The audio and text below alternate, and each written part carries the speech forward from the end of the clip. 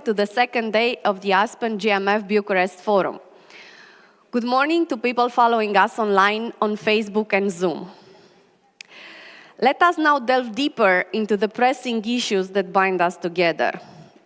May our conversations be a catalyst for meaningful change, and may the ideas exchanged here inspire actions that will resonate far beyond these walls. Thank you for your commitment to shape a better world. I am honored to virtually welcome Marie Doha Besancenot, Assistant Secretary General for Public Diplomacy at NATO, who will deliver an online keynote address on behalf of the Alliance. We would like to especially thank the NATO Public Diplomacy Service for their continuous support of this forum. Enjoy your day. Distinguished guests, good morning. I'm Marie Doha Besancenot. I'm NATO Assistant Secretary General for Public Diplomacy, and I'm very honored to be addressing you, the Aspen and GMF Bucharest Forum, Aspen Institute Romania, and the German Marshall Fund of the United States are both long-standing partners of NATO's Public Diplomacy Division, and we deeply value our cooperation. So today, with increasing great power rivalry, with Russia's brutal war of aggression against Ukraine, of course, and with the current conflict in the Middle East, polarization, fragmentation, and suspicion threaten trust in our democracies. The work of the Bucharest Forum has become even more important in that respect for the region. So thank you for organizing, once again, very timely discussions on themes of strategic importance to NATO with key actors. The current security environment brought a lot of attention to disinformation and propaganda in particular. We know that the information space that we live in today is loud and contested. It's driven by algorithm. It's ruled by targeting mechanism, which really overpower the free play of opinions. Overall, it is completely destabilized by deceitful messaging supported by heavy chatbot activity. And as we all know, authoritarian actors like Russia and increasingly China are using all those hybrid tactics to advance their geopolitical goals and to interfere in our societies, to undermine our values, so democracy, the rule of law, and rules-based international order. This widespread manipulation of information is directly targeted at our citizens, shaping behaviors in the long run, influencing decision-making in our societies, and weakening very directly support for Ukraine. Last summer, at our summit in Vilnius, we showed unprecedented display of allied unity, and we also communicated very clearly NATO's priorities as a collective defense organization. For the first time, the battle against misinformation and disinformation, hybrid threats in general, was clearly described by allies as a NATO priority. Allies were even encouraged to tackle it in a coordinated manner and attribute it disinformation if they have the tools to do so. Of course, this demands innovative responses from NATO and from all the institutions and governments faced with the same threat. So what is our approach here at NATO to countering disinformation? We focus first on understanding the environment and then engaging with the actors. Understanding means analyzing, tracking false narratives, alerting our leaders, and providing actionable recommendations to adapt our communications and our messaging. So we look closely at what our audiences are hearing or reading, where they get their information from, and we try to be present there too. We also engage by communicating proactively, using tailored messages about who we are, what we do, what we don't do also, and we assure them of our readiness to defend every inch of NATO territory. So we are present on all types of platforms, and we work with influencers to engage with new audiences who don't necessarily know of NATO. Of course, nothing would be possible if we worked alone. We really need to join forces with like-minded partners, which is why we have a whole-of-society approach. We work with allied governments, with the European Union, with the G7 Rapid Response Mechanism, and like today, we work with think tanks, civil society, and of course, independent media. NATO's ability to reach out across all sectors is key to our collective ability to address the challenge of disinformation. And I really believe that events like this one today are very good examples of that approach.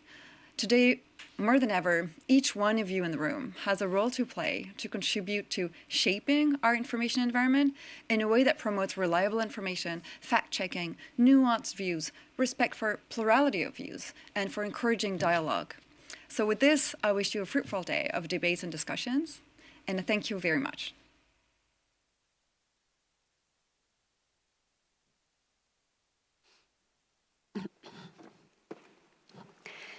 We are really grateful for all the support this forum received for the NATO public diplomacy divisions during the year.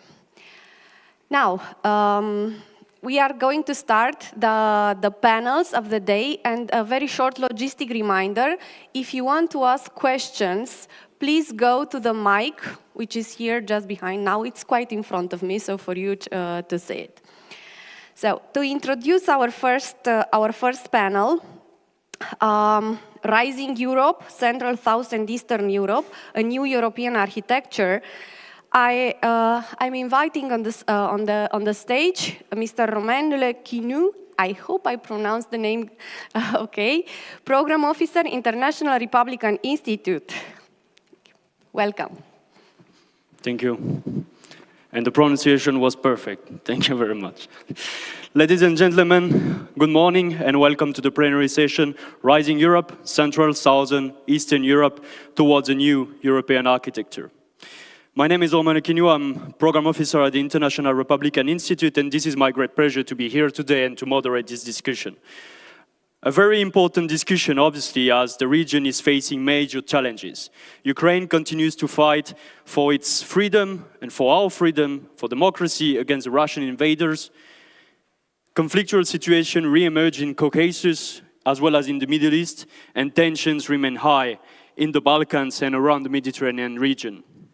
Cynically, present times also represent important opportunities for Central, Southern and Eastern European countries as the EU enlargement process seems to be revived and the strategic importance of these countries is clearly on the rise.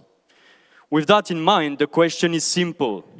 How can we build a Europe that is more secure, that is more prosperous and that is more democratic? How to build collectively a new European architecture. And to answer these questions, let me welcome our four distinguished speakers. First, His Excellency Cameron Munter, former US Ambassador to Pakistan and to Serbia, and currently based in Czech Republic as Senior Fellow for the Center for Transatlantic Relations at the Cevro Institute. Welcome. We have also Tornike Parurava, Director of Euro-Atlantic Integration Department at the Directorate General for Security Policy and Euro-Atlantic Integration at the Ministry of Foreign Affairs of Georgia. Welcome. Also with us, Rosa Balfour, Director of Carnegie Europe. Welcome. And last but not least, Doru Francescu, CEO and founder of EUmatrix.eu. No, I can sit there. Thank you. Let's start directly with the main question here, and I would like to turn the question first to Cameron. How are we heading towards a new European architecture? Well, thank you very much for this opportunity, and thanks to the organizers again for allowing us all to come back to Bucharest, which is always a pleasure. Look, we want to be very quick and make a few points to begin with. The question has been raised about whether there's a new architecture, but there's two elements here that I think bear thinking about. First of all, institutional change is not enough. The social change that needs to go along with the institutional change, the mobilization of people, of electorates, not only in Central Europe, but in Western Europe, in my mind, has not taken place.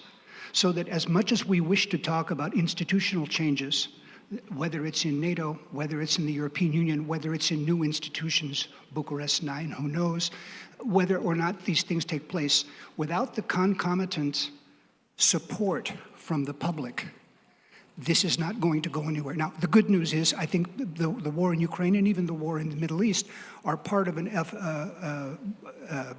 a process by which people are being told by their political leaders they have to wake up and look at things. But as long as the debate is whether people are paying 2%, whether people in the East are more aware of the Russian threat than people in the West. As long as it's kind of kept in those silos, that's not the way to go. And what I wanted just to emphasize is there really are two ways of thinking of this.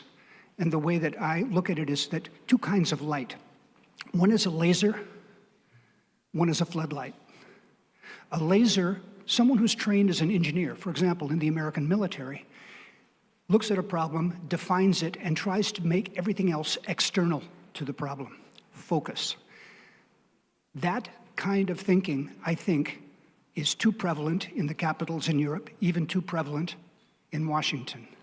You have to have a floodlight, a broader light, which is not as precise as a laser, not looking at details as much, looking much more broadly at the intersection of society, economy, and institutions.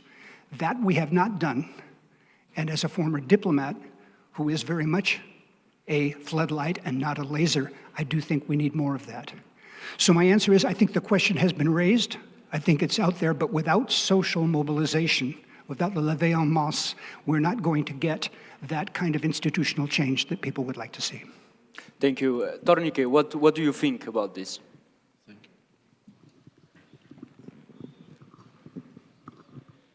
Is it on? Yeah. Well, thank you for this opportunity to Aspen Institute and GMF to be part of this.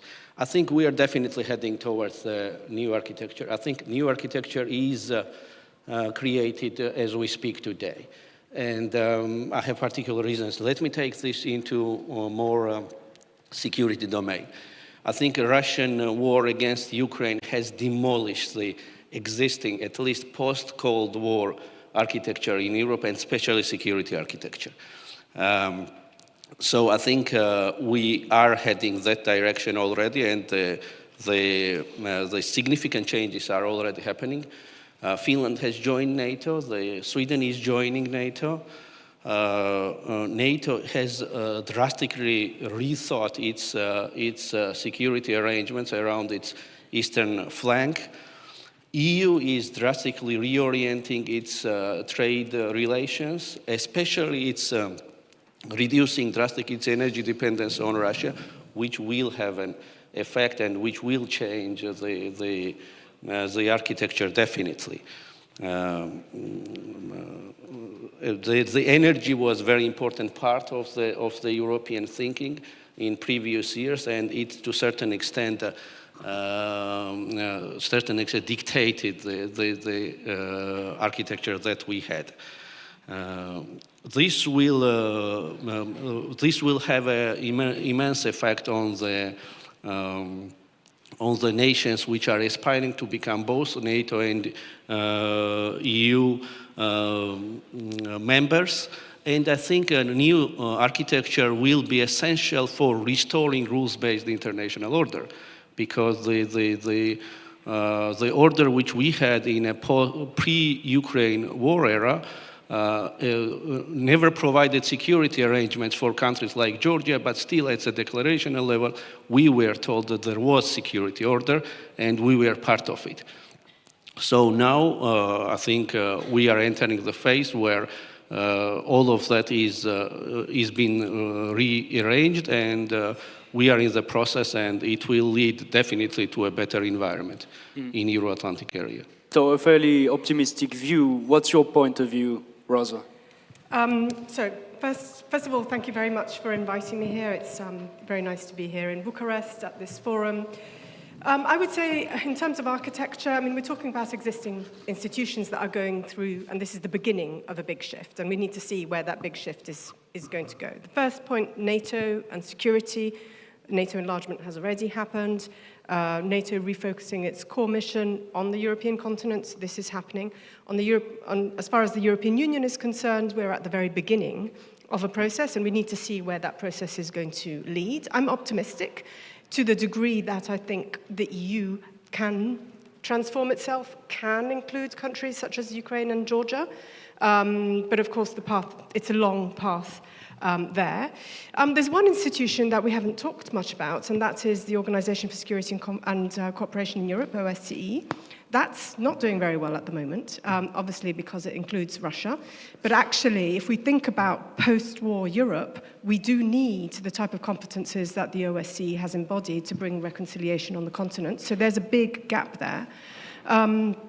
And I'm not entirely sure that the EU and NATO are going to fill that gap. So it's, the architecture, it's the existing architecture rather than a new architecture. It's at the beginning of a process of transformation, but that path is a long one and will require a lot of political will, and also, as the ambassador was saying, it will require the involvement of citizens, and it will require a new political consensus on a wider European continent. Absolutely. Doru, you are the communication guy here. How you do pitch the European architecture? Well, indeed, I could only agree with my fellow panelists that this architecture needs to be done in sync with the European population. You need to have the population on board in order to do this, because just because we're starting a process of creating a new European architecture doesn't mean necessarily that it's going to be successful. No, there have been processes in the past that have been successful, the latest one being the Lisbon Treaty reform, but there have been other processes like the constitutional reform at the beginning of 2000s, which didn't go well precisely because the population was, in some countries at least, was not in sync with the whole process. Therefore, communication-wise, we really have to make sure that the population is on board with this. And it's good that we started talking about this because Europe needed a new momentum. There was a little bit of fatigue in the reform of the EU. It needed a new momentum. Of course, we're not talking about the EU alone. We're also talking about the whole region that will be included in this European political community. But it's good that we're starting the debates, but we have to be very careful with the debates and the direction in which they are going and the implications. There is a lot of enthusiasm as at the beginning of any reform. When people hear about a reform, good, great, because everyone thinks that their interests will be better defended, their interests will be better represented in the new architecture. And then when the actual negotiations start, that risks enter into a fatigue, that risks creating some frustrations when you see that actually the direction in which it's going is not necessarily what you hoped. And there's a lot of hope at the beginning, not all of it is confirmed. Therefore, I think the process is not going to be easy, it's going to be complicated. There is a lot of enthusiasm here in Central Eastern Europe that the role of this region will be better covered. We'll have to see how that is going to go. There are, elements that may go in its favor, like the repositioning of the center of gravity, as some people say. Then there is the big discussion about removing the unanimity and entering into qualified majority for all of the matters to be discussed in the Council.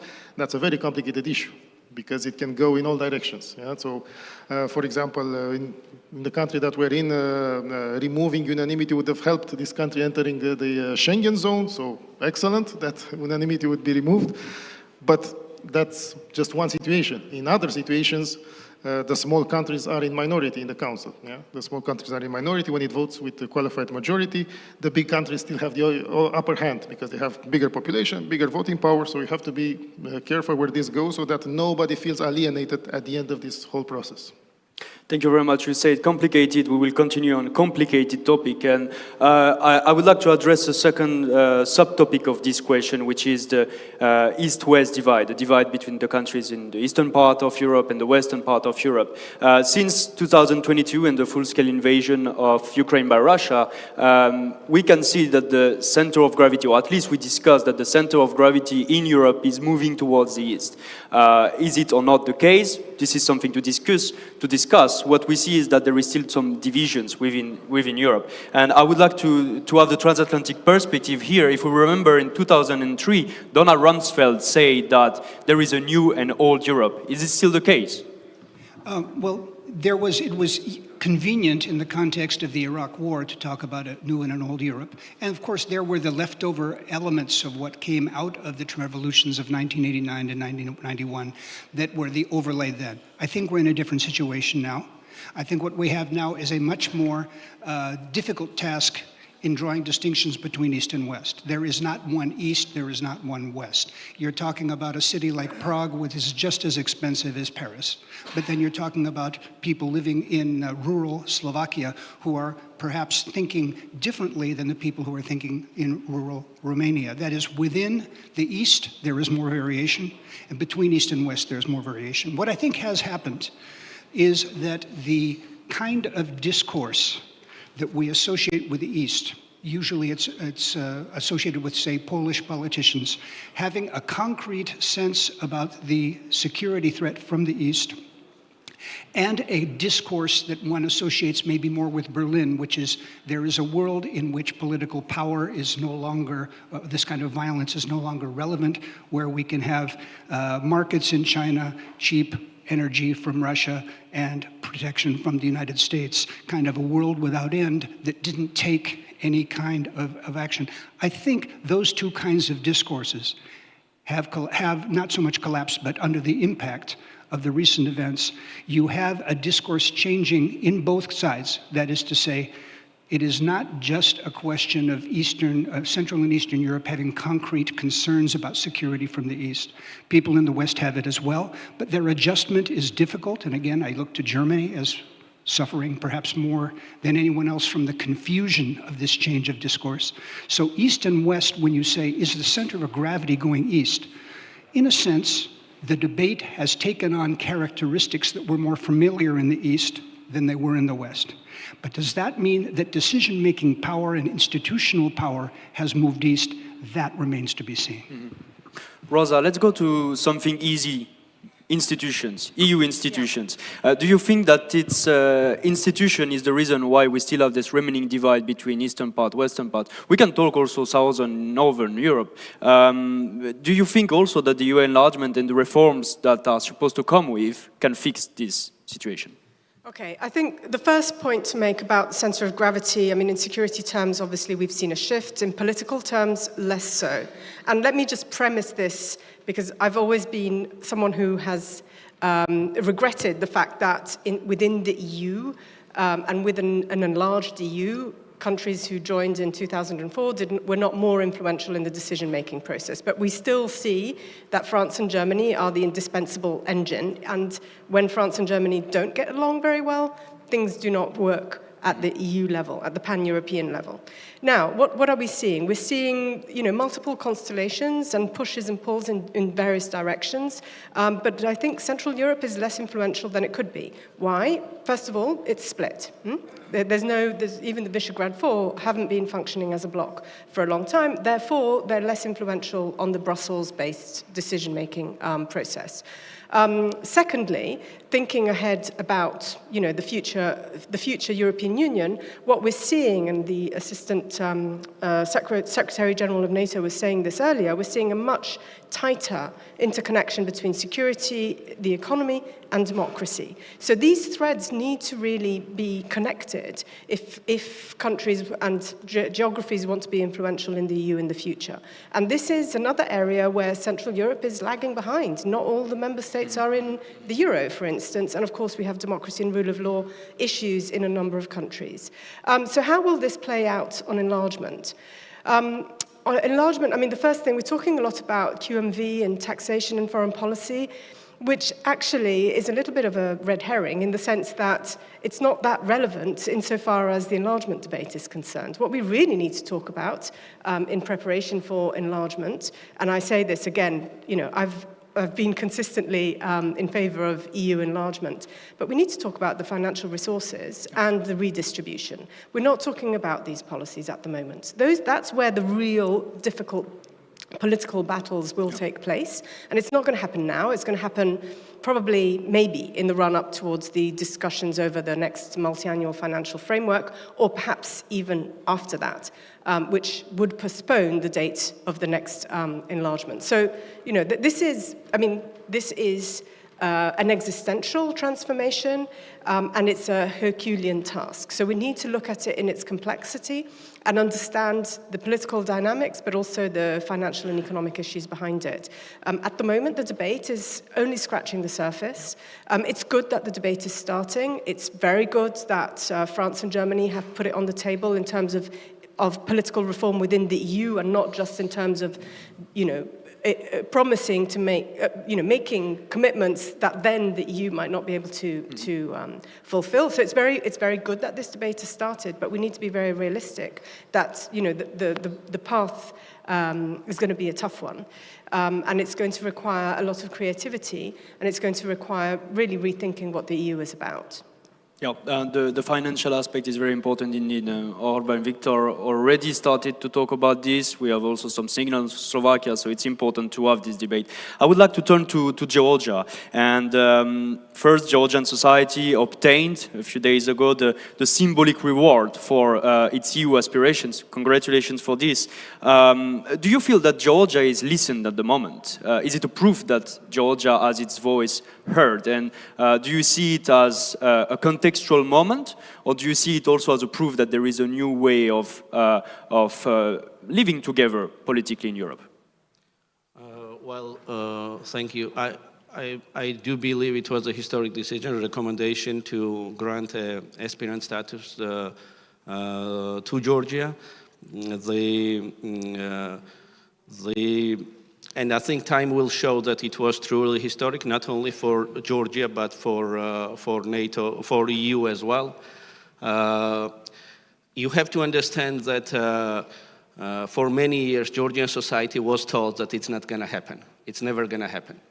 There were particular forces domestically and externally who were trying to persuade Georgian population that it's a mission impossible. So your government is lying to you when it says that you are moving towards EU and NATO. It's never going to happen, and you have to rethink your priorities. And I think the resilience was discussed yesterday in this room, and I think Georgian society demonstrated a very significant example of resilience in the face of very strong, very guided disinformation campaigns. The decisions of that magnitude usually are a combination of many factors. So I would not say that it's only Georgian persistence, but it's definitely a change of mind in European continent in general. The one which we were discussing during the first round of questions, that definitely played a role. Georgia's persistence, Georgia's the consolidation of Georgian political spectrum and society around the idea played a very important role, because we've been pushing this idea for many years. In general, I think the tendency is very positive. Again, I might sound too positive today, but tendency looks very positive, at least from the part of the world where we live. We do hope this tendency will bring us to our ultimate objective. But the most important decisions are to be taken in the future, and those are still ahead. What I mean in that is that we have to prepare ourselves for the time when the war in Ukraine is over, when the territorial integrity of Ukraine is restored, and we go back to a table for redrafting European order, and especially a security order in Europe. In that context, we have to make sure that countries like Georgia and Moldova and others who strive towards European and Euro-Atlantic integration have their voice heard. My worst fear is that people will be so happy with the situation being resolved in Europe that in Ukraine, sorry, that the other countries will be left in the bloom again. And if it happens, it will have a dramatic effect. And I have a very specific example for that. In 2008, we considered Georgia to be an isolated case. We thought that it was one of the time event, and we could manage it. We could manage it locally, and then forget it and continue life as nothing was happening. Now, my fear is that we are about to make the same mistake about Ukraine, that Ukraine could be considered as an isolated case. And once it is resolved, everybody is very happy, and we go back to business as usual. We have to make sure that in new security order or new architecture, which will be created after the end of the war, the countries who have this desire are given the right to exercise a free foreign policy, free from outside interference, free from blackmailing. Yeah, that's the decisions of the future which have to be taken, and it has to concern not only EU part but NATO part as well, because as you know, there is no development without security, and there is no security without development. So those two organizations are very much interlinked, and transatlantic bond there is an important factor which the war in Ukraine only underlined its importance. Yeah. As a French working for a US organization, I can tell you that I'm relieved that some disturbing ideas about a new security architecture in cooperation or kind of discussion with Russia is over. So that's a good thing for all of us. Before to get to the last question of this panel, I would like to invite the audience, if you have some questions, to go to the microphone, and then we can have, according to the time, 5 minutes and something to answer your question. But maybe a last bit controversial, straight to the point question. We have this remaining divide. Whose fault is it? Is it the fault of the Western European countries that were not able or willing to listen? Or is it the fault of Central, Eastern, Southern European countries that were not able to make their voices listened?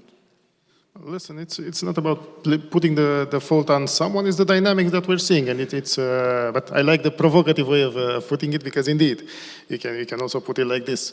But it's the whole dynamics. Once you were part of the EU, and this is what the Central and Eastern European countries have been given the chance to. You have the chance of becoming influential in shaping the EU legislation, in shaping the European architecture. But after that, it is up to you. It is up to you to create the mechanisms, the internal mechanism, to create national consensus, to create regional consensus, to create coalitions.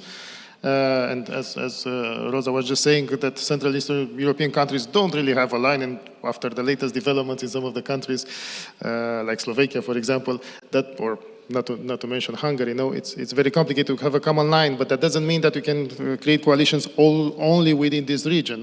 There is a diversity of coalitions that you can create. You can create coalitions with the Scandinavians on some matters, with the Southerners on other matters, with the Northwestern Europeans on other matters. So there is still a divide there, but I think at the level of political integration, CE is strongly politically integrated into the whole European architecture, that at least that part of the CE, which is part of the European Union, of course. There is, of course, the economic gap, which is still there, and which is preventing a harmonization of the policies, but which also results in a certain divide when it comes to the policies, because whereas at the beginning, when these countries joined the EU, there was a lot of enthusiasm and everyone in the CE was following the lead of the Franco-Germans on all of the policies just because they were happy to be part of the club. In time, they have seen that just following that line blindly doesn't necessarily defend your interest in the best way. So you still have to make your voice heard and show that the economic and social situation in this region is somewhat different than in Northern Western Europe. The priorities of the population, the state of the development of the economy and the society is different, and therefore the decisions that are made in Brussels have to take into account and have to be more balanced. I'm talking, for example, about the preoccupation which is much higher in Western Europe on the environmental direction, and in Central Eastern Europe, the preoccupations for the economic growth is still much bigger. So there has to be a balance whenever these policies are being decided in Brussels. Sometimes this balance was not. That created a bit of alienation. Now, what can be done in the future? I also have to raise one point which seems a bit overlooked in Brussels and elsewhere. The governments across Europe are becoming increasingly unstable. Otherwise said, the governments fall faster and faster across the EU. There is an increasing instability. There is the speed of replacing the politicians at the top echelons is increasing. This is a phenomenon that we're seeing from Portugal, from Portugal all the way to Sweden. What does this mean? It means that it is much harder to make long-term plans, which have very big consensus in the society, in the political class. It's very hard to build projects, strategic projects that will be supported and that you are certain that they will be supported in 2, 3, 5 years. So we really have to pay attention to this, and this brings us to the beginning of our discussion, that you need big consensus among the politicians, among the political class, before going ahead with a project, because otherwise the opposition will undermine you, and the opposition will come to power much sooner than you think. This is what is happening now. That also means that you need the ones with the speed of replacement of the politician increasing. It means that the new ones need to be ready for the tasks. They need to be properly educated, they need to be in sync with the agenda, they need to have the knowledge to get things done, because in many countries you have politicians which race too fast, and they're still unprepared for the job. That's why the young generations need to follow this phenomenon. There's an opportunity for them, but there's also a risk of being, of having things more difficult to plan on the long term and execute them. Thank you very much. I can see we have no question from the public. We have one question from the public. We have two questions from the public.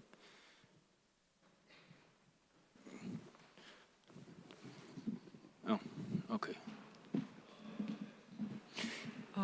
Hello. My name is Liliana Popescu. I'm coming from academia. And as an academic, I'm going to ask a very uncomfortable question. How can we talk, and under what conditions? Of course we can talk, but under what conditions we can talk about new European architecture under the conditions in which Europe is under attack? And we know that. We know the warnings of Mr. Putin saying that he wants Europe to go back to 1997. So, yeah, this is my question. Thank you. Who would like to answer? I'll give it a shot. I think that we have had a transformation in all capitals, in all different ways, to recognize that we can't deal with Putin the way we've dealt with him before. Now, does that mean we have a unified answer? No. But I think some of the suggestions that we're coming up with here are ways in which we deal with that. I think especially the question that my colleague mentioned about don't forget the outlying elements. That is, don't try to solve problems in Europe by isolating them and solving them, but by seeing them together. No one has mentioned, for example, the West Balkan Six, your neighbors here. If we keep looking at the West Balkan Six as an isolated kind of incident, I think we get nowhere. But if the West Balkans and their neighbors, say Romania, say Bulgaria, and their neighbors to the north, are all part of a rethinking of what this threat means for Europe, Georgia, other friends, then we have a chance to rethink the way that we do policy. So in this sense, I take issue with you. I think we are aware of what Putin has done. We just haven't come up with a coherent way of managing these issues yet. I'm optimistic that people of goodwill and talent are working on that.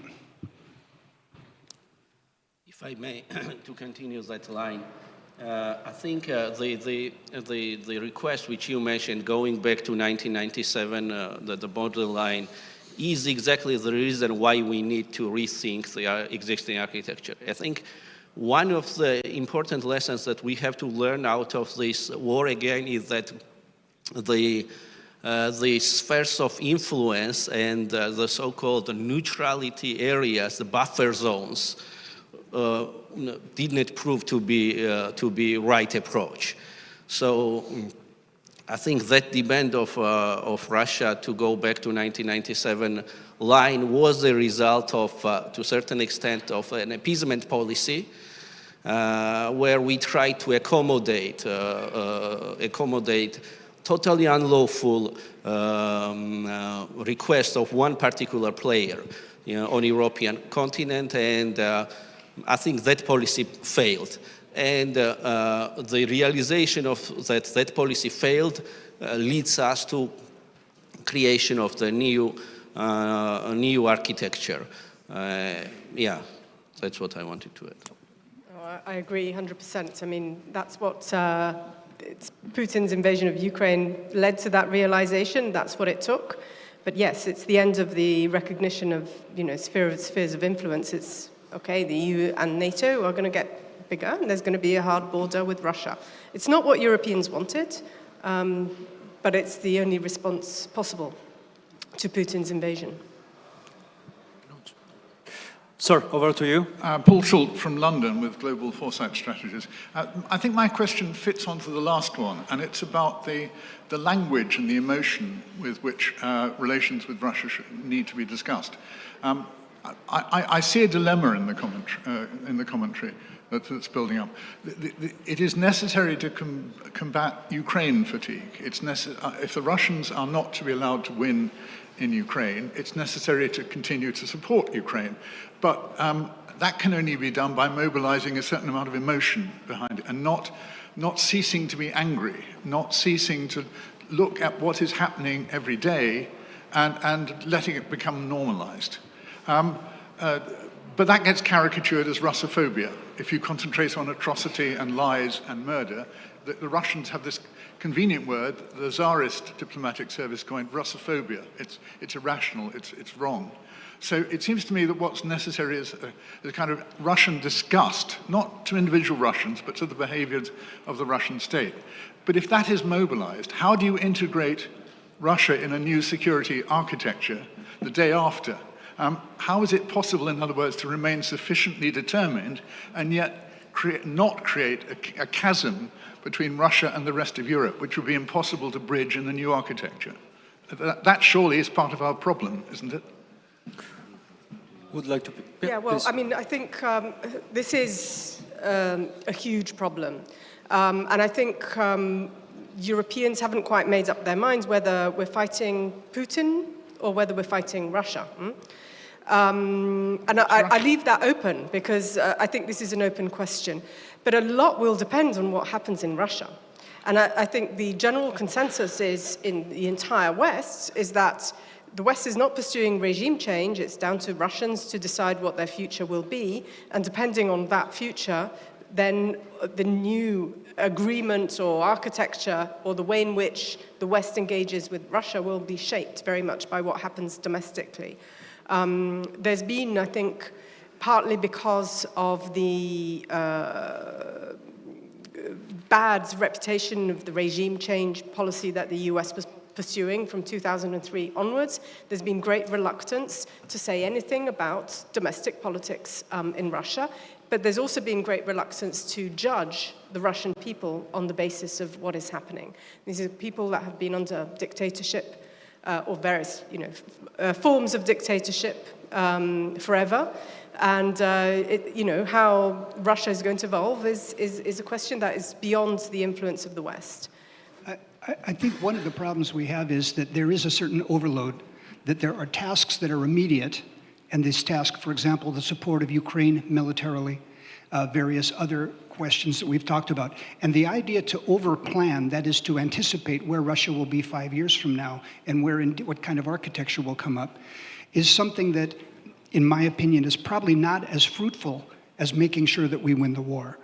And, you may have Donald Trump in the White House in 2025. And if you have Donald Trump in the White House and you've made a plan based on the consistency or the trajectory of how current American politics works, your plan is not going to be worth much. So I guess I'm not trying to argue against the concept of planning. It's a great question. Where does Russia fit in? I'm just not sure we're at a point yet where we have the foundation on which we can build a coherent notion of how we deal with Putin, post-Putin, and Russia at this point. And that will be the conclusion. Before to go back to the stage, I would like to say a few thank you to the organizer for the opportunity of this discussion, and also more generally to the possibility to have these 2 days of interesting and engaging conversations. Thank you to the audience for attending, listening, and asking a few questions. And please join me to thank our excellent speakers for this discussion. Thank you very much.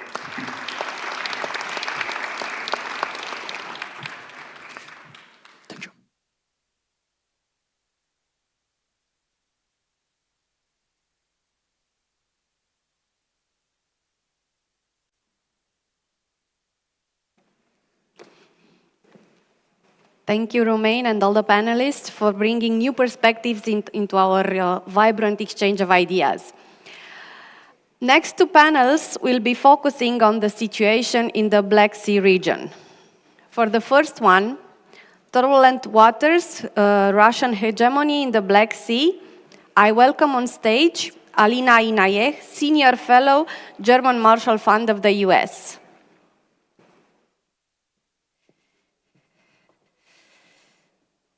Good afternoon.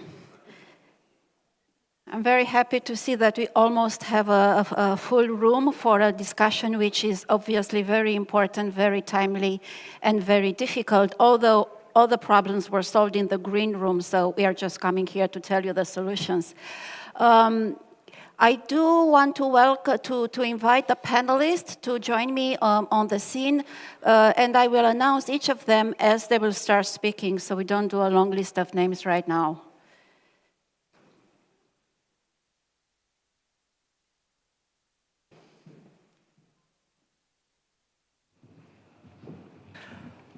And do you have another speaker who should be up on the screen? Oh, hello, Mr. Lang.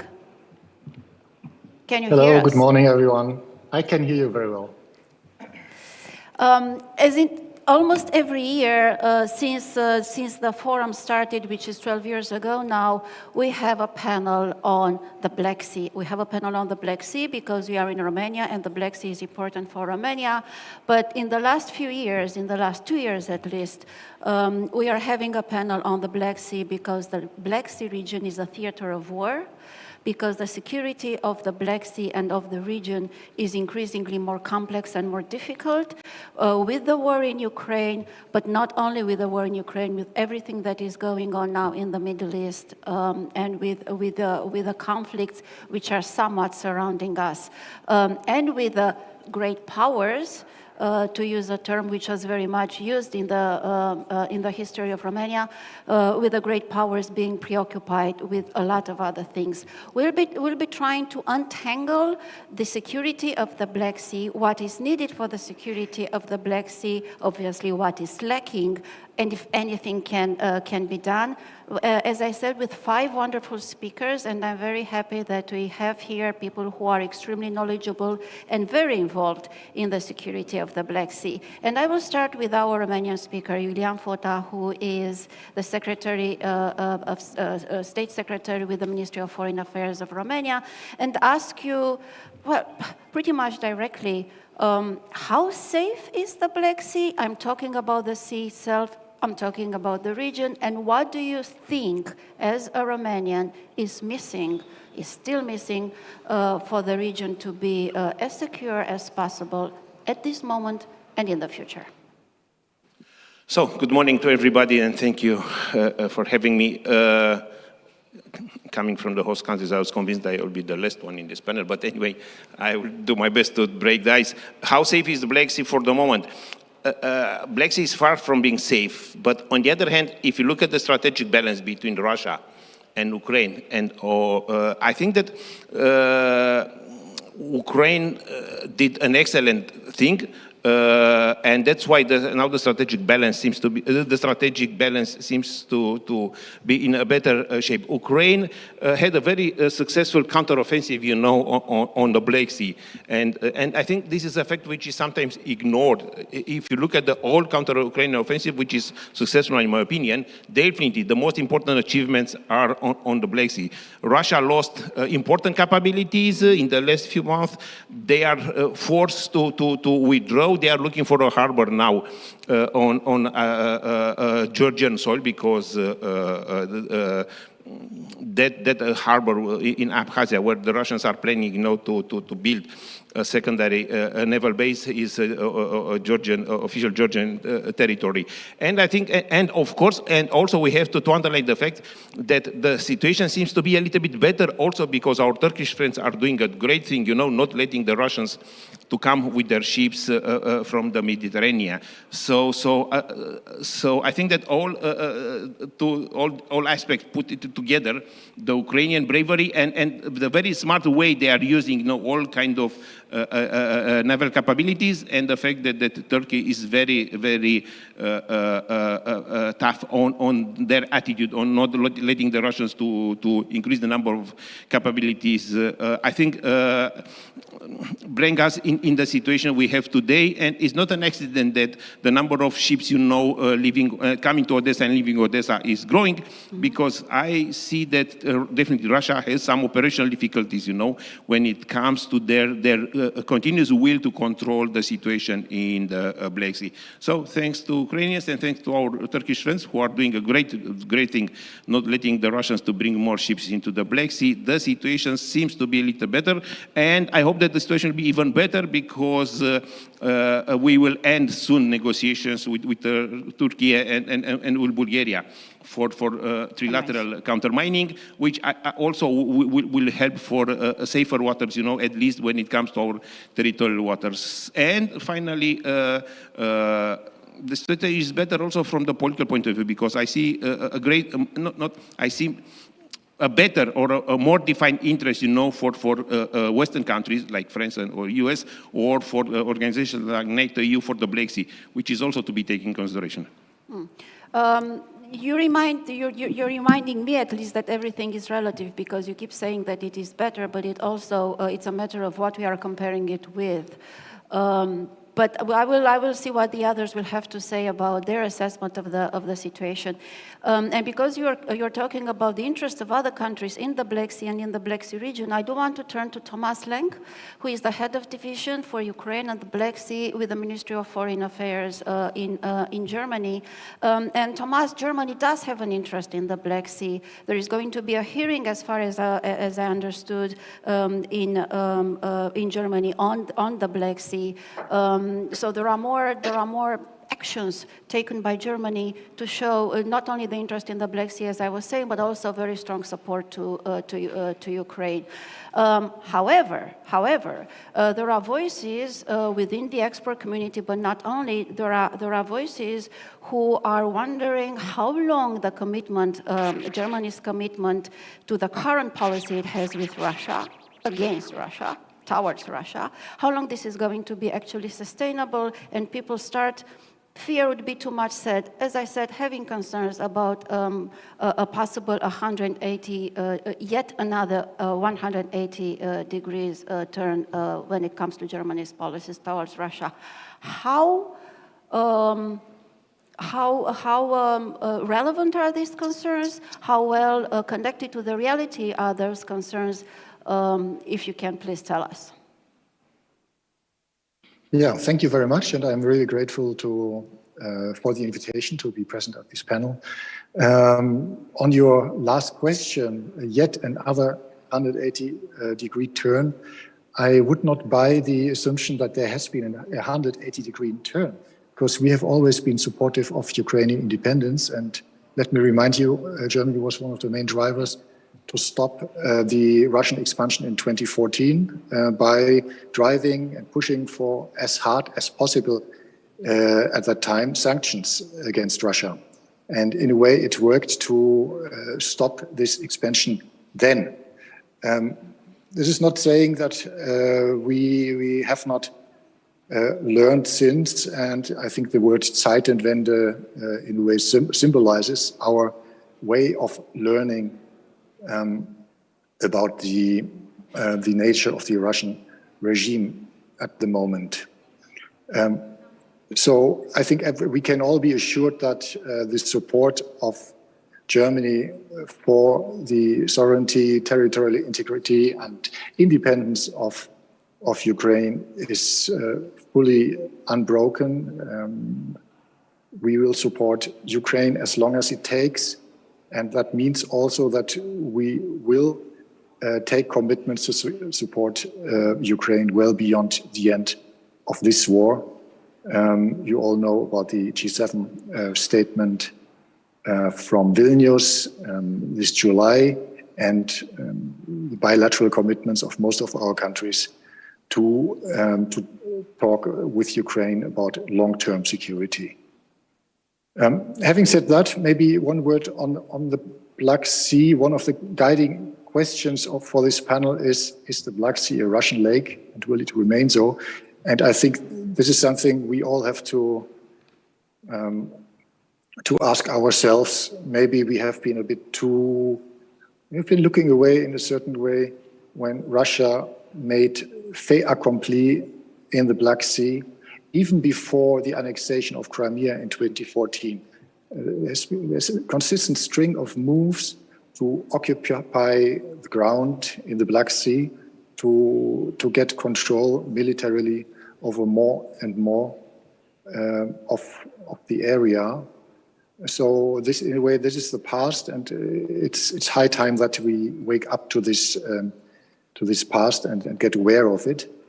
When it comes to the future, I think the Black Sea can actually be called a European lake, and since this week, more than ever, very soon, all the neighboring countries to the Black Sea, except for Russia, will be either EU member states, EU candidate countries, such as Ukraine and Moldova, or have an EU, and Turkey, of course, or have an EU perspective, such as Georgia. I think I stop here and will be happy to continue later. Thanks. Because we are talking about new potential member states, I do want to turn to a country which we hope in December is going to start to open negotiations for its EU accession. Stanislav Secrieru is the National Security Advisor of Moldova.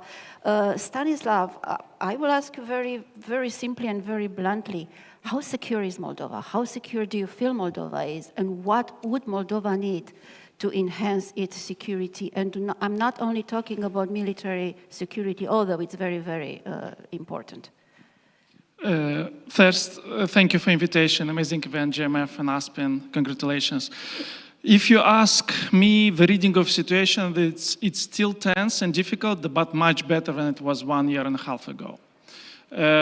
If we look at the Black Sea, the reading of the situation from Moldovan perspective is that Russia was, before 2022, pushing for revisionism in the Black Sea.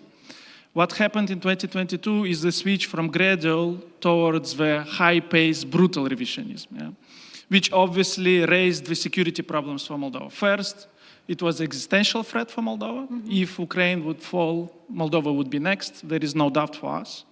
Secondly, it raised issues of economic resilience and security of Moldova, because for us, Danube and Black Sea is a lifeline through which we export but also import, our port in Giurgiulești.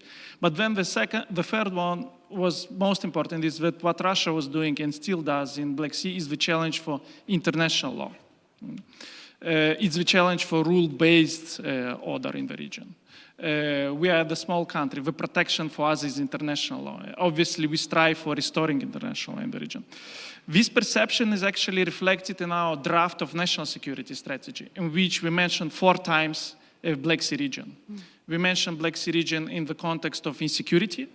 We mentioned Black Sea region in the context of our national security objectives. And we as well mentioned it in the context of lines of actions which we propose to do in order to restore peace and stability there. On our side, we do several things. First, we're investing in our armed forces. First time in 30 years, we are taking it seriously, because we see that the role of hard power, unfortunately, increased. Secondly, we do our best to support Ukraine. On this level, we do bilateral support. For instance, we were helping Ukraine to prepare for this winter, with delivering electric equipment, which will help them to prepare for this difficult winter. We as well support all the initiatives on bilateral and diplomatic level. At the same time, we would like to see much bigger presence of European Union in the region, because we see that enlargement, European integration is another way to address security problems in the region. EU is becoming a security actor. EU is influencing the military balance in the region. EU is helping us through European Peace Facility, which as well contributes to modernization of armed forces. Well, while Russia cannot reach us militarily, we face the whole or myriad of hybrid threats. Here we have to deal with disinformation, cyber attacks. We had last week first round of elections. We had cyber attacks on the critical infrastructure to disrupt the way the votes are counted and presented on the website. But at the same time, the biggest problem for us, and probably will stay for 2 years, is the illegal financing of political parties. This is how Russia is trying to influence our democratic processes, to abuse of a democratic process, but also to take back control over political and economic power in Moldova. On our side, there is a determination to conduct reforms, to move closer to EU, to help Ukraine, and to be part of any trilateral or multilateral initiatives on the Black Sea region level. We salute the initiative of Romania, Turkey, and Bulgaria to do the demining, because it helps us as well to conduct in a peaceful and normal way our economic activities via Danube to the Black Sea. I will stop here and... Yeah. I will then turn to the southern part of the sea. We have been talking extensively about the northern part of the sea, and ask Basatos Turk, who is, let me see if I get your title correctly, Director General for International Security Affairs with the MFA of Turkey. Is the Black Sea a Russian lake? Thank you very much. First of all, it's a pleasure to be here. And I would like to start by commemorating our founder, Mustafa Kemal Atatürk. This is the date of commemoration. 85 million people in Turkey stopped life for a minute this morning, everywhere, on streets, at houses, offices, and also in abroad, even including in Bucharest. We had a ceremony in front of the Atatürk monument. And just also, I would like to start by also taking his fundamental guidance for Turkish nation, and I think which should be inspiring us all. Peace at home, peace in the world. This is our fundamental policy, and it will remain so. What he said about the alliance with Romania in 1934 after Balkan Pact, we said together, for Turkey, the alliance with Romania is a source of ongoing happiness. I personally, the Turkish government, as well as the people of Turkey, all believe that the strength of our friends is a strength for ourselves. I declare and will always declare and remain true to my words that the power of Romania is as dear to us as our own power. Above all is the feeling that we are bound to stay together. In our hearts, Romania is praised as a brother and sister.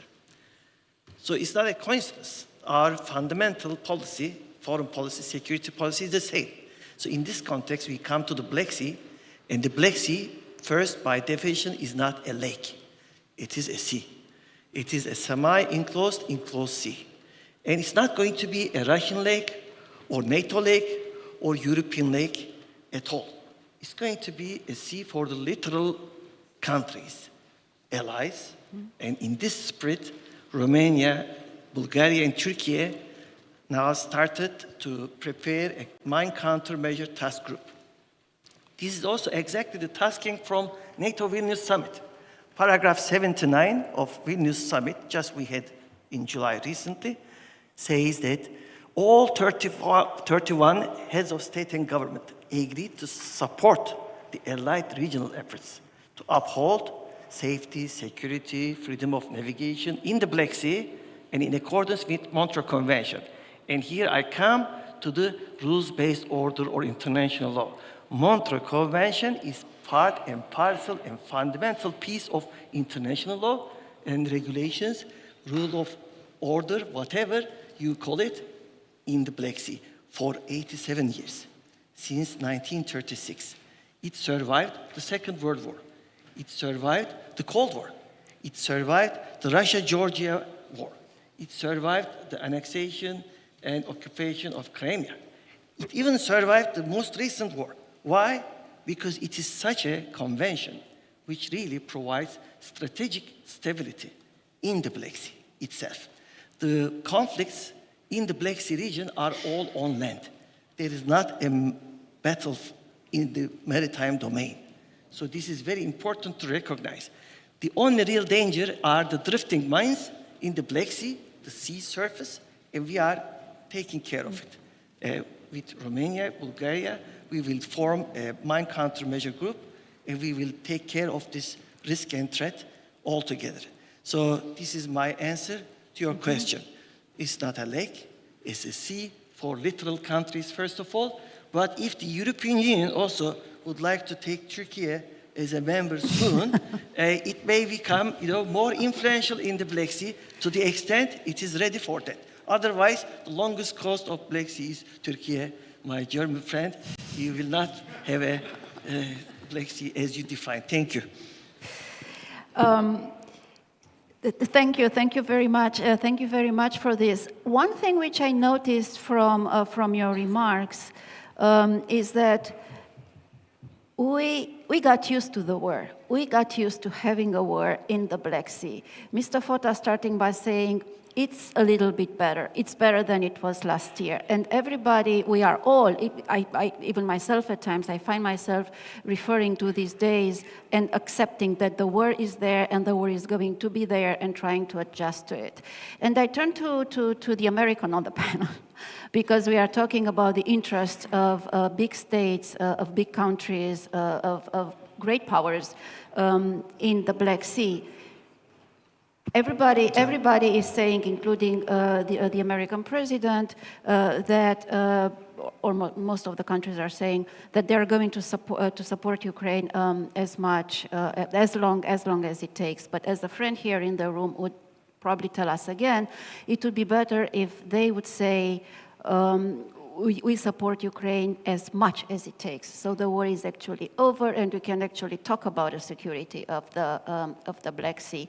How, from your point of view, how do you see the support that the U.S. is going to continue to give to the region, the interest that is going to continue to have in the region, given everything that is going on and will be going on in your country, and what should the U.S. do to further enhance the security of the region? Thank you very much, Elena.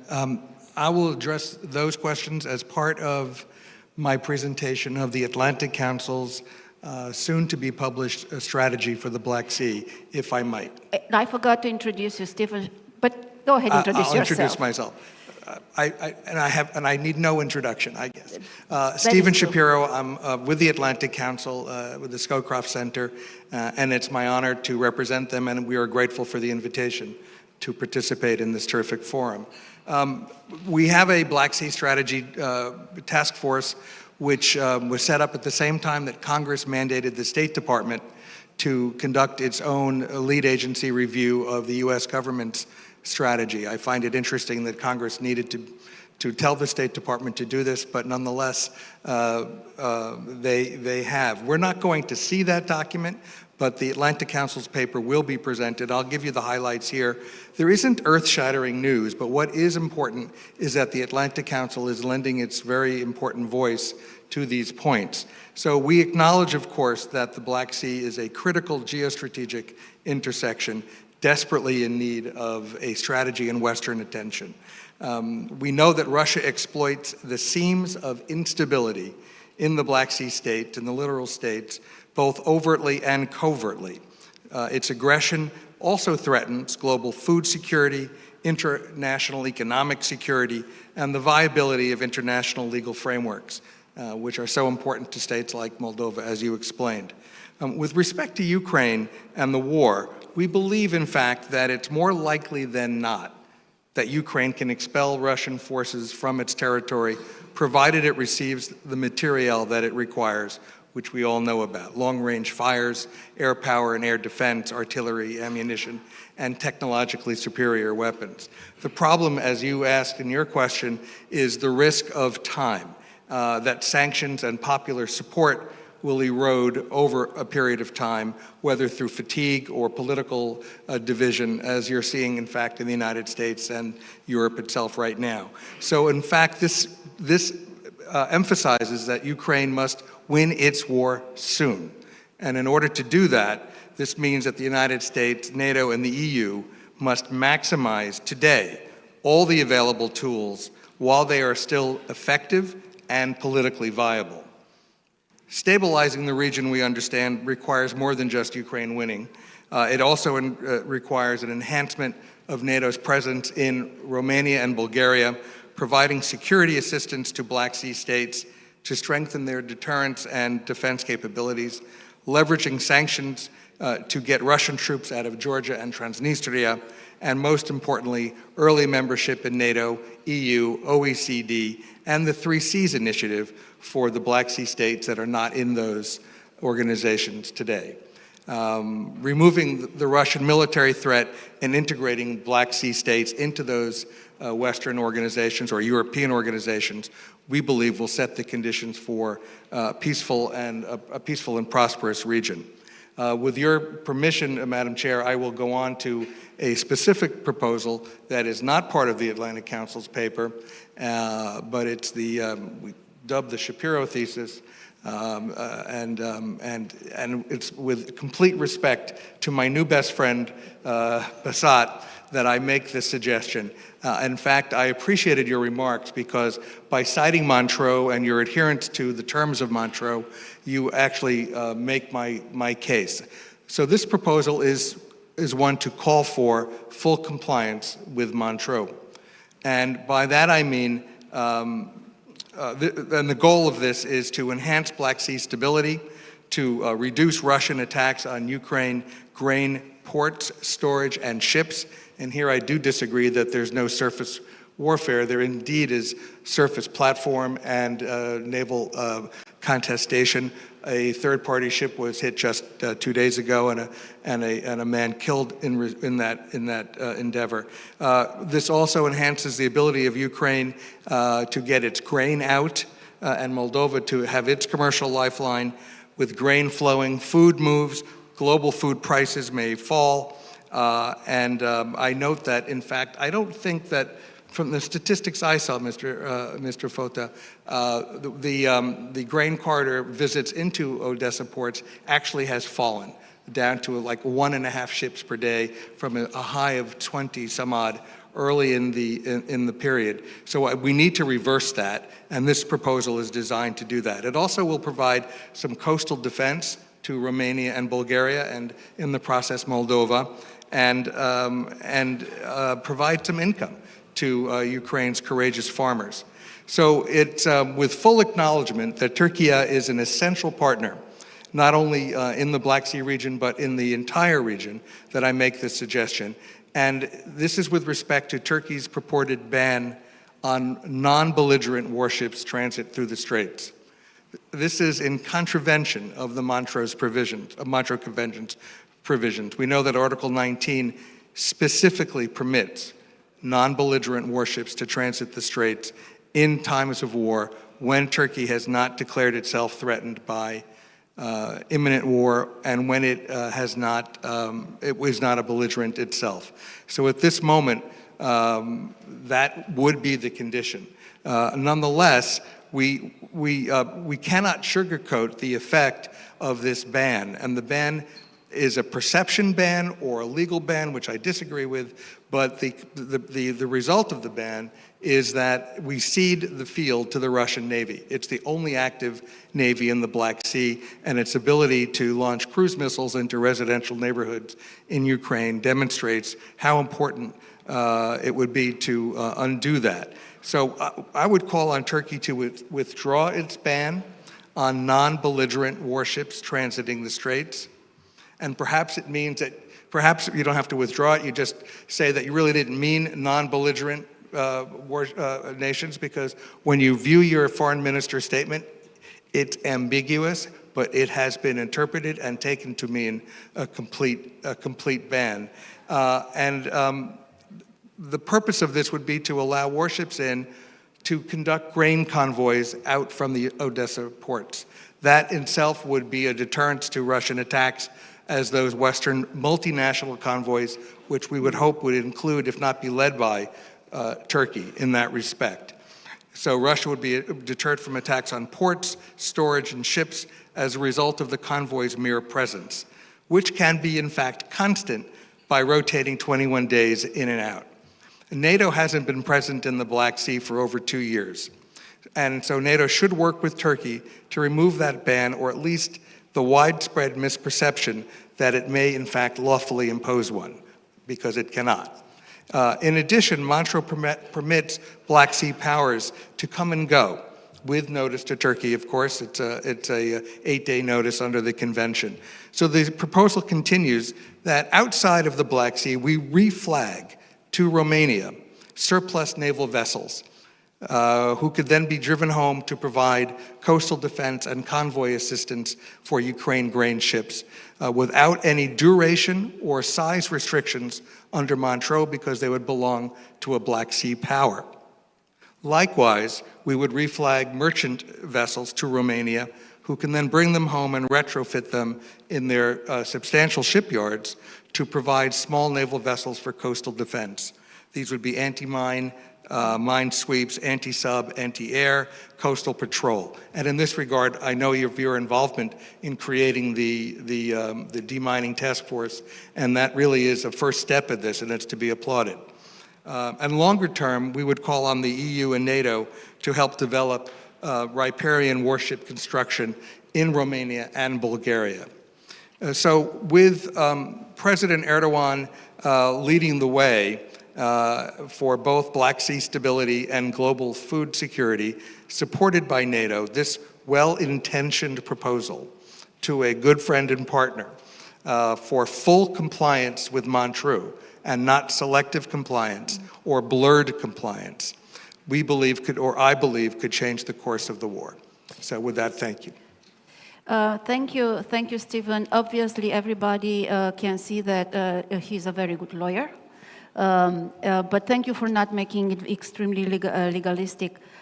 If you do want to reply, you have the opportunity to reply, but then that doesn't work. But then I also want to take 2 questions from the room, so please go ahead.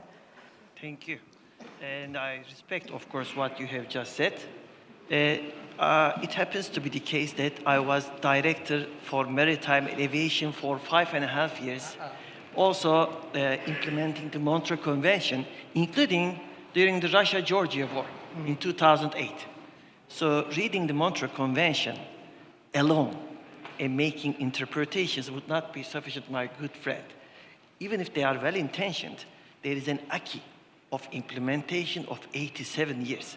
And you need to consult with me closer about that.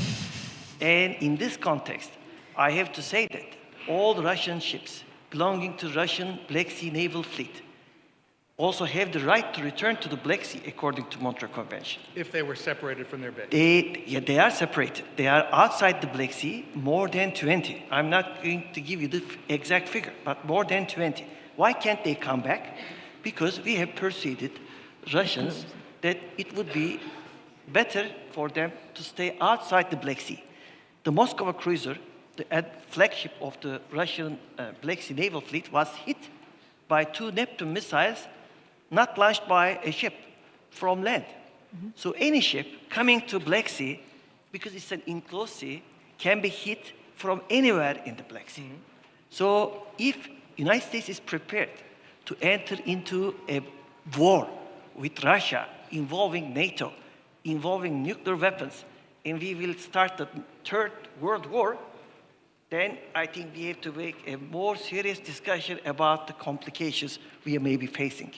And also, we should not forget the other war now, which started just to the south of Turkey, which was so brutal. In only 1 month, the number of civilians killed in this war are far more than the total number of civilians killed in 2-year war from Russia to Ukraine. So this is also something going on. It may have repercussions everywhere, including on Ukraine. By the way, I have just read Economist. The Ukrainian Chod is not so optimistic about the situation of the war. He's talking about a stalemate, and he talks about a World War type attrition war. So how long we can continue under these circumstances? We need to see the 360-degree, all the threats and risks around us, and then, really can make more meaningful, maybe, proposals for all of us. So we are implementing Montreux Convention in spirit and in letter. We are so confident about this, and also I think NATO generals are also aware of the fact that this is maybe in our best interest. Thank you very much. I do not want to turn it into a conversation on the Montreux Convention, although if you do have it, please invite me as well, because I'm very interested. You said something in your presentations of the Atlantic Council report, which is the importance of removing the Russian threat. And I haven't heard yet on this panel how this is going to actually be accomplished sooner, we hope, rather than later. But maybe by taking a few questions from the room, we can come to the answer of these questions. So I don't know where the microphone is. Here. It's right here. Oh, Hannah, please go there. Rufin, start asking your question if you're first. Thank you so much. My name is Hanna Hopko. I represent Ukraine. So I think when we are talking about the freedom of navigation in the Black Sea area, we have to start from demilitarization of the Black Sea. So my question is to the representative of Turkey. So first of all, Turkey has the most powerful military potential in the Black Sea region from NATO members there. Of course, we in Ukraine are thankful to Turkish government for observing the provisions of the Montreux Convention, and not allowing ships of Russian Navy from other fleets into the Black Sea. But Russian containers ships loaded with 122 millimeter shells manufactured at the factory near Syrian Aleppo are headed to Russian Novorossiysk via the Bosphorus. This is ammunition which later kills Ukrainian soldiers. So actually we would like Turkey to join sanctions against Russia and not to help to circumvent the sanctions through Turkey and others. Because I think in the future, Turkey as a member of NATO should also be part of sanctions policy of Western nations, because it's not enough to be as long as it takes with Ukraine. It's important to adopt as fast as possible all decisions, including confiscation of Russian assets, more than 350 billion sovereign assets, because this would be the economic blow, not allowing Russia to produce more rockets, cruise ballistic missiles, kamikaze drones, which are terrorizing Ukrainian civilians, especially before the winter season. So I do believe that Black Sea region is the NATO and the EU region, not Russian lake. Thank you. Thank you, Hannah. Let me take two more questions and then I'll turn to the panelists. Go ahead. Thank you. Rufin Zanfir, Global Focus Center. My question will go to Mrs. Shapiro and the German expert in the panel. Mrs. Shapiro, you've mentioned the provisions, some of the provisions that the Black Sea strategy that your organization is putting together, and thank you for this. But knowing the footprint, the important footprint that your organization and you yourself, sir, have in DC, I was wondering how much of this strategy, the one that you drew, juxtaposes the one that the Congress is going to put together. And then the subsequent question to the German expert would be how much these two, I mean, knowing that Germany also is putting together a Black Sea strategy, how much of these two documents are creating a synergy? Thank you. Thank you. Is there another question? Did you want to ask? Please go ahead. Is there? You have to go to the microphone. Thank you.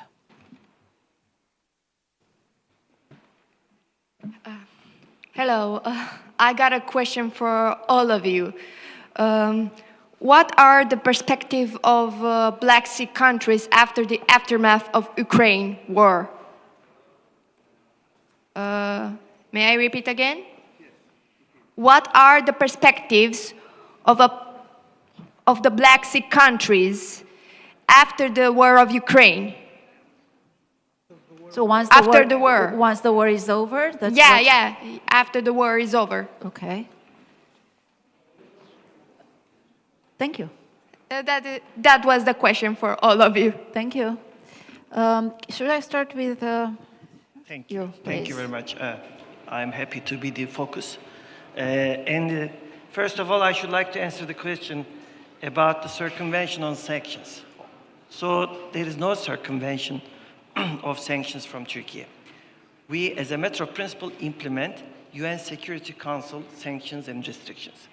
But exceptionally, we are also implementing sanctions restrictions for those goods coming from US and Europe and destined to Russian Federation. But in this context, what are those things which are being questioned? Are usually dual-use goods, and they have to be stopped at the source. So a European company, for example, can export its good through third countries, not only from Turkey, because we are stopping them in Turkey. Since 1st of March, there is no customs service for such goods going to Russian Federation. But there are 193 countries in the world, and they are all doing this trade. And I'm not going to mention all of them name by name. With regard to ammunition coming to Russian Federation, for example, stop, for example, North Korea if you can. Russia does not have a coast only in the Black Sea. It has coast also in the Baltic Sea, in the Arctic, in the Pacific. We have to have this broad vision. And therefore, the best solution is to work for peace as soon as possible. Of course, by respecting the territorial integrity and political unity of Ukraine. And we have worked hard on it. With regard to naval power also of NATO, NATO is present in the Black Sea. First of all, 3 allies are little countries. We have a significant navy, and maybe you have seen on 29th of October, the centenary of our republic, 100 pieces of ships passed through the Istanbul Strait. Yes. This was not our full navy. You can just imagine the number of ships we have in Turkish Navy is formidable. And therefore, we should not really demoralize ourselves. With regard to the post-war situation, we need to focus on energy. This is, I know, also your very attractive topic. And I am suggesting that, for example, I congratulate Romania for the discovery of 100 BCM gas in the Black Sea. We are also, as you know, working and extracting some gas from the Black Sea. 100 BCM, 100 billion BCM. This is, half of what Galkanish gas field in Turkmenistan produces. It produces 200 billion cubic meters of gas only from one gas field. 50 trillion cubic meters of gas fields. We have Uzbekistan, Kazakhstan, Azerbaijan. Also, this is one. And the other also sources we are going to rely on will be coming from the Middle East. But how can we be sure that this war going on in Gaza can lead to a greater regional war and conflict would also affect us all. So we have to really be prepared for future. We shouldn't be surprised once again. We were surprised with 9/11. We were surprised with the pandemic. We were surprised with the occupation of Crimea, and then Georgia, and then this war. So let's stop getting surprised and getting prepared seriously for the future. Thank you very much. Thank you. Mr. Lenk, there was also a question addressed to you, so if you can answer it briefly, please. Yes, thanks. That was the question on the strategy. Well, I'm not aware of any strategy being written in Berlin at this time.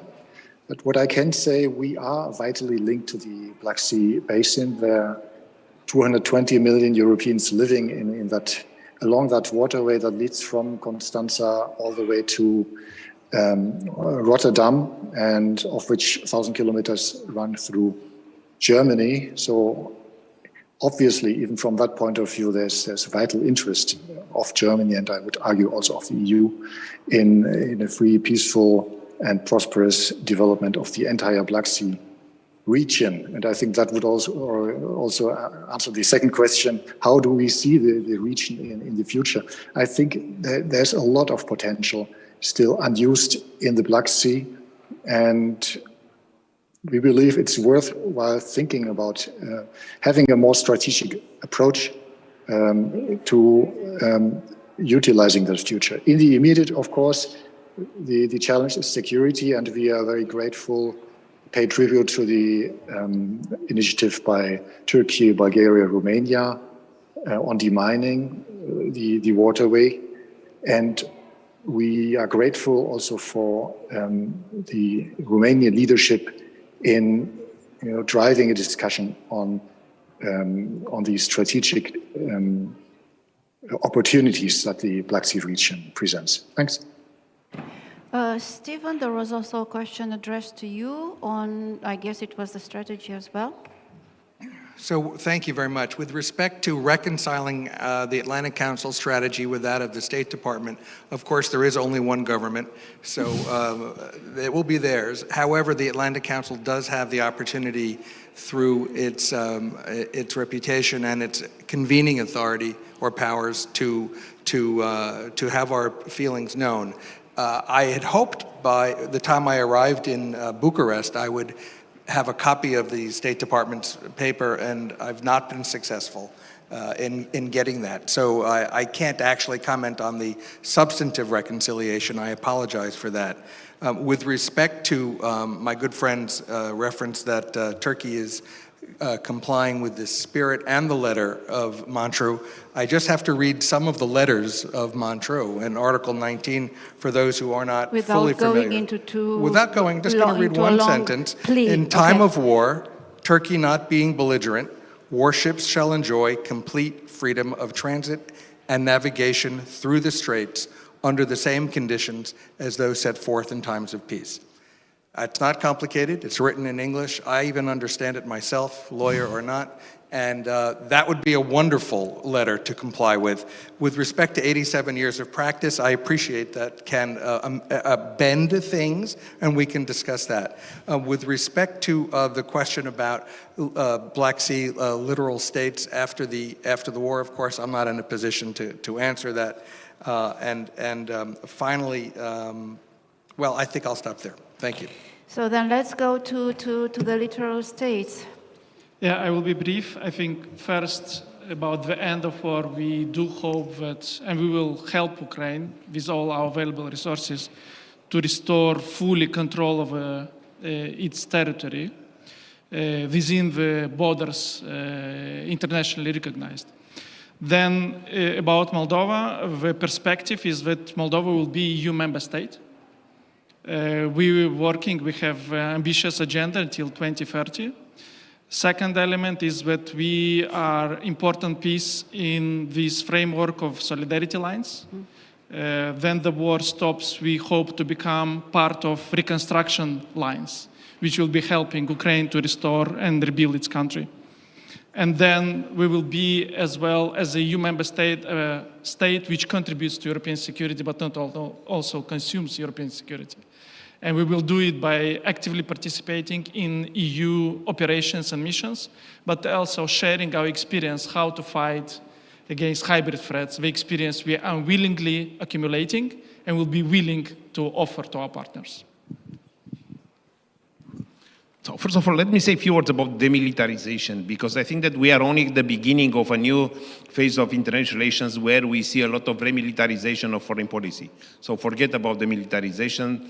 I don't think that there are any chances too soon for that. So I continue to believe that if we want peace, we all have to be ready for war. As the old Romans said, si vis pacem para bellum. So if you want peace, and we all want peace, we should be ready for war. This is the best. This is, in my opinion, the best way to deter those who are looking to use their military force as an advantage, in reaching their political goals. Now, speaking about what Romania will do after, it's very important to see in what kind of terms the conflict, the Russian aggression will end, because there are few possibilities here. I don't want to speculate. But on the other hand, Black Sea is not only a war zone. I mean, yes, we have war in the Black Sea, but this is in the northern part. The southern part of the Black Sea continues to be an area where connectivity is important and where countries, are doing their best to do trade, to do commerce, and of course to promote, to increase their prosperity, promoting, their relations. And I think that, Romania, we do our best to manage both agendas in the same time. The war agenda, which is sometimes overwhelming us, but also we don't want to lose from our side the connectivity agenda, which is very, very important for the future. And when the war will stop, and in a way or other that will happen, I think that connectivity will be a big, big chance for all the countries in the Black Sea. Yes, energy it is there. We are also looking for gas. We are also building platforms. And I think that some consequences are here with us to stay after the Russian aggression. A very open discussion now we have about how to protect this critical infrastructure for whatever the future will bring. And I think that also we have to recover back, our cooperation in the Black Sea, because there are all kinds of formats of cooperation who for the moment are frozen because there is a big elephant in the room, and we will have to also to go back, to the agendas who are waiting us to see how can we save or how we will proceed with the next stages, in regarding cooperation on Black Sea issues. Because Black Sea, as I said, is not only about war, it's also about environmental protection, it's about, in a way, solving the problems, environmental problems created by this war, who are very serious and significant ones. And of course, I really hope that moment will come soon, and we will already, make the first steps to forget these very, very complicated and dangerous situations which we have for the moment. And of course, nothing good will happen without guaranteeing, the territorial integrity, the sovereignty, the independence of all countries around the Black Sea. And when we talk about that, it's not only Ukraine as a state. We have also complicated issues regarding our Georgian friends. And if I look to some recent statements coming from Moscow, neither Moldova, it is safe or protected, fully protected, from some kind, some how to say, complicated future intentions. On this note, that the Black Sea is not only about the war, it's also about the future peace and also current preparations for the future peace. But a war still needs to be won before that. I do want to thank the panelists, and I hope that you'll continue the conversation, as I said. And thank you all for being very involved in the discussion. Thank you. Thank you.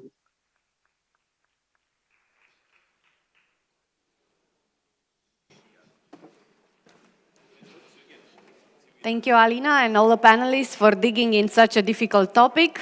And now it's time for a break. Enjoy your conversations.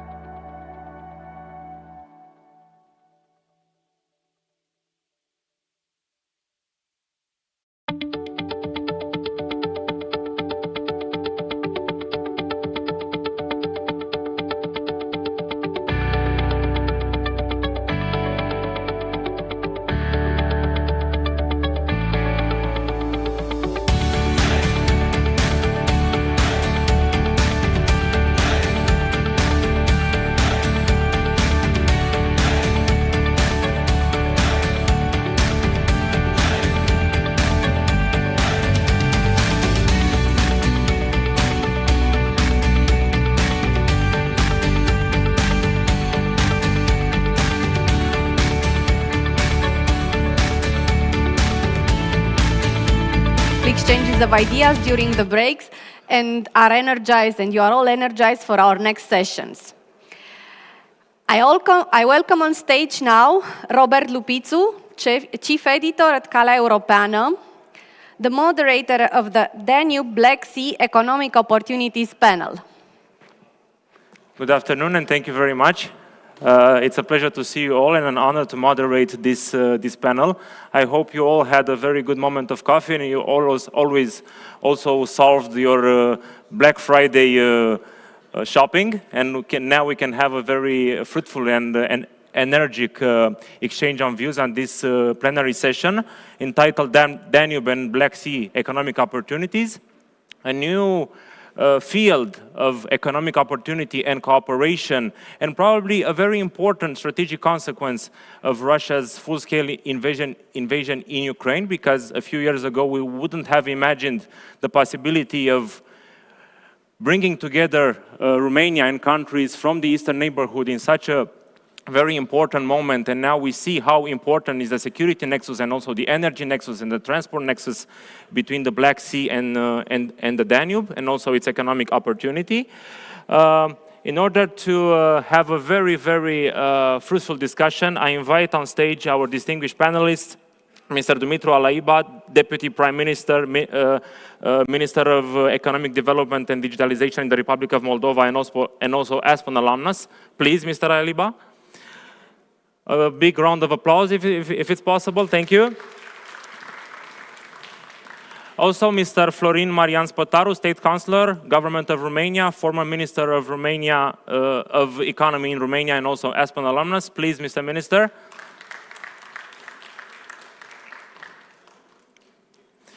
We have together with us Mrs. Oana Cristina Popescu, the Ambassador of the European Union to Montenegro. Please.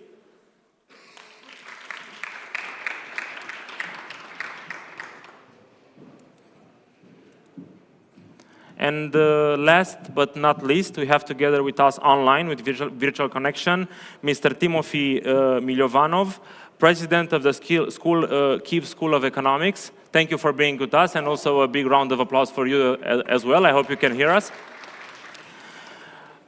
We will start the panel. I have to say from the beginning that we will have a very blitz panel, 35 minutes of exchange and discussions, and I will go with a general question to all the panelists in order to ask you, because our panel is entitled Black Sea Economic Opportunities, but I would also stress a very powerful word, that it's reconstruction, because it's an opportunity to reconstruct Ukraine after the war and also seize the opportunity of our also influence in the region when it comes to Romania, but also to other countries in the eastern part of the European Union. And I want to ask you, in a 2 minutes intervention of each, please state what are the most important opportunities, but also challenges that we have to think about when it comes to this nexus of the Black Sea and the Danube. Please, Mr. Alaiba, you have the first.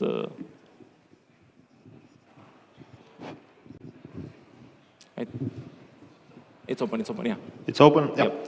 Well, good day, and as we will have a very short intervention, well, it's my pleasure to be here.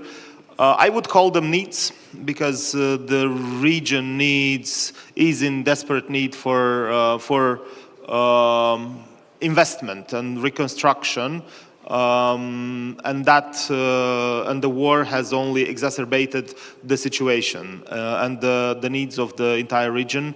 And as the way we want to regard it, and the way we see things, is that economy is the best guarantee for the long-term stability of a country. Now, as Ukraine war still rages, for me personally, it is difficult to call opportunity what follows.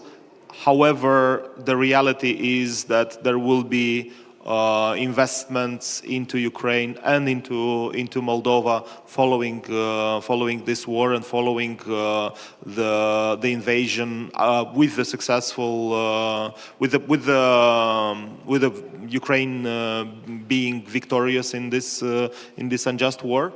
And Moldova is definitely going to play a role. Moldova is definitely well, we are already, as was discussed in the previous panels as well, we are already giving all the support for Ukraine that there is through our logistics, through the grain corridors, through solidarity lanes, through cargo going back and forth through our country, because the reality is, if you want to reach right now the most damaged parts of Ukraine, the road lies through Moldova, and in terms of logistics, this is important. What we are doing right now is we are investing in logistics. We are investing in our railroad infrastructure in order to be even more helpful and in order to be even more supportive while the war goes on and once the war is over. The economic consequences of the war on Moldova have been dire.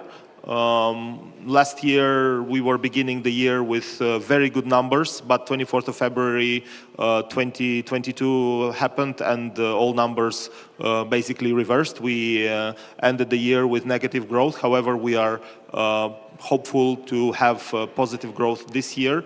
For that, we are again investing in infrastructure, investing in logistics, improving our business climate, investing in digitalization and many other endeavors that we have in the government of Moldova, exactly to be ready for when peace and stability and calmness finally comes back to the region, because that is what we need right now the most, all of us in the region. Thank you. I won't take too much of your time because. Thank you very much indeed. A country with a big heart, Moldova, that wants to improve its way of life and also its democratic future. Mr. Spătaru, as well, further economic opportunities and challenges, considering also the need to develop the routes, the transportation routes in the Black Sea and also between the Black Sea and the Danube, please. There are almost 2 years time when Europe passed one of the biggest crises we never expected before. And that put together a lot of efforts and a lot of money to support Ukraine. Let's be very clear here. The war in Ukraine should stop. And the Ukrainian nation should decide on themselves how do they want to develop their country. Therefore, the aggression of Russia needs to stop, and Ukraine should benefit from all their territories. After that, we can think on how to reconstruct. But on the other hand, Romania and also Moldova supported Ukraine for the reconstruction already from the first day of the war, because we brought the Ukrainian people, we introduced them in the education, we put efforts to make sure that the life is continuing for the Ukrainian nation. This effort has to continue because Romania and Moldova have 2,300 kilometers of border. So this is the largest border Ukraine is having with two sister countries. What are the opportunities? The opportunities are very much related to the extension of the trading in the Caspian and the Black Sea, and connectivity in terms of energy supply and digital infrastructure, as well as production and proper utilization of the resources. We found out that in the Black Sea area now, there are a lot of possibilities to support not only the ambitions of Europe, but also to support the other countries with proper food, with proper materials, with proper equipment. And this has to continue fulfilling the same principles which has been adopted by the European Union when we had the pandemic, and to reach the objectives of 2050 of decarbonization. No reconstruction should be made without proper steel, with proper aluminium, with proper glass, with proper construction materials. And therefore, the opportunities are laying there. Romania and Moldova should develop and sustain its own business. It's very difficult right now because, you know, we say that we might restrict the accession of those materials which are not respecting the same principles, but we are not very efficient at the European level to do it. And therefore, we have to continue to support those sectors, especially the ones who are consuming a lot of energy and the ones who are very much depending on the raw materials coming from the distance. Romania is also having 9 shipyards. And the water transport is of paramount importance to get the independence.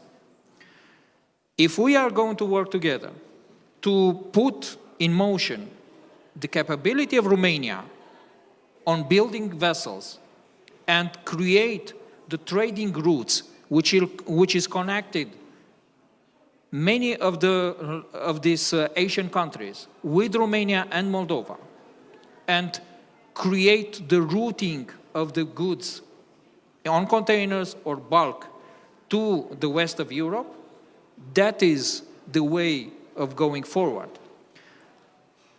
Last week or 2 weeks ago, we have been in Brussels together with Minister Alaiba, and we are talking about the global gateway, the way of connecting countries outside the European Union and working together, following the same principles.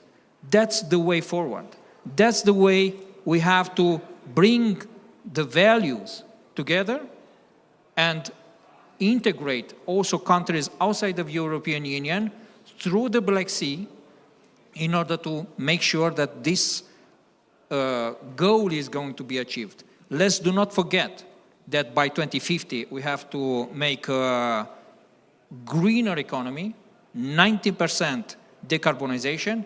Let's do not forget that we want to invest a lot in energy, green energy. Where are the solar panels coming from?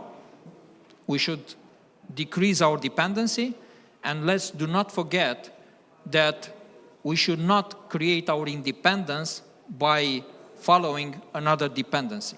And that, in that sense, Romania and the Republic of Moldova and all the other countries, Georgia, Azerbaijan, Kazakhstan, Uzbekistan, Turkmenistan, who are following the same principles, we should join forces in order to create in the Black Sea area a pole, an economic pole, which is supporting the ambitions of the European Union.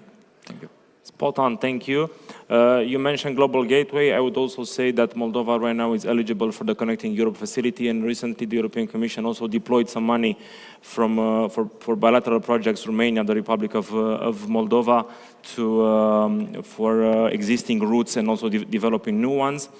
I would like to move to Mrs. Oana Cristina Popa, the ambassador of the European Union to Montenegro. We are discussing about the Black Sea and Danube economic opportunities, but maybe we can also keep in mind the fact that we have some lessons learned, what the European Union has been doing in the Western Balkans, for instance. And in terms of challenges and opportunities, what can the EU do for this region, considering its lessons learned with the Western Balkans? Thank you very much for giving me the opportunity to speak today on enlargement and cross-regional cooperation. We will come to it in this crucial geopolitical time. So I think it's very important to contextualize and put things in context when it comes to enlargement today. The unprovoked Russian aggression on Ukraine has given a whole new dimension to enlargement. Today, we have 10 countries in the enlargement package. Just 2 weeks ago, the Commission presented the enlargement package, the progress reports for the candidates, but also recommendations to open negotiations with Ukraine, Moldova, Georgia when the time is right, and Bosnia pending on certain reforms. This is a huge leap forward with enlargement back in the priorities of the European Union after a dormant, let's say, decade when Europe was more preoccupied with digesting the previous wave of enlargement. Also, alongside the enlargement package came the new growth plan for the Western Balkans, which was launched by President von der Leyen. And this is very important because this gives the economic dimension. The enlargement package, as it stands right now, is of course merit-based. The regatta principle stands. Countries have to fulfill the requirements of the acquis. But in addition to that, we have come to the realization that it's extremely important to prepare those countries for joining the single market. And the growth plan proposes exactly that, to give them the tools to prepare their own internal markets, and in the case of the Western Balkans, build the common regional market, because the Western Balkans are comprised by small countries which cannot survive individually, so they have to work together. In order to prepare them for accession to the single market. So this will go in parallel with the accession reform agenda, which of course has the rule of law at its core, alignment with the common foreign and security policy, but now this economic dimension is extremely important. Now what is also extremely important is that the momentum that Ukraine created, where basically Ukraine is pushing this group, all this group from the back, the door is now open, but the countries have to walk through the door, so to speak. So they have to do their part of the work in order to access the money that is brought about by the growth plan. Also, it is important to build a connection between the Eastern neighborhood and the Western Balkans, with the Danube being the connecting part. The Black Sea and the Adriatic Sea have already been discussed together as part of the Three Seas Initiative, but this is nothing new. 20 years ago, we were looking at ways to connect the Black Sea and the Adriatic Sea. There are several ports on those two seas that can serve as a backbone for building connectivity on the sea, but also it is very important to build this connectivity on land, on rail. Digital and green transition, again, need to happen uniformly, because this is too big to be the prerogative of one country or another. This is a regional approach and a cross-regional approach.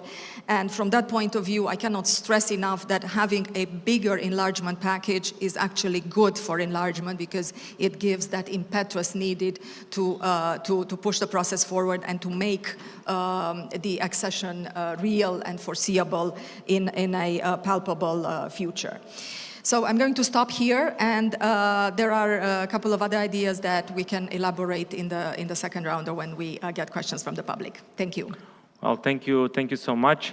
Now we move online to Mr. Timofey Milovanov, the president of the Kyiv School of Economics in Ukraine. So we are very much eager to see the view of Ukraine when it comes to the economic opportunities within the Black Sea and the Danube, also considering the fact that Romania is of paramount importance for two-thirds of Ukraine grains export and transit to the worldwide markets. And we are very much keen to know what are the challenges and opportunities that Ukraine sees ahead from this point of view. Please. Thank you very much. Indeed, Romania, but the Black Sea region, North and Western Black Sea region are key for Ukraine, for food security in the region. And so the challenges and opportunities are identical. The first challenge and opportunity is security. Russia attacks infrastructure, destroys it. It now targets civilian ships and ports. And proper air defense in the region is going to be a must during this war and post-war, to ensure that the risks are low or minimized. So some version of closing the sky over the region is paramount. The second one is infrastructure. Building new infrastructure, investing in infrastructure, recovering infrastructure will provide amazing opportunities for economic development in the region. this is the source of logistics, the place for logistics. But I also worry that the approach that many of the countries have been taking, including Ukraine and neighbors, is not fully exploiting the opportunities for joint value creation. For example, there could be a transnational or transborder infrastructure investment fund. There could be some joint private equity funds investing in companies operating in the both transportation, logistic, but also other industries adjacent to the logistics. These opportunities are not being exploited because the thinking typically is a zero sum among the governments, among politicians, and often among investors too. It's us versus them. It's one border versus another. So moving forward, thinking about joint projects, creating incentives that are aligned within joint projects, I think is the way to unlock these opportunities and overcome the challenges. Thank you. Well, thank you very much. Yes, you stressed quite interesting the fact that the security situation is both a challenge and an opportunity for us to better develop. And yeah, probably the regional cooperation is, as I mentioned, a very important consequence of Russia's war against Ukraine, because now we managed to build trust among our nations and our common interests. I would like to open the floor for questions. We have a point of microphone over there, so everyone who wants to ask a question should go at that point of the microphone. Firstly, raise their hand, and then go over there, do a sprint, or if we do not have a question at this precise moment, but I encourage you to do that, I will have a question that maybe can relate to both Mr. Alaiba and Mr. Spătaru. And can you provide examples of infrastructure projects in the Danube-Black Sea regions that have been developed or that you plan to develop, or also existing projects that need to be further expanded to enhance these economic opportunities despite the ongoing conflict that Russia has caused in Ukraine? Who wants to go first? Mr. Alaiba, Mr. Spătaru, yes.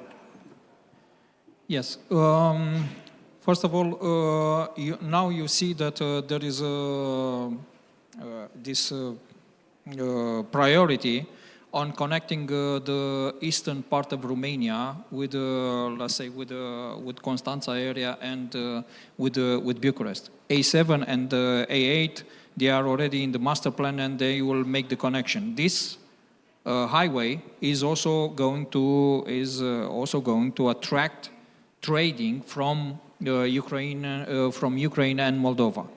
Second, we also have a development program on the electrification of the railway. Railway should also play a role in container trading and connect the containers from one hub, from a container hub from the eastern part of Romania, bringing to Constanța, and then from Constanța to be placed in either in Western Europe or to go in outside of the Black Sea and in the other areas. There is this intermodal project in Galați, which has been already allocated 170 million lei, which are going to be invested in the coming future, also together with the European funds, and that will make also the connectivity of Ukraine through Moldova and Galați and Braila area in order to develop the container projects.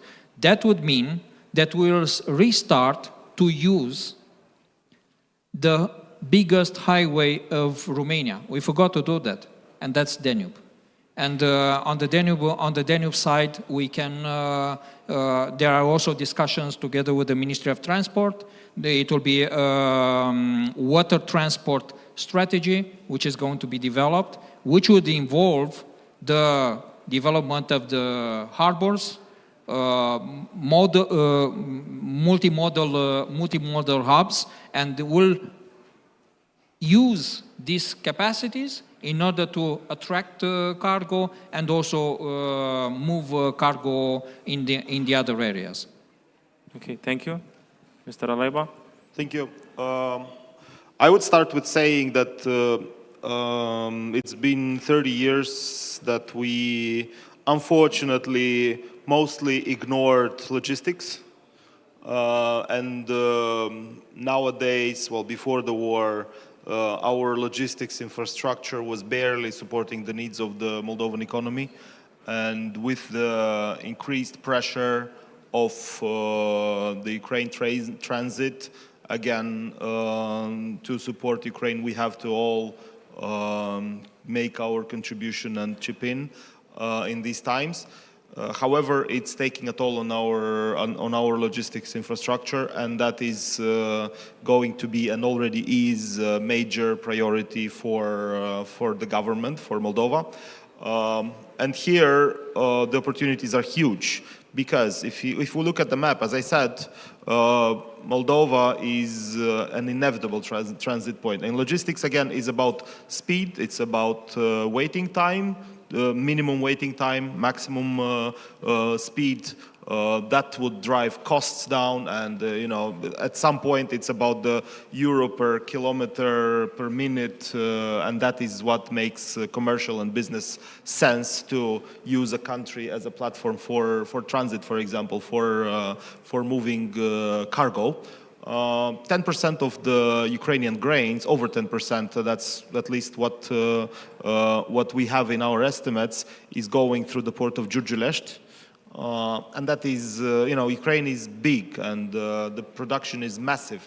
Here I mean 300 meters on the Danube. This is how big the entire infrastructure is. Now, even there, by investing in another perch, by putting in place faster, bigger equipment, more efficient, we can support Ukraine much more, and we can support the regional economy much more. Railroads. There are portions in Moldova of railroad where the speed has to be 5-10 kilometers per hour because of poor infrastructure. That's the reality. That's what we have to fix urgently, because again, it's about the cost per kilometer per minute.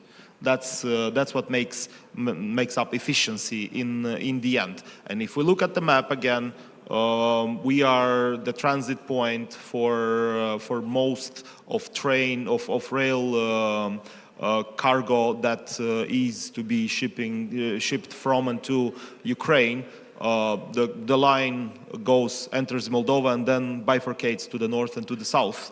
And the port of Constanța is right here to the south from Ungheni. And that means, again, having substantial investment into logistics by using the PPP models or any other model of cooperating with private in order to involve private investments, in order to streamline processes and to make this changing of gauge, for example, because again, it's about time. It's about how much it takes you to ship one container from Constanța, for example, to Odessa or further. And if that one container has to wait for 4 hours until you change the gauge, which is the reality right now, that will translate into pressure for the goods that you shipped, and that would increase the price of your operations.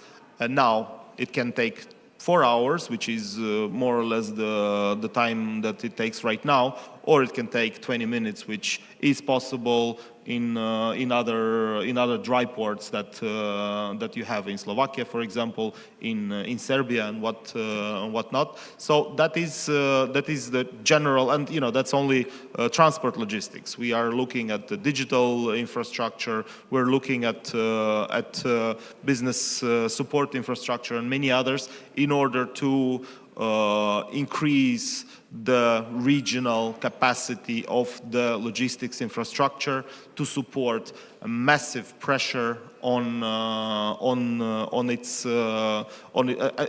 at its core in essence. Thank you. Thank you. Thank you very much. We have a question over there, I guess.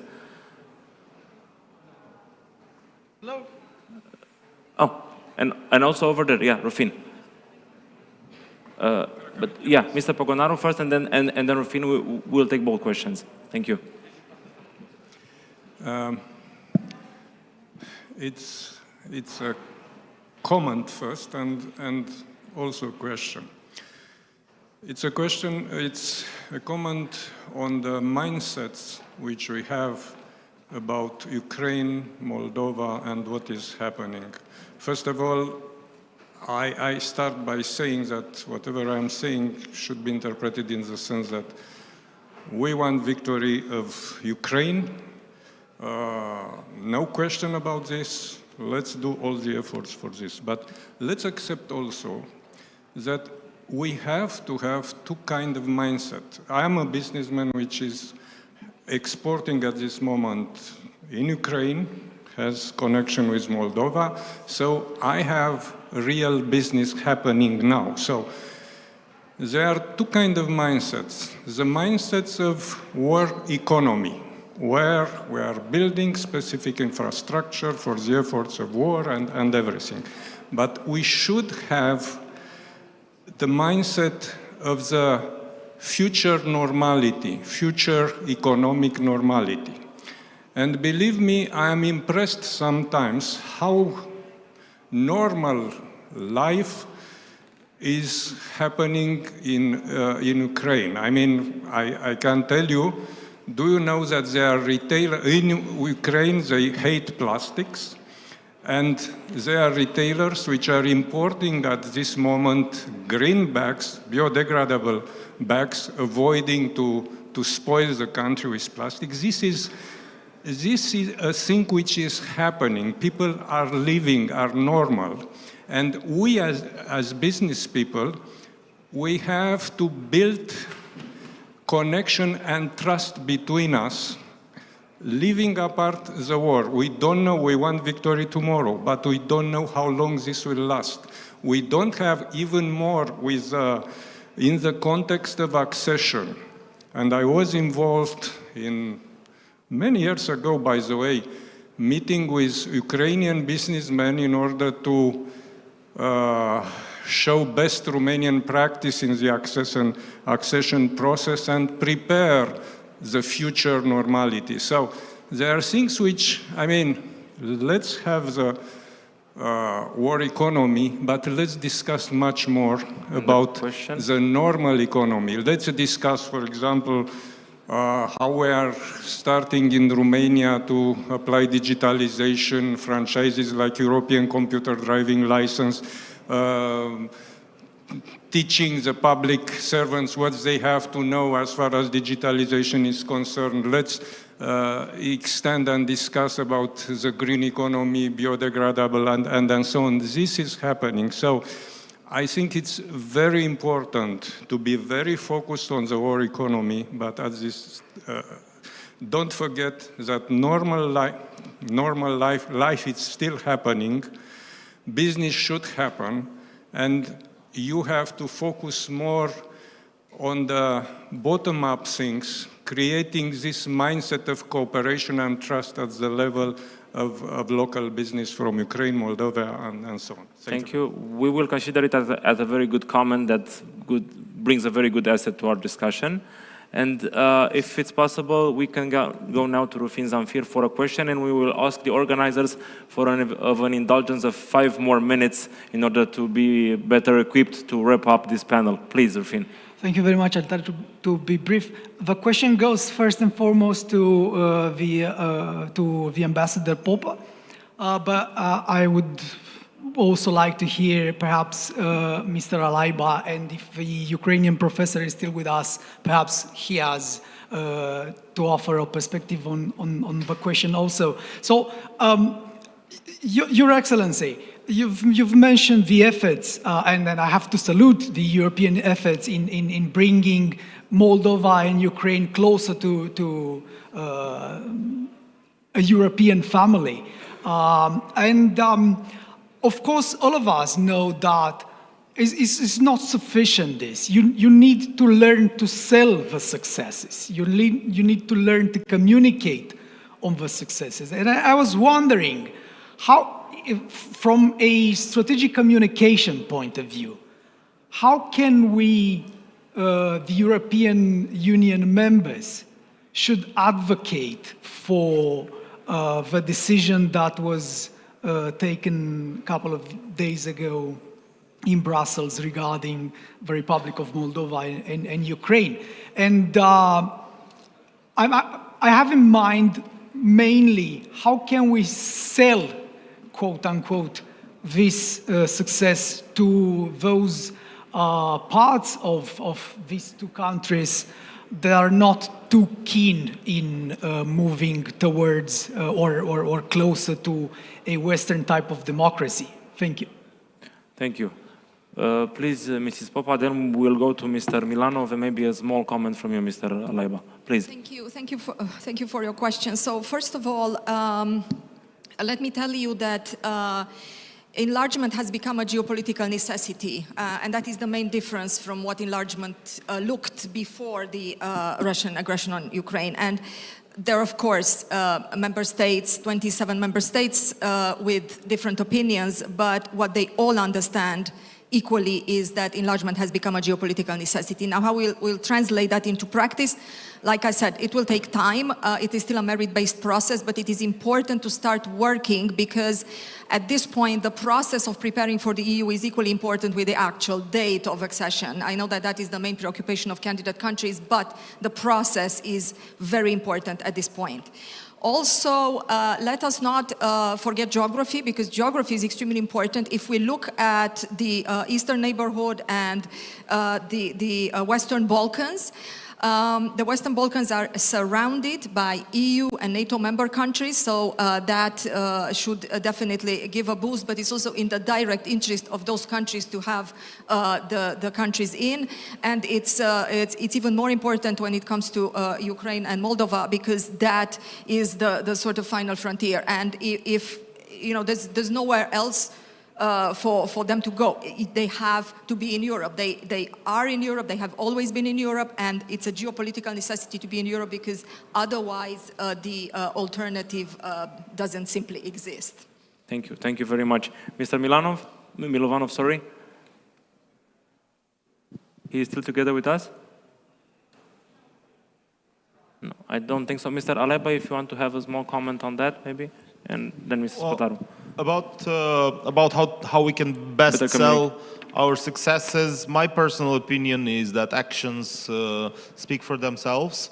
So the more work we do together, because what we need first and foremost is support in all the multiple reforms that we are undertaking. And it's already a reality that we have shortened this period from becoming a candidate country to the recommendation of the Commission. We're hoping to move even faster in the future, but that means a lot of activity, a lot of reforms, a lot of action that partly will speak for themselves. It will be much easier to sell a story when a country is moving fast towards a clear goal with clear results and with successful and quality reforms, not reforms that are done on paper just to tick the boxes and to report to Brussels about something that will never work. We have seen this in the past. Only a couple of years ago, this is the quality of the reforms that we were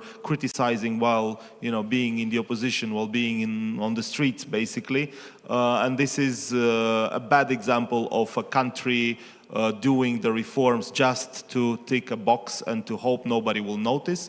So our approach is to do true reforms that will work in reality, that will change people's life and do them fast.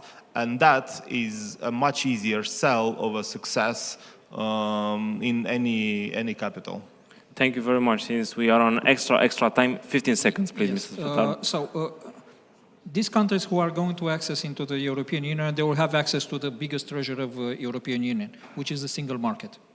Standardization, the same rules, the access of the products into that will bring a lot of economy, which will mean jobs, which will mean higher added value, and that is something which needs to be sold because European Union is having one big treasure. That is the single market. Thank you.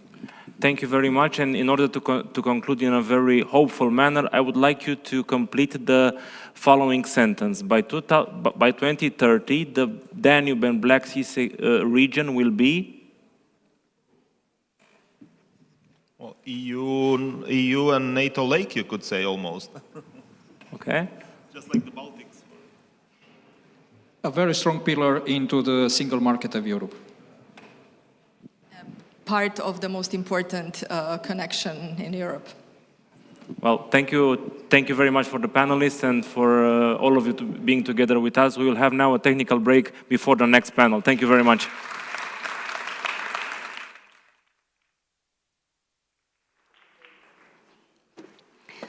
Thank you, Robert, and all the panelists for pointing out to opportunities because they give us hope and direction. Now, because we are moving on to the parallel session, and Robert was saying something about the technical break, my challenge now is to convince you that both sessions are very interesting and to make you attend somehow both of them. Maybe try them both, see how the discussion in the Heroes Room, the resilience of the global flows and regionalization of chains of production, which will be moderated by Ionuț Stanimir. And if you allow me to say, because I know Ionuț very well, I think the discussion will be pretty intense there. This will take place in the Heroes Room. It's like on my right, as you go on the hall. And for the panel that will start in 30 seconds here on the main stage, so the ones that want to remain here, please take your seats. The hard security and revival of defense industrial capacity in Europe. I invite on stage Martin L., columnist and analyst, Hospodarskie Noviny from Czech Republic. And I hope again... Thank you very much for the kind introduction. Good morning still. We didn't have a lunch. My name is Martin L. I work for Czech Economic Daily, and I will have a pleasure to talk with a couple of clever guys about how to revive defense industry in Europe. So please welcome on the stage Major General Remus Bondor, Chief of Strategic Planning Directorate, Defense Staff of Romania. Andrew Mikta, Director of the Scope of Strategy Initiative, Senior Fellow at the Atlantic Council of the United States in Washington. And Radu Tudor, Political and Defense Analyst. Gentlemen, take a seat. On the last note, it was cancelled by Emmanuel Ioana, General Director of RomArm, so we are going to speak about defense industry without defense industry being presented on the stage. So there is a microphone, and if there is anybody from the defense industry, please form the line there. We will have a couple of questions, or you will have an opportunity to speak to us, please.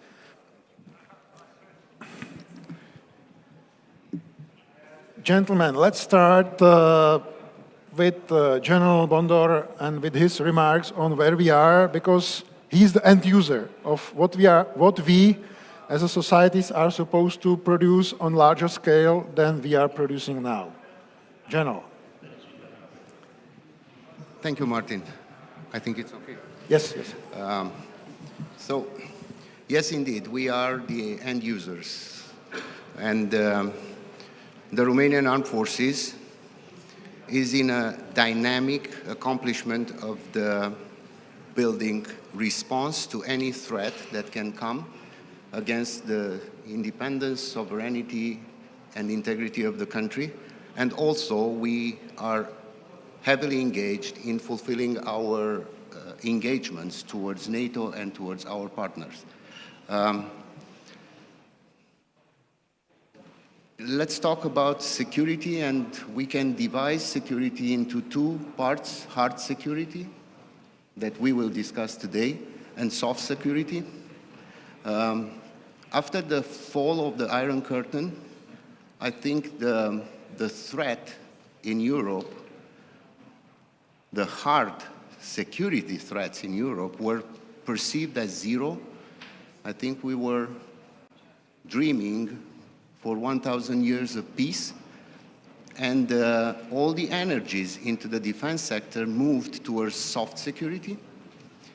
It was a wave of concerns coming in 2001 when we engaged together into the war on terror, and we've started to deploy troops in Afghanistan and in Iraq, which boost a little bit the industry and the need for military equipment, but directed towards stability and support operation. Again, hard threats were zero.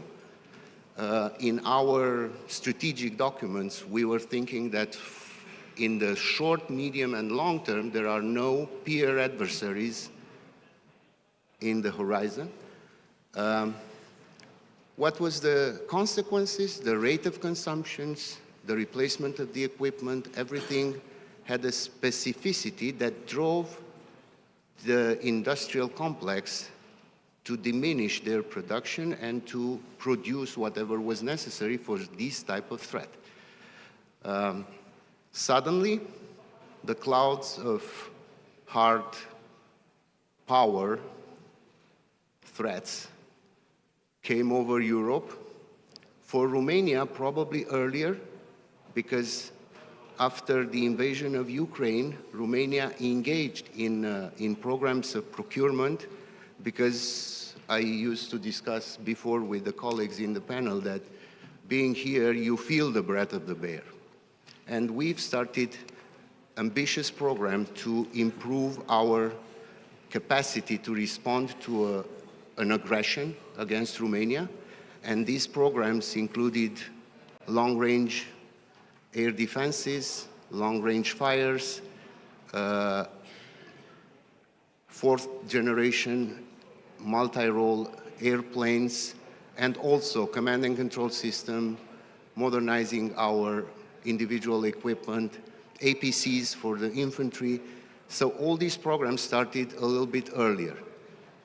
And then the shock came for all of us with the invasion, illegal attack against Ukraine. And we started to realize that the hard power is here. And I will quote General Cavoli: if somebody attacks you with a tank, you cannot respond with a soft tool. You need a hard equipment to fight that tank. And also, we face now mass, while we were orientated toward precision and high-end capabilities. Now there is a need for balance between cheap mass equipment and high-end, very expensive equipment. This balance is very difficult. The industry, I think, tried to keep the pace with us, tried to keep the pace with the urgent requirements, because in this relation between options and existent tools, we have one constant. All the time, we as end user, we have urgent requests with complex capabilities, with very, very tight requirements, in order not to be able only to fight today, but to be able to cover and fight the next war, which is, again, a huge problem. And then there are a lot of variables into the defense sectors. Let's talk about the chain of supply, talking about the evolution of prices. Let's talk about the workforce crisis. So all of these are variables for the industry, and again, me as an end user, I don't want to look at that. I'm looking to the constant. I need this, I need fast, I need tomorrow, because I have to defend my country. So this is the dilemma, and this is the, let's say, the broad image where the endowment programs of the Romanian Armed Forces are today. We are working together with the counterparts in the industry, with the counterparts in the political body, in order to help us to acquire as fast as possible whatever is needed to build up the capabilities required by the Romanian people to defend them, but also required by NATO and the EU to contribute to the common security policy of the EU or to the defending of the alliance. Thank you. Thank you. Thank you very much. Andrew, European countries' armies are now buying a lot of American stuff. For example, Czech Republic and Romania now are negotiating about the F-35s. What is the perspective from Washington with this question of what industry can not only offer but also produce on time en masse? Yeah, thank you, and thank you for inviting me to this really important conference and to the organizers for a terrific event. To your question, look, I think it's true about the US and about Europe that we urgently need to rebuild the defense industrial capacity that we reduced during the so-called peace dividend era, the end of history, the 20 years of global war on terror, overseas contingency operations and whatnot. The defense sector is not a charitable sector. They operate based on contracts and demand that's put in front of them. So the message I would argue from both European governments and a number of US administrations over the last 30 years has been that we need to move to maximum efficiency, just-in-time delivery, limited stockpiling, limited redundancies. So the industry responded with consolidation. So we went from about 51 principal defense and space contractors at the end of the Cold War through consolidations to mainly 5 principals. And that means that the production lines are constrained. The same goes for production of ammunition. And all of that worked pretty well because during the 20 years of overseas contingency operations, we could actually plan quite effectively what stockpiles we needed, what we needed to deploy, force generation issues. We controlled our logistics, were not under threat. All of that is now going out of the picture. So we need to move from just-in-time kind of mentality to just-in-case, redundancies, stockpiling. There will be missiles flying at those ships and airplanes in case there is a conflict. We need to have the capacity in our industry to produce at scale. And here there's a problem because of the extent to which, and this is also true about Europe, it's the contraction of the defense sector. In our case, it's also the extent to which we shed some of the manufacturing capacity through offshoring and globalization. So we need to reshore these critical supply chain networks, number one. And that means that the governments need to move. They need to issue contracts. They need to streamline acquisition processes. That's the first thing. And then secondly, we need to get into a kind of new urgency about the nature of the threat. I just returned from 7 years working in Germany for the Defense Department. I was previously in different positions in Europe, and now being back in Washington. I'm struck by the fact that what we lack in our policy discourse is a sense of urgency of the timelines and how quickly we need to get ready in the event there is a crisis. We have the largest war in Europe we've had since 1945. That theater has now widened because of the conflict in Israel and the possible escalation should Hamas be it now complemented by Hezbollah. This will become then a major regional conflict that's draining US resources, pulling us in a different direction. Another potential crisis, say in the Balkans, or an escalation through North Korea, or the biggest nightmare for us is the Indo-Pacific. if we don't start building up at scale munitions productions, weapons productions, then we may be caught in a situation where we will have the most exquisite precision weapon systems, but we'll run out when it becomes a numbers game. And I think that's what the politicians have to understand, not today, but yesterday. Thank you. Radu, you can play a role of the European on the panel. I know that you cannot play the role of the expert on the industry, but yes. For example, if I compare Czech Republic and Romanian approach, in Romania, defense industry is mostly state-owned. In Czech Republic, it's vice versa. It's private. It was privatized, or it's private. So what's the state of the play of the industry in Romania, and how it's going to play with the Europe? I will start my intervention by quoting NATO Secretary General Jens Stoltenberg that often said in the last year, NATO has two threats to face: Russia, aggressive, assertive, and terrorism. And we are all understood that those are concrete threats, not theoretical. So from this point of view, I think we all allies, not only Romania or Czech Republic, we all have a certain responsibility to understand that we have to invest to prevent the war and the terrorism to expand.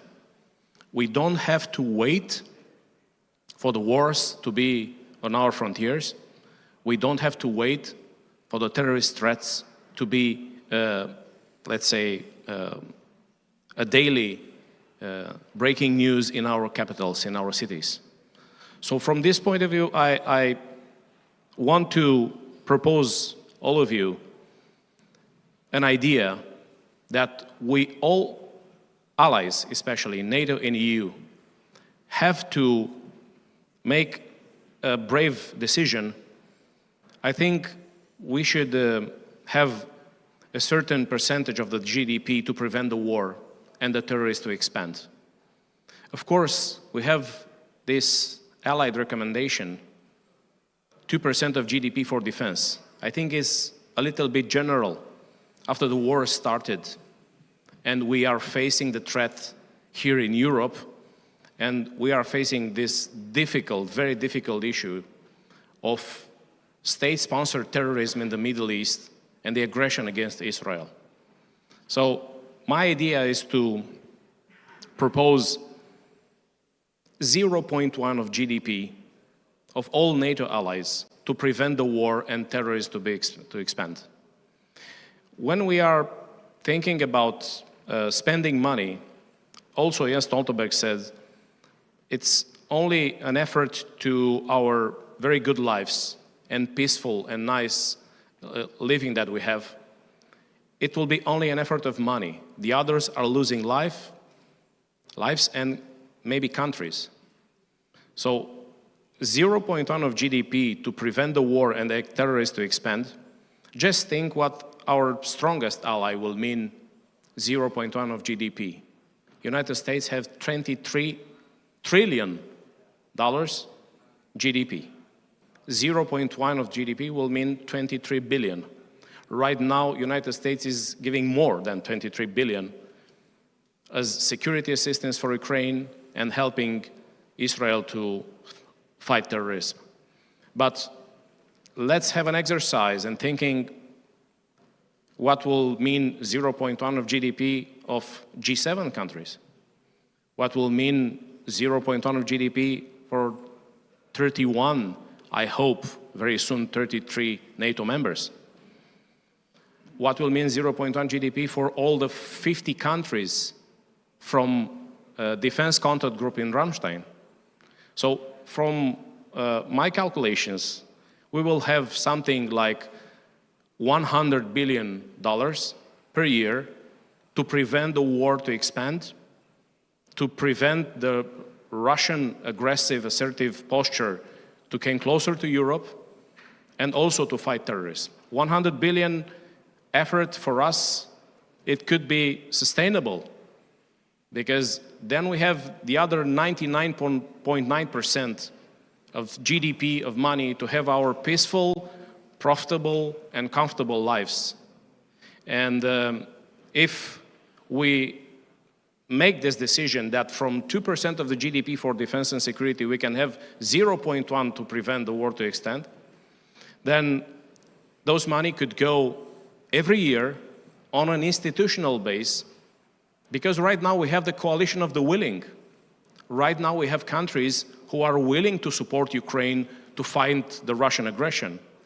We have the coalition of the willing to help Israel to fight terrorism. But we need an institutional decision. We need to assume that in the next 5-7 years, we will still have those threats. And 100 billion will go right now to Ukraine and Israel, but tomorrow could be for another country. God forbid, but we need to face this reality. So defense industry is working on money and orders. If we have the money, we can give the orders.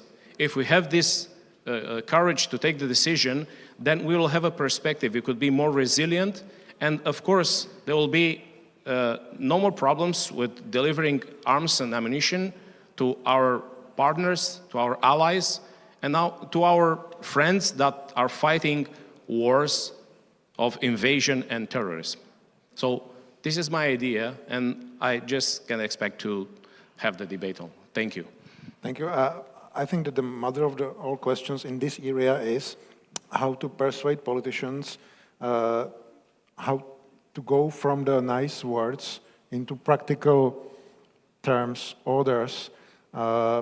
Is there any kind of magical solution, gentlemen, for this? You know, not just to speak about it, but how to force them, you know, because we had a, for example, initiative to give the €500 million for the ammunition initiative, but it was not supposed to go to the production lines. It was supposed to go to the bureaucracy around that. So, and you spoke about sense of urgency. Is there anything more? Yes. Okay, so I think that there are two issues here. One is that I think the biggest challenge will be for NATO to come up with a genuinely shared nature of the threat or the intensity of the threat perception. What you have in Europe right now is a regionalized security optics. You've got political consensus that we are confronting something unprecedented because the Russians have violated repeatedly some of the core principles of territorial integrity and everything that the transatlantic community stands for.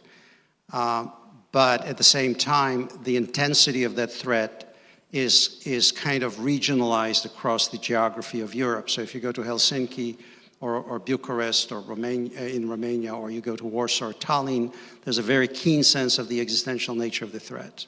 And these countries are the countries, if you look at the F-35 orders that the Finns are putting in, the Poles, Romanians, I think Czech Republic is moving in that direction, the amount of armor that's being ordered and the rest of it, that reflects that consensus on the nature of the threat and its intensity. But that begins to change in terms of appetite for risk-taking as you start moving across Western Europe. Because nations live in neighborhoods in the final analysis, how your 360-degree environment is shaped, that determines your political willingness to act. And I'm bringing this up to say, during the Cold War, it didn't really matter when you were confronting the Warsaw Pact, where you were on that map, whether you were in Paris or London or Bonn, you were exposed to the same threat level in the event of a conflict. This was overwhelming, this was understood. So the first thing is, I think there's a lot of political work to be done within the alliance and at the bilateral government-to-government level to bring the alliance closer into that understanding of what's at stake. So that's the first thing. And the second thing is we're democracies. So you need to speak to the public. You need to communicate to the electorate what's at stake, which means the leaders need to actually address their citizenry and say why we're being asked to spend money on defense, and continue to reinforce that message. It needs to be done in terms that actually speak to the average citizen. You know, we talk in normative terms. We're defending the rules-based international order. I like to joke that if I went to a farmer in Iowa and I said, you're supposed to pay taxes because you're defending the rules-based international order, he would look at me and say, what are you smoking, right?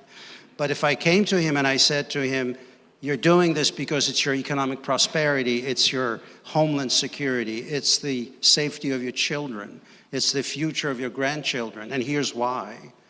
And that would be understood and supported. You need to ask permission from the people. And so too much of our discussion about these problems are elite conversations. You know, I'm back in the US now, 7 years in Germany, I'm in Washington.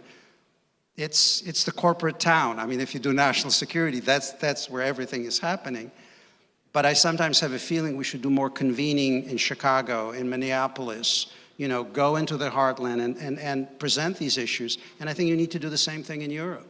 Again, not just have an in-house kind of in-the-bubble conversation, but speak in terms that resonate with the public. And I think that's very, very important. Final comment, money. I am sick and tired of percentages of GDP, you know, conversation. To me, that's always been a political cop-out. Because you can spend 10% of your GDP on defense, if 80% of this goes to personnel, retirement, and all of that, what capabilities are you really producing? And I think if you look at the 3 regional plans that General Cavoli developed that were approved at Vilnius, the capabilities targets, we should talk in terms of what specific forces each country should provide to the alliance that he can tie into his battle plans, what kind of exercise skill sets they need to develop. And so the percentages of GDP are good indicators because they're indicators of political will. But what you really need is, the real substantive military capabilities. And I hope I don't offend anybody in this room, but this is a very wealthy continent, ladies and gentlemen. It's got probably twice as much population as the United States, roughly. It's been rolling in butter for the last 30 years, no offense. Against this, you have in the line a pale shadow of the Soviet Union, you know, less than half of the population of the USSR. The Soviets had 54 non-Soviet Warsaw Pact divisions at the drop of a hat. It was sitting in the heart of Europe, occupying 1/3 of Germany. China was nothing. I mean, this was the scope of the threat. So if you look at it right now, are you telling me Europe is not capable to produce the conventional deterrent element, the core, in NATO, with the US providing the nuclear strategic component, high-end enablers, and of course our portion?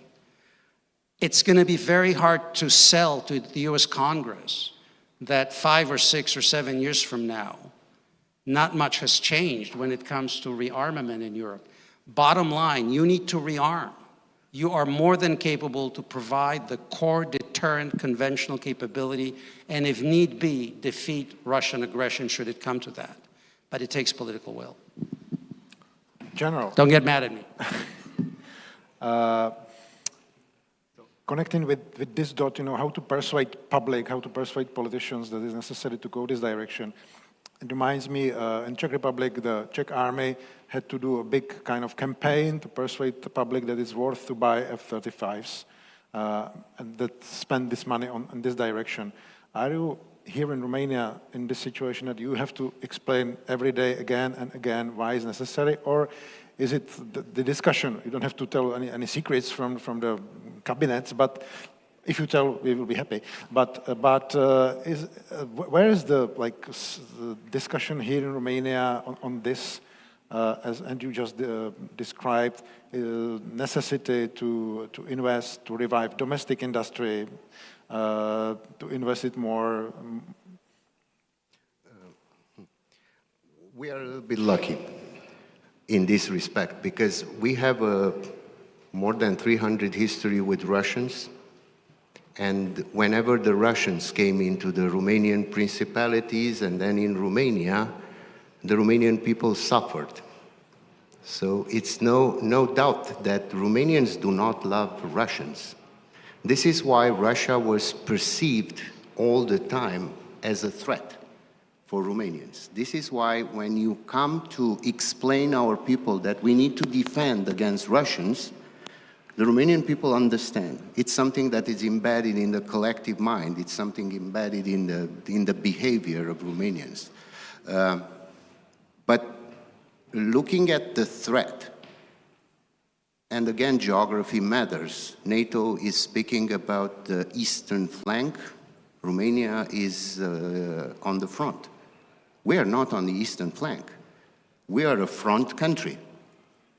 If Russians come to our border, we will be the front, the first line of own defense for NATO. And if they pass us, they will move into the Hungary. They will move into Bulgaria. That means we are on the front. And in this respect, the capability you need have to cover a multi-domain operation.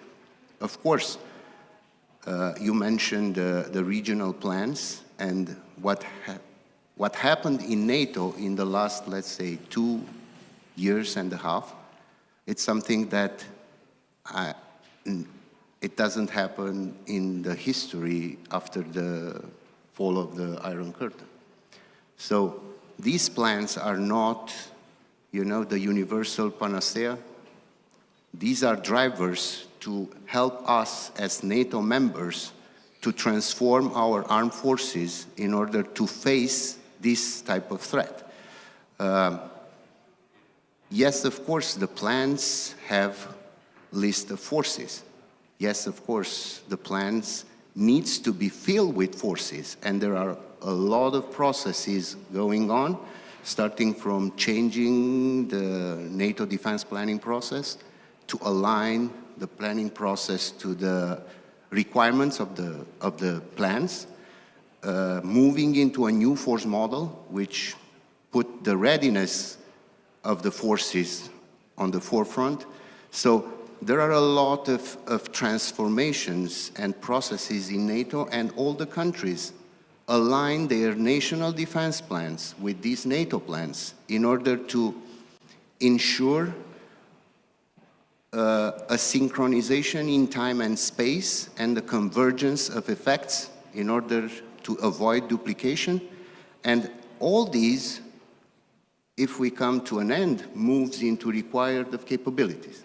If you want to build a capability, you need equipment, you need ammunition, you need communication systems, you need ISR equipment, intelligence, reconnaissance, and surveillance, and all of them come together to counter the most dangerous course of action that NATO and nations foreseen for this threat. So this is how we are working. So we are working on plans. The plans moves into capabilities. Capabilities goes in, as you mentioned, orders for the industry. The industry have to respond. So this is what we are doing now, and it's very difficult. And as you mentioned, we do not have to convince our grandparents or parents that lived during the Second World War. They know what the Russians have done when they came here. If we go to the political body, the political body in Romania at least understood very well, and we have a contract, let's say a contract, to have 2% of the GDP, and this allowed us to start the programs that I mentioned before, early on. Now we are, I think, on the 6th year with 2% of the GDP. Starting from this year, we have 2.5 of the GDP. And of course, you've mentioned not to waste, but to use money in other directions. It is not the case for Romania. So in 2022, out of 2% of the GDP, we put 22% of these into the acquisition. And this year, we have 37% of the 2.5 into the acquisition. So it's very important. Also, we put money into research and technology. It's a part of the defense budget set for this. So I think Romania is on a good track on this. But again, we are facing some shortfalls, and I mentioned some of them, those variables of the defense industry. We have complex and sometimes very difficult acquisition processes. Then we have now a list of wait. You need to wait until the industry is able to deliver what they promise.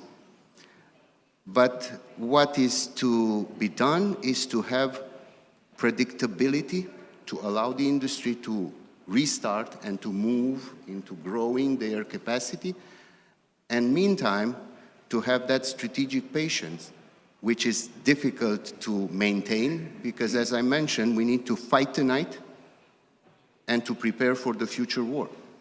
So these are the complexity of the problem. But I think predictability is the best way to allow the industry to follow a long-term path in order to fulfill our urgent requirements on request. I don't know, I'm not a manager of an industrial enterprise, but I think they need some time to build up this capability, to be able to transition very fast from a peacetime establishment into a crisis and then into a war production. This is, I think, the thing that managers into the defense industry should think about. We do not have somebody from the industry on the panel, but I guess that they are solving the issue of predictability in unpredictable times. Maybe we have a question there from the audience. Thank you so much, Rufin Zamfir. I'll try to represent the industry, although, yeah, just for the sake of argument. And I will try to rephrase something that you, Martin, said in previously, this, how shall we move from nice discussions to implementable solutions for this. And I will rephrase this, how shall we move from contemplating the problem to really solving the problem? The wars are fought with arms and ammunition. Yeah, Mr. Michta mentioned that those percentages, are nice, but won't solve by themselves the problem. And I was wondering, because I know for a fact that nobody in the industry will shy away for receiving help in boosting their capacities. And I know for a fact that there are out there business enterprises that are still waiting for the papers to be signed in some cabinet in order for them to start production of ammunition and arms. And my question is, who should solve this problem? Is this a problem that in times of crisis should stay only with state authorities, or should we move this at the next level, at the international one, at the NATO level? Thank you. Gentlemen. Thank you for the question. This is the never-ending conversation about domestic defense industry and the obvious reasons why governments want to protect those industries, and what the STANAGs are and what the alliance needs as a whole. I don't think NATO can actually do it in terms of stimulating the spending and giving contracts on that kind of basis. But I think there are things that NATO can do that can change our competitive position. During the Cold War, we had, so-called COCOM restrictions in NATO, Coordinating Committee on Exports. So you couldn't sell dual-use technology to our adversaries in the Soviet bloc. We have abandoned all of that when globalization hit and, end of history and all that nonsense. And so we actually shipped entire production lines, technologies. I'm not talking about selling products. I'm talking about the entire technological culture that took generations to develop, to a 1.4 communist totalitarian state, and build a story around it that, of course, as middle class rises, it'll democratize, Jeffersons will rise, and everybody will be happy. And we created the monster. So one of the parts of that conversation on capacity is reshoring. It's building up, but it's also reshoring, or at least friendshoring some of our supply chains. You cannot go into a conflict with an adversary and rely on that adversary on some of the basic stuffs. You need to have capacities. So here it's long overdue for the alliance to get together and say, hey, we're going to stop the leakage of technology. especially to China. But to a large extent, the reason the Russians have improved some of their systems, if you look at submarine propulsions, some of the hypersonics, it's access to Western technology. We've allowed our adversaries unfettered access to our entire societies, our educational systems, our labs. In effect, we're training their weapons designers in our universities, for crying out loud. Just to give you a snippet, 2019, I did some research before COVID happened. We had about 1 million foreign students in the US, and universities love foreign students. They come in, pay full tuition, don't complain, you know, wonderful. 370,000 of those at that time were Chinese grad students in STEM. Okay? We were also allowing for direct commissioning of research, some of it funded actually from public sources. I mean, this is insane. This has to end. And what I find very disturbing is that as tensions build up, and remember that the Russians and the Chinese are building up their militaries not to deter us. They have very clear plans. The Russians have already shown what they intend to do. They intend to reconquer the empire, rebuild the sphere of influence. Quintessentially revisionist state. Putin is relitigating 1991. The Chinese want to basically replace the structures that the US and its democratic allies put in place with one built around their own values, institutions, economic power, and the rest of it. So it's way past time for us to wake up and say, okay, I have relatives in Tennessee. There's a saying, if you find yourself in a hole, stop digging, right? So I don't know if the Chinese can outcompete us on AI or not. You know, there's some people who are saying, oh, they already have. I don't know. Let's see. But the current system where, you know, when COVID hit, 80% of our antibiotics were coming from China, for crying out loud. Capacities in the manufacturing sectors have to be there. You have to have redundancies. So cut off the bleed, governments move, change tax structure, provide incentives, provide contracts, streamline acquisition processes. There are countries in Europe where it's impossible to get from the order through actual approval to the actual contract. So lead times for ammunition, for example, are staggering in some countries. And that's not because there's no capacity. It's this whole bureaucracy that remains in place and all the, you know, laws and the rest of it. You speak about Czech Republic or Romania now? No. May I just make one point which is very important, because the general said something very, very critical, that you need all those systems to create capacities and capabilities, you know, anything from equipment, munitions, you know, comms and the rest of it. You also need manpower. And I have been talking for quite some time about the fundamental question whether the current all-volunteer force model is actually capable of providing the kind of reserves that we need in the event of an all-state-on-state conflict. The Ukrainians today have the largest army in Europe, okay? And they're beginning to face the reality of what attrition means on the battlefield in terms of population losses. The Russians have about 1 to 4 population advantage right now. And we've been so, you know, tied into the talk about mobility, precision. Well, mobility and attrition are part and parcel of the same conversation. So they, you know, we need to relearn these things. And I love the example of Finland. Tiny population in relative terms, 5.5 million. The Finns can go from, I don't know what it is, 70,000 to 280,000 at the drop of a hat. Why? Because they have national service from the age of 18 to 60. And in a critical time, they can go up to 800,000. They can't sustain it because they don't have population depth, but that tells you about the ability to surge manpower that you need. Look at the recruitment shortfalls in the US military, in European militaries. It's not just a question of incentives, it's trained reserves, right? It's the redundancy, I call it R&R, it's not rest and recreation. It's redundancies and reserves. That's what we need to change in our thinking about manpower. Radu, you wanted to react on this? Paperwork in Romania? Just 30 seconds. If we need ammunition, we need orders. If we need orders, we need money. If we need money, we need percentage of GDP. I know Andrew is sick and tired, and he's right. If we need certain percentage of the GDP, we need politicians.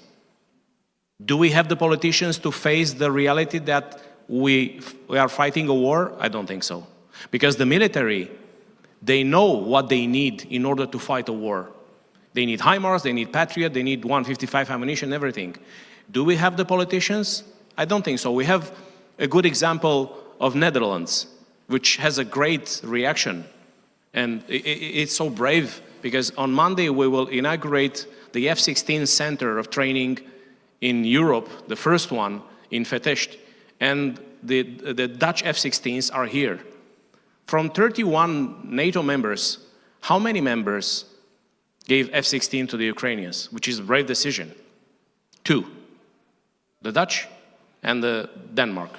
So brave decisions needs brave politicians. Otherwise, the military, they do know what they need. Thank you. I want only to address the question. I think the question was, are we alone in an island or we were collaborative to solve the problem? So I think there are a lot of mechanisms. And probably you know NATO Support and Procurement Agency at NATO level. I can tell you that at this moment there are contracts ongoing for ammunition procurement through NSPA.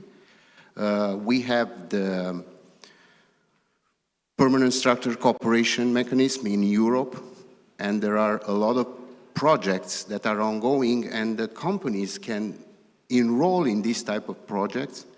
Also, European Defence Agency assumed a role of agent between nations and industry in order to build up the so-called collaborative procurement process, and a lot of nations involved into different projects built up by ADA, EDA. So we are in, there are ongoing processes, and Romania is part of, for example, 12 projects for PESCO system, and it's just an example. But also the Romanian armed forces, they want to keep the connection with the national industry and to keep the contracts that we have ongoing and to develop the links between the Romanian armed forces and, of course, as Radu mentioned, we are in a position that the money, they are here, so we need a competitive industrial market where to go and choose whatever is within the frame of the money we have, but with the qualities that we require. So this is, I think we are not alone.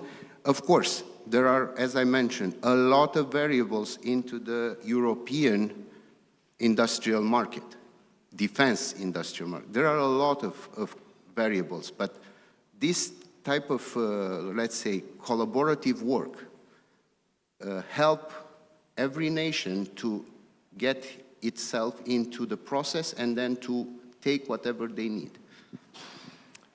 I would add only to that it's also a question for us from the eastern part of EU how to tap for the money from the EU. There was a recent study that 2/3 of the European Defence Fund in 2021 went to the 4 Western countries' companies. So it's also the question of our own ability to go into the Brussels to say so and ask and get the money. Unfortunately, we have a last question, so please, very brief. Okay, thank you. I'll try to be brief. Andrei Lupu is my name. I'm a member of the Chamber of Deputies, the Defense Committee. So I have a question exactly on what General Bondar was trying to say. We do have the money, but another strategic question is, where do we buy from? We can buy, and we do buy from a lot of places right now, but let's look at the US. We'll have elections next year. We don't know how will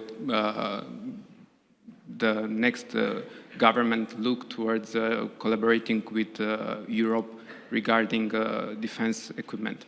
We do buy as well from Asian countries, from South Korea, from Israel, and when I say we, I'm not referring only to Romania. But we might have a conflict in the South Asia Sea. We have a conflict in Israel. A third option is to keep buying from different European countries, as Mr. Bondar was saying. For the moment, we have a mix of all of them, but we cannot be sure that we'll have this for the coming months or years. conflict might start everywhere, political changes might come from any place. So what should be our strategic decision regarding on what do we spend money on and exactly from where do we get the most important equipment? Thank you. Gentlemen, please be short. I know the answer. I think it's very important to understand that every procurement program passes a competitive bidding process. The provider comes in the end. So, as I mentioned, what capabilities do you need? How much money do you have? What do you need to do with those capabilities? All these comes into a process that there are requirements for the mission, operational requirements, and a lot of probably very long process of procurement. And then you have the political guidance.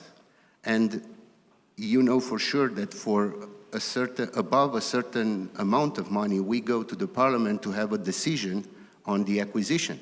So I think the decision finally comes to the representatives of the people, because the contract goes into the parliament, what we want to acquire, and then goes to the specialists, the subject matter experts that they deal with this. So I think of course, from where we come, as I mentioned, we need to take into consideration the risk of supply chain. When you build up these documents, the requirements for the operational requirements, you need to take this into consideration. You need to take into consideration the offset offered with the contract. There are a lot of variables that comes into the acquisition process, but I'm not a specialist. There are subject matter experts that are working on this, and I'm sure there is no doubt that in the end, the army received what they need. This is because it starts from us, and the product comes into our, let's say, military unit. So. Thank you very much. No, just very quickly. We are over time, so yeah, please. just very quickly. Start not with systems. This is a toolbox. Start with what your strategy is, what the theater looks like, what your military requirements are to actually get to those goals, and then put the tools. This is a system of systems conversation. And unfortunately, because of Ukraine, there's been this fascination with one magic bullet, the F-35, the F-16, the Abrams, this. No. It's what are your strategic objectives, how you operationalize those objectives, what your military strategy is, theater strategy, and then you get down to even a small unit level. That's where you provide equipment, as the general says, what they need. Gentlemen, and ladies and gentlemen, thank you very much. We are over time, and the lunch is waiting for us, I guess. And unfortunately, we have to close that. Sorry, I'm very sorry. We can continue the discussion over the lunch, please. So thanks, General Bondor, Andrew Mikta, Radu Tudor. Thank you very much. Thank you for this very intense discussion. Just a few logistics announcements, please, as we live in this period where everything happens very fast and change is our middle name. There are a few changes in the agenda, so please check your badges, the QR code on your badges to see. And just for you to know, we will be back here in half an hour to start the next session. So 30 minutes for lunch. Enjoy.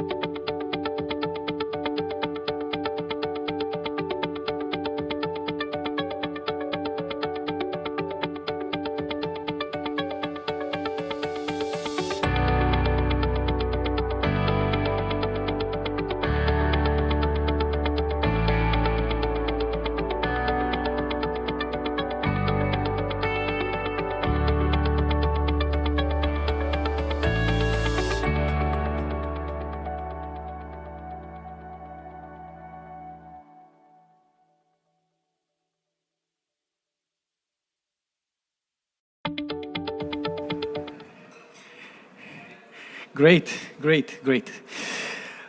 So I believe we're going to have like 1 minute for everybody to join us. I hope you had a wonderful lunch break.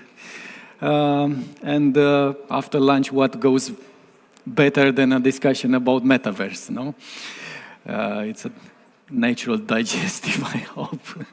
Okay, so we'll start our conversation on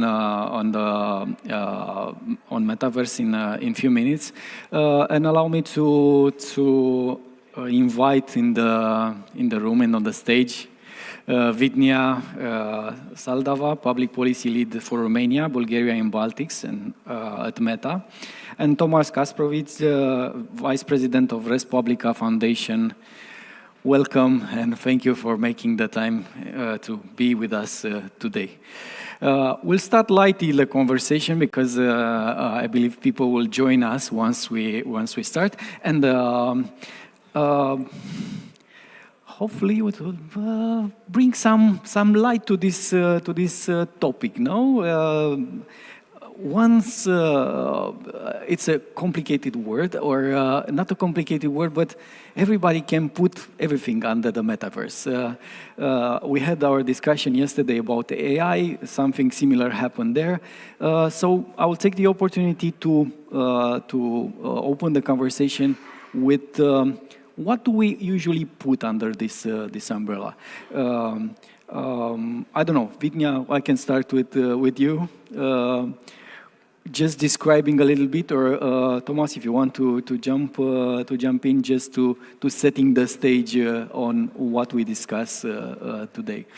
So I mean, I can start. Yeah.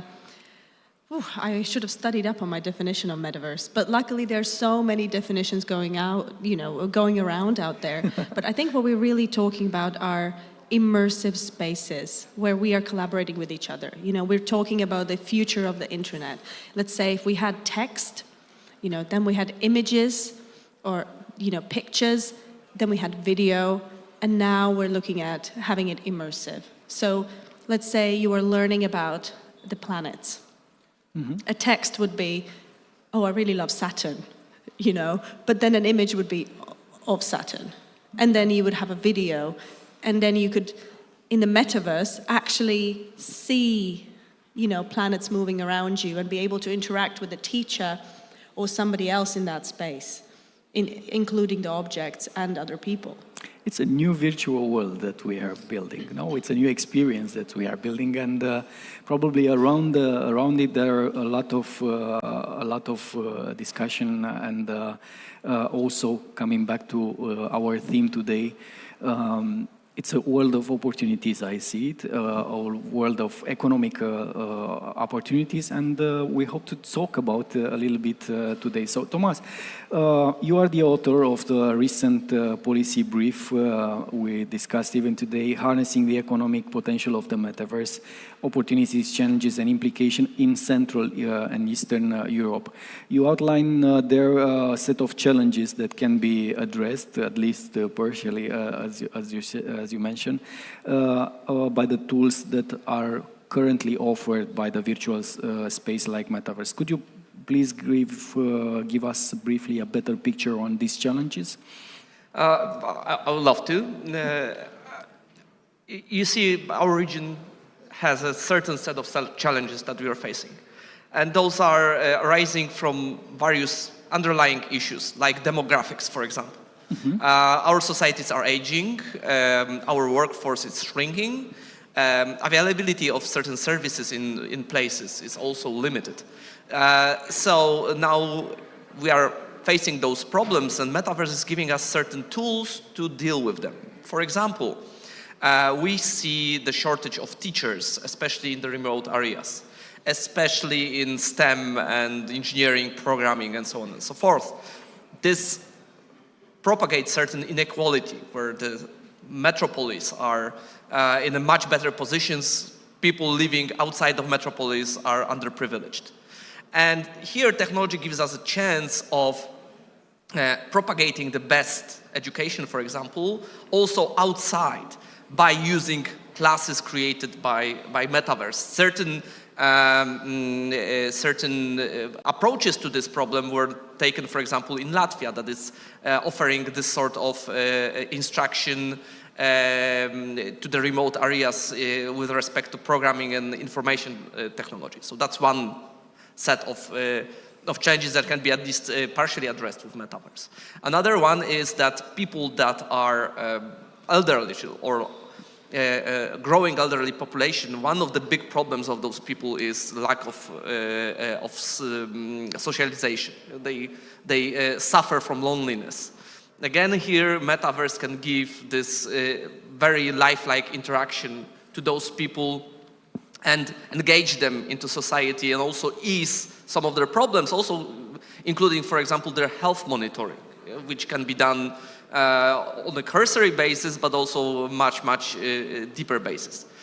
This is not only limited to the elderly. We have a problem with disabled people that also would like to be productive members of society, but very often are not able to.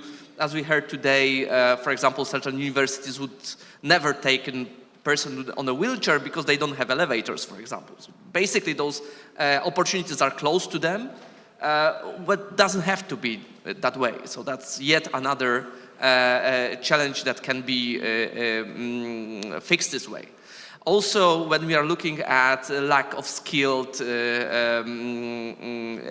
for example, technicians in some places, those people with some rudimentary knowledge can be assisted and their knowledge can be enhanced with the assistance from somebody else within the metaverse. So here the potentials to address our challenges are very, very large. Thank you so much. So it's a new world that we are building in some cases, but this world that we are building, actually it's helping us to solve the problems on the, let's say, real world, not the virtual world. We hope. We hope, and I'm looking optimistically as everybody knew at these challenges. Vidnia, Meta launched an important report quantifying the potential economic impact of the metaverse together with Deloitte. I believe it was done a year ago or 2 years ago, I believe. And I noticed that the EU market for virtual reality, augmented reality reached an estimated 7 billion in 2021. And is projected to grow to 34 billions in 2026. So it's kind of big. Also, the EU might see an increased economic opportunity as much as 200 billion to 48.9 billion euros in GDP by 2035. So this is not little. I mean, the potential for Europe in this case and this analysis, it was huge. What is the potential for our region? How do you see harnessing from this potential, this opportunity? I think some of these numbers show that actually the metaverse is already here, right? It's even though that you might not see it in your everyday life. I think that there's a big misconception that that metaverse is Web3, is Web4, is blockchain, is crypto, you have to have VR glasses to experience it. All of these different, conditions are actually not necessary for you to be already experiencing the metaverse. You can use your mobile device to access the metaverse, and you can use your computer, to be in these immersive spaces of learning. There are real use cases that are happening in Europe right now. Even if we just look in Romania, there's a immersive language learning app, Mondly, or if you go to Estonia, there's you can experience the wood fire sauna in VR. And these are just small little applications.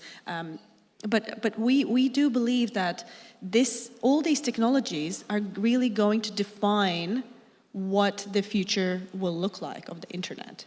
But there's also some challenges, and if we as Europe, or even more specifically CEE, want to benefit from that, we really need to get behind also policy-wise, because not all policymakers get it, that we need this innovation in Europe. If you look at top 10 global companies, I think the number for Europe is 0.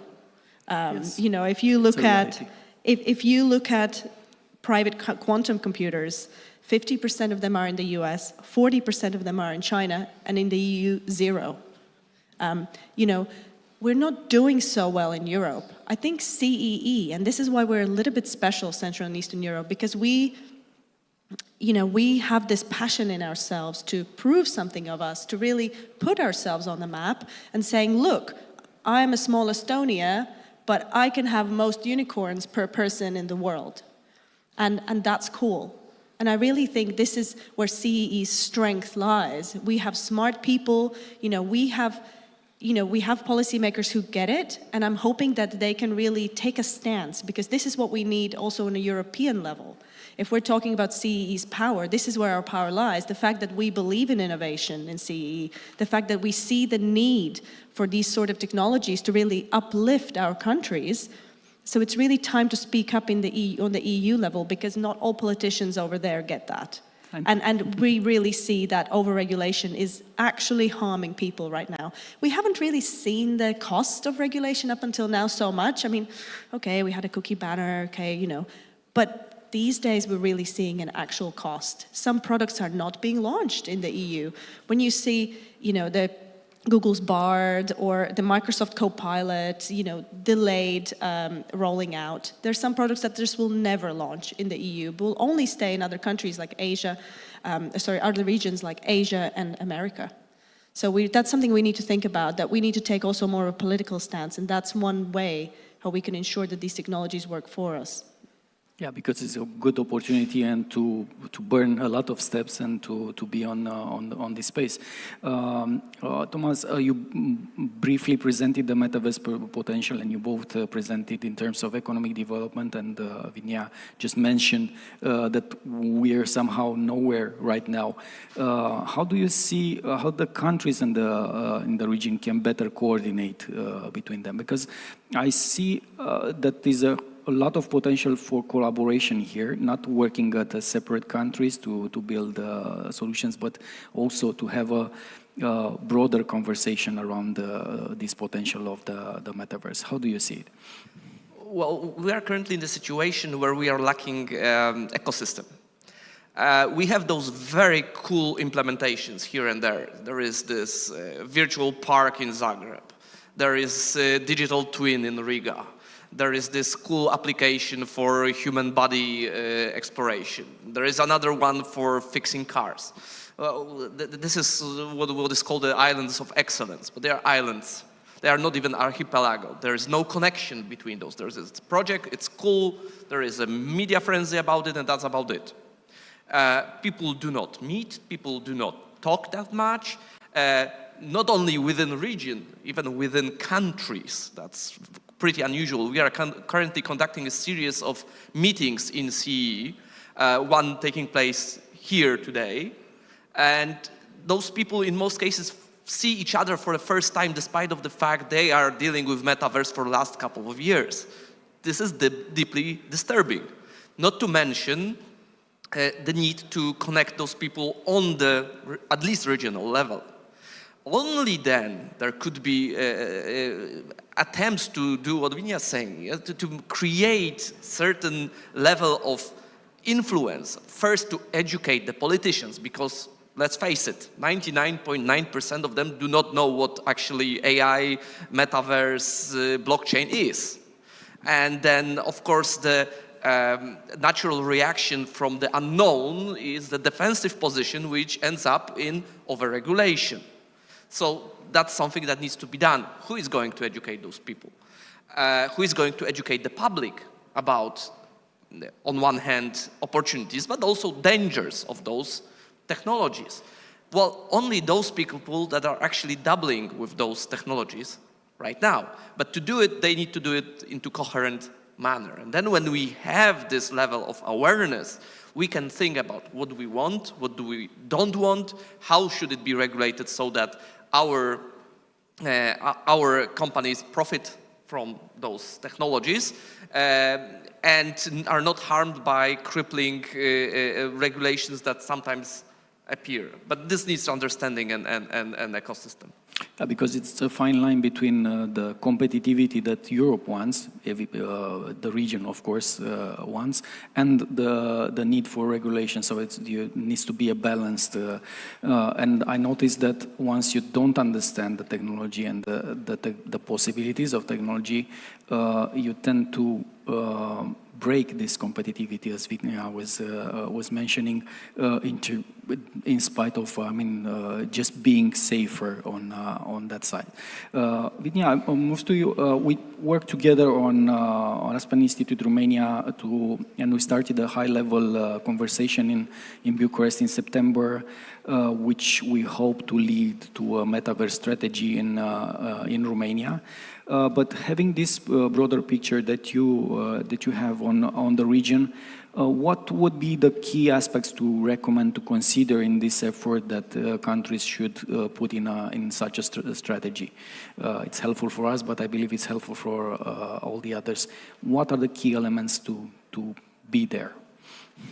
Well, first of all, the national strategy, I think, is a good idea, because that really lets you and all the relevant stakeholders, first of all, to map the relevant stakeholders, who's affected by this and who could benefit from this and where the opportunities lie, and then really be able to look deeply in that topic and afterwards present a report that can be used, that first of all gives a clear guideline to the industry as to what the government is thinking about this, where they are planning to invest the resources, how they see this going, and that gives them a clear a clear roadmap. So does the investors. The investors also get a big heads up from a national strategy, because they know that if they invest in something, how that will look like and how that's going to develop in the future. That's not just going to disappear. And of course also for the governments, because they understand really the more of the priorities of what's going on. I think some of the aspects that really need to be taken into account is the fact that research and development is so important, and you just need to keep investing in that, and everybody needs to invest in that. Some of these technologies that we are talking about and how metaverse will look like in the future is deeply connected to future technology that's not yet available, like really true augmented reality glasses. We just don't have that, but that's what everybody is waiting for, I would say. So how do we make that happen? What do we need to have true augmented reality glasses? So we need a certain type of engineers, right? So what we can start thinking is about recruiting those, creating programs, recruiting professors, creating programs for those specific types of engineers. We can also think about where do we need to invest postgraduate programs. So actually, a few weeks ago, we met with the Polytechnic University here in Bucharest. One of the big problems they told us is that we have so many talented students, but the work goes nowhere. They produce all these innovative solutions, but they all stop at the idea phase because there's not enough investment, there's not enough support from public funds and private funds to actually then launch these cool products. So that's one area for sure. And I think the facilitation of ecosystem is also very important. And here I'm really talking about the ecosystem within the country and the knowledge sharing. I think the Romanian government is doing a good job of trying to include the private industry. Like this is quite, exemplary effort in the region because I covered Central and Eastern Europe, so, I can have this sort of overview, and I can tell that there's a really good effort. I think some of the action points can still be missing a little bit when we're talking about these innovation, but it's a good starting point. We just need to continue to develop and foster relationships between different stakeholders, public, private, academic, and keep the conversation going. Yeah, and I saw also an opportunity to connect the national priorities to the strategy for a metaverse. We have on work in progress in a strategy for AI, as we discussed yesterday. So the two of them, it's a good opportunity to connect to the national priorities and said, look, we can work on AI to solve education, solve healthcare. We can work with the metaverse strategy to solve. And I was amazed, and we were amazed together, to look at how many solutions there already are in place, how many companies are doing this in Romania and the region. So it's a huge potential. But this potential, once again, and you tackle a little bit on that, it's about the awareness around the subject. And for the general public, if you say metaverse, it's just some eyewear that you put it on, some glasses that you put on, some, I don't know, headset that this is the metaverse.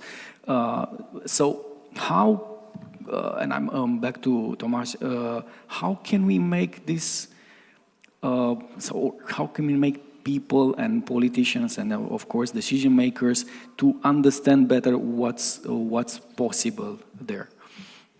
Well, the traditional way of doing is that our children will teach us, yes? So Great way. So basically that's how it's working for me to a degree, to be honest. But of course we need much more coordinated effort than that. And here we are talking about the very wide need for the educational action. And I'm not talking only about how to educate kids. As I said, they are probably the best educated of all groups, which is having its own challenges, to be honest. But we need to educate teachers about the emerging technologies, including the metaverse, so they can teach those children how to use them responsibly. We have to educate politicians, as I've mentioned, about what those technologies are and what they are not, because we have more misinformation than actual information in the space.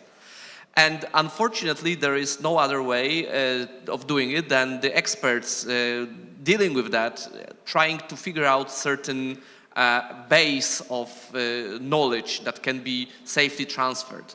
Whether it's going to be something very formal, that it's a program that is certified on the EU level or whatever else, or it's local production of civil society that is working together with those companies. That, of course, all depends on how we want to approach it. But the information is needed and it needs to be provided into accessible level, preferably in the metaverse itself, yeah? So you can experience what you are actually learning about. So the places where you can actually, if you're interested, go and experience something. You put on the glasses, the headset, or whatever else, so it's not something like a Yeti that you've heard a lot about but never actually seen yourself. And but that requires a lot of effort from the ecosystem that doesn't exist yet, as I said. So that's another part of the problem. Some will laugh that on the parliamentary level, if they have the glasses on, they can sleep better behind them. But I will leave that apart. Vidnia, what I was noticed also, and we'll end up with this discussion about democracy is going to follow on the stage. And I was looking at this particular topic on metaverse, that is a space that if we don't fill it with information, with awareness around the possibilities of technology, other will fill it with conspiracy theories and what the doomsday is going to bring how we're going to do it from your perspective, also in increasing awareness or filling this space with good examples and what really can help people, this technology. I think first we need something that people actually want to use. So as much as it's cool to have little startups, the big businesses have a large role to play, right? So I think it's about big industries coming together, big businesses coming together, making partnerships, and that's something that I know that everybody in the industry is trying to achieve. That will make the policymakers listen, because it's inevitable, if the industry is pushing for something, that the government has to listen and will listen and maybe see, well, maybe there's some value. If our experts in the industry are uppicking this, maybe there's something we can use also in the public sector.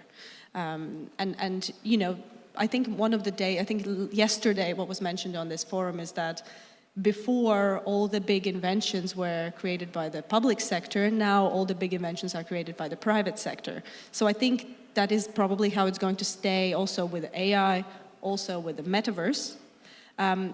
However, that doesn't mean that governments and policymakers don't have a role to play. They have a huge role to play, you know, of embracing these technologies, of actually showing that they too use them and they too want to integrate them into their systems. If, for example, hate to say Estonia again, you know, but they just have so many good examples. They have, you know, they're working on this immersive assistant bureaucrat that will be able to integrate with different platforms and help citizens do the boring bureaucratic tasks online and, you know, in like going forward, help in an immersive way to those who maybe struggle with just doing it themselves. So it's one step, but it could be the decisive step to actually more people are picking this technology. I'll end up in this positive note. Thank you so much for being with us today. In your applause, I will once again thank you for making the time and be with us. Thanks. So, the next session will be on democracy in Ukraine. It will be very insightful. So, ready for the next session, please.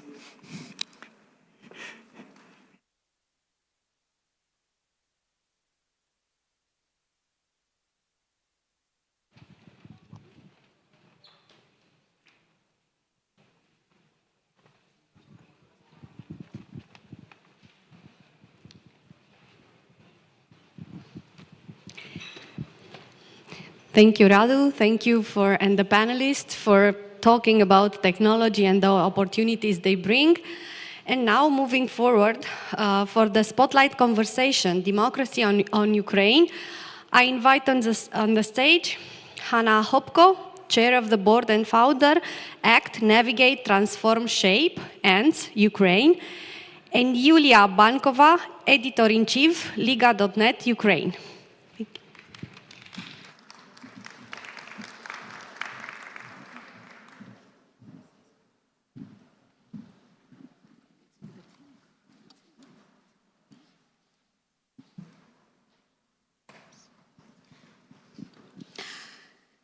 Hello, everyone. Thank you for your interest to the topic of Ukraine. Every time I'm nervous a bit because the level of the attention is getting lower, unfortunately. So thank you for being here. I want to start our conversation with Hanna from latest news from Ukraine. And one of the previous panel's topic was hegemony of Russia and the Black Sea. And today, this morning, Ukraine hit 2 military boats of Russian Federation. Early in November, Ukrainian armed forces also, there was an attack on the ship repair plant in Kerch. It happens again and again, and despite all of this, everything, ships with Ukrainian grain continue to reach destinations. So the question is, can we talk about hegemony of Russian Federation in the Black Sea? And Ukraine has shown more than one time its efficiency and creativity, despite the total lack of weapons. And when I'm thinking about democracy in Ukraine, I'm thinking about that the only threat for democracy in Ukraine we have now is Russian missiles. And I think that maybe Hanna will agree with me. Hanna and me, we have known each other more than 10 years, I guess. And 10 years ago, this time actually in November, we stood on the Maidan during a revolution of dignity, defending democracy and insisting on signing the association agreement with EU. And 2 days ago, European Commission recommended starting negotiations on Ukrainian accessions to the European Union and emphasized that despite the war, Ukraine continued to implement important reforms. Hanna, what do you think? Isn't it the best illustration that we managed to defend democracy in Ukraine? Thank you, Yulia. Thank you, the organizers, for having this panel, because I think what is in Ukraine is what at stake is a global democracy. And actually, you started your presentations from mentioning this successful morning operation by the Ukrainian armed forces. This is the way how we demilitarize Russian presence in the Black Sea and actually guarantees that the freedom of navigation and export of Ukrainian grain and agriculture commodities are in place. And of course, we do expect to have more ATACMS and also our German Taurus systems, which will really help us to liberate all Ukrainian territories, because Russia started its invasion against Ukraine in 2014 from illegal annexation of Crimea. So the victory means also returning back Crimea, because when we are talking about Ukrainian military operations and liberation of our territories, the main focus is, of course, genocide, what's happening in the occupied territories. Every hour when we speak, Russians armed forces are torturing, are killing Ukrainians living in the occupied areas. So for us, it's of course the issue of human rights, because almost 10 years of ongoing Russian aggression against Ukraine is an attack on humanity. And it's key for us. And this is why in previous panel, we discussed also and we raised the issues that we want to see more stronger, not just statements about what Russia is doing in the Black Sea. And actually, if we analyze the situation in the South China Sea, when we have this FONOP, freedom of navigation operations, we would like to see similar in the Black Sea when NATO countries demonstrate real actions, helping Ukraine with export of agriculture commodities. And also everyone analyzing the article published by General Zaluzhny. It's his second analysis. Previous one was published a year ago with a call to our Western partners, give us 300 tanks for spring counteroffensive. Give us everything we need to demonstrate a strong leadership in restoring our territorial integrity and sovereignty. And I think both President Zelensky and General Zaluzhny are sending the clear message that the West need finally to wake up and actually to understand that it's not just Russia, it's also North Korea, which was capable to provide more munition, Russia with more weapons than the global trade power, the European Union. So actually, I think in the war of attrition, it's important to have this victory strategy. But victory strategy, when you have this goal of victory, then the means follow. And means it's more weapon, more financial resources, tougher and real sanctions that Russia will not be able to buy Western components to produce more drones, more missiles, and keep killing civilians and destroying critical energy infrastructure ahead of winter season. Yes, it's all about defending not only our democracy, but democracy in the whole world and European countries, and we are heading into election seasons. And we will have, I guess, elections in 17 countries very soon. And support for Ukraine is very politicized. How to keep world attention in this situation? Because as I mentioned earlier, it's all about that on a battlefield in Ukraine, we defend not only our territories, but also democracy, right to the democratic elections in European Union, in each European country. How to keep this, and what do you think about this very tough period for all of us of elections? Thanks for these important questions. It's really next year, 2024, elections, it seems like everywhere.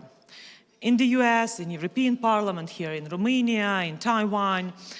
and India and the UK. So it's really important to explain the geopolitical actuality of victory in Ukraine, because it seems like the West somehow self-isolated itself from Russian war against Ukraine and from the new realities that anti-Western forces, it's China, Russia, Iran, North Korea, Belarus, and others, they already crafted the anti-Western world, and they try to extend their influence and build. It's a part of revisionism. And for me, it's really important, especially in the eve of 90th anniversary of commemoration of Holodomor as a genocide. What's happening now in Ukraine, it's genocide. And I'm thankful to those 14 countries, 14 nations, which already recognize Russian aggression as a genocide.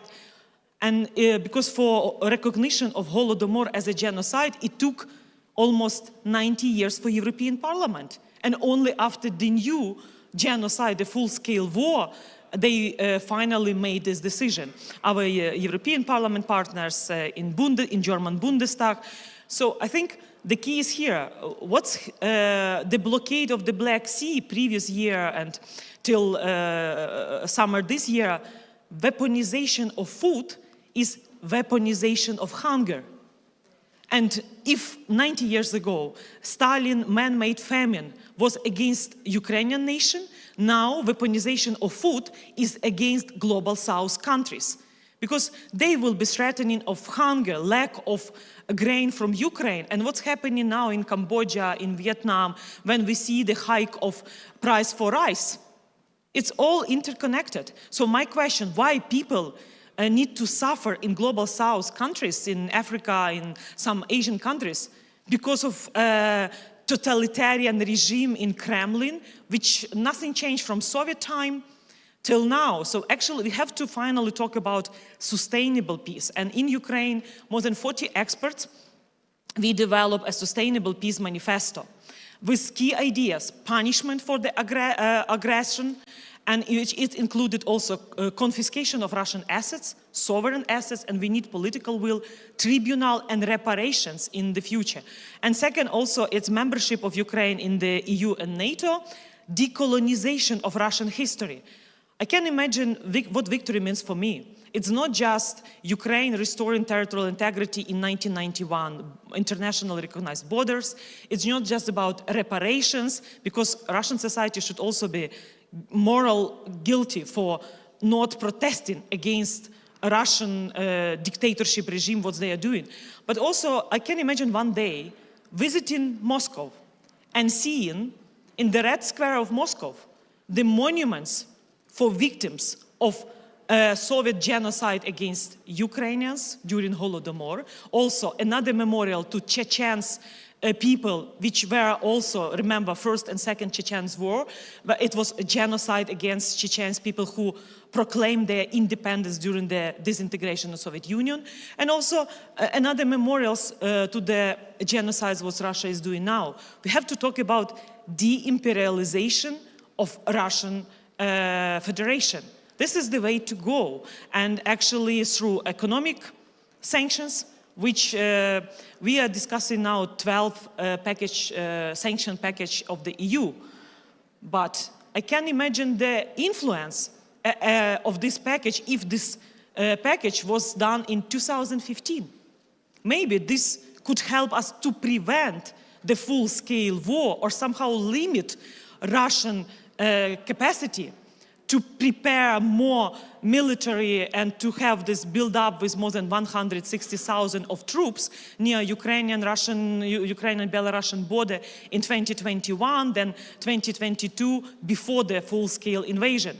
So 11 package of sanctions of the EU, including US sanctions, G7 sanctions against Russia, they are good, but it's not enough to stop aggressive behavior of Russian and to collapse Russian economies, that they are not able to produce more weapons. So with sanctions policy, we have to analyze how to make really hellish sanctions when Russia is not able to kill Ukrainians every day. And actually now what's happening, every day we have Syrian on our cell phone numbers.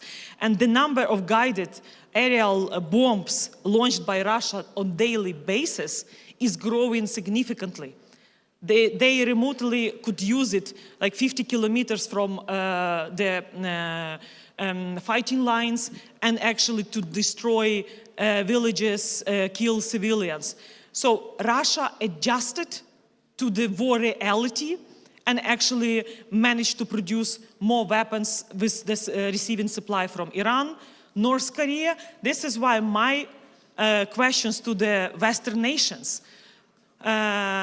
Politicians will be elected, someone re-elected, but the key is the societies we will be living in. And actually, everyone is talking about Ukraine victory, but we cannot sacrifice Ukraine. We need to work together. And what makes me not worry, not angry, but this lack of understanding, this is not Russian war against Ukraine. It's Russian war against Europe. It's genocidal war, it's colonial war, and it's war against NATO. Because if someone wants to say, oh, this is war between Russia against Ukraine, no.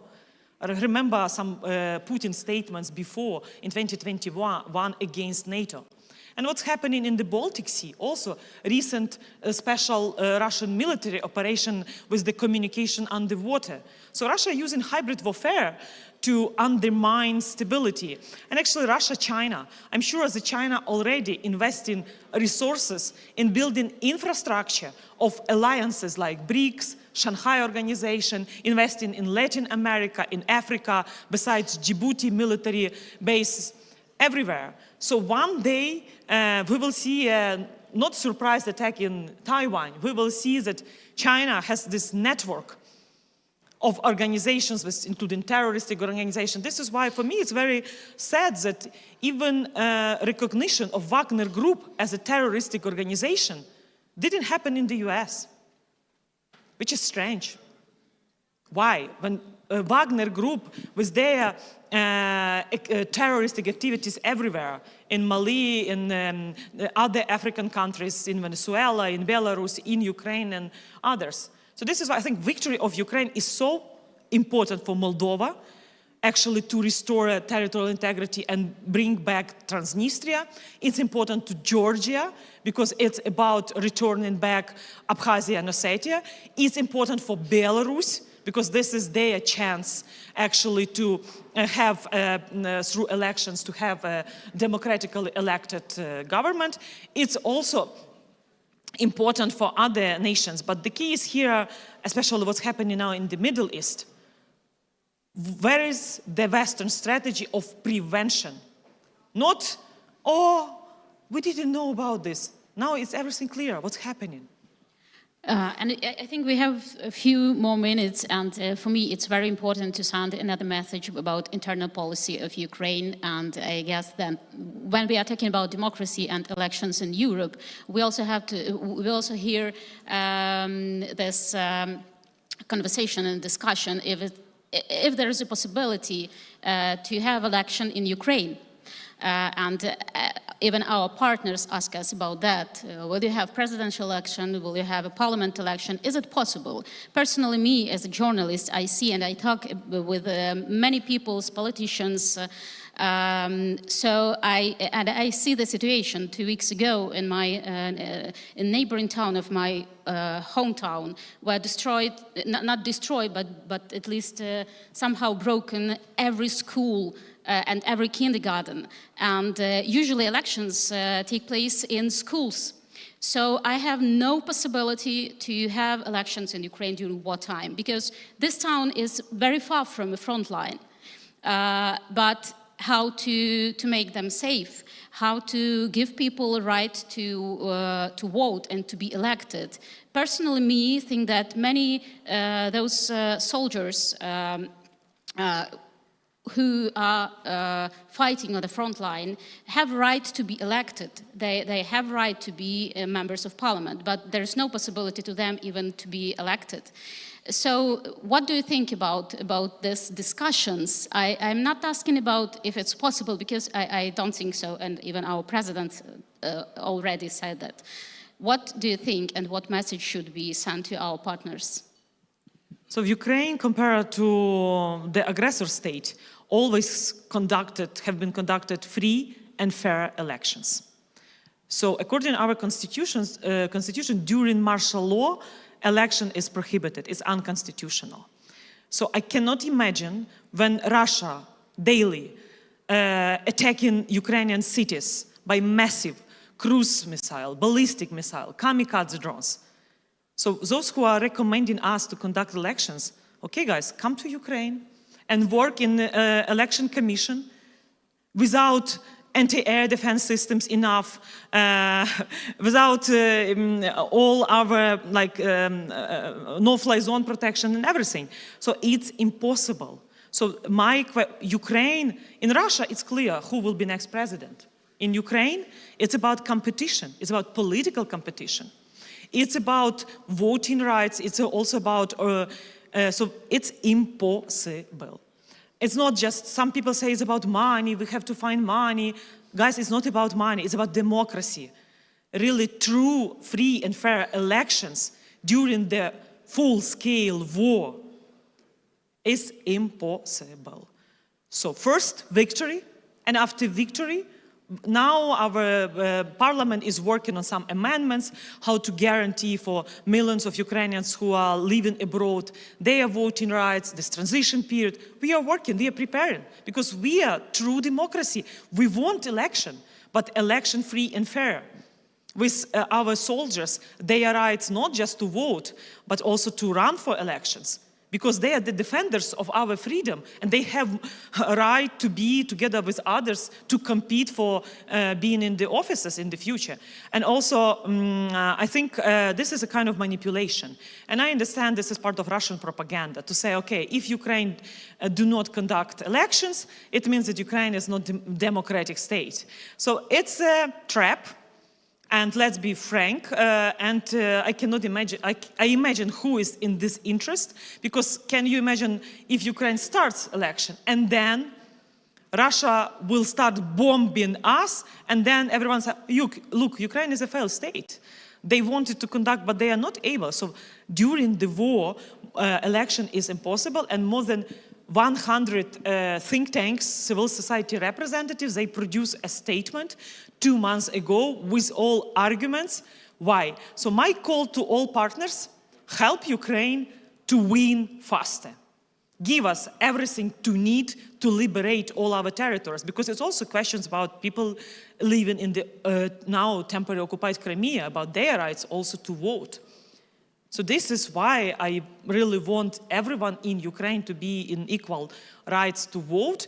And I think in the history, we've never seen a practical case when country during, even we have the British experience, when they were missing for 10 years elections during the World War II. So why Ukraine should be pushed for first victory? Let's focus on victory first, helping Ukraine with enough ATACMS, enough anti-air defense system, enough F-16, that we have air superiority, and we could defend the Black Sea from Russian attempt to monopolize the Black Sea. So this is the key, and it's not just in the interest of Ukraine, it's in the interest of Romania, Bulgaria, Turkey, Moldova, Georgia, and not just, because the security of the Black Sea matter for Mediterranean countries and globally. So freedom of navigation and actually victory first. Thank you very much. I think we finished. Time is out. Thank you everyone for your attention.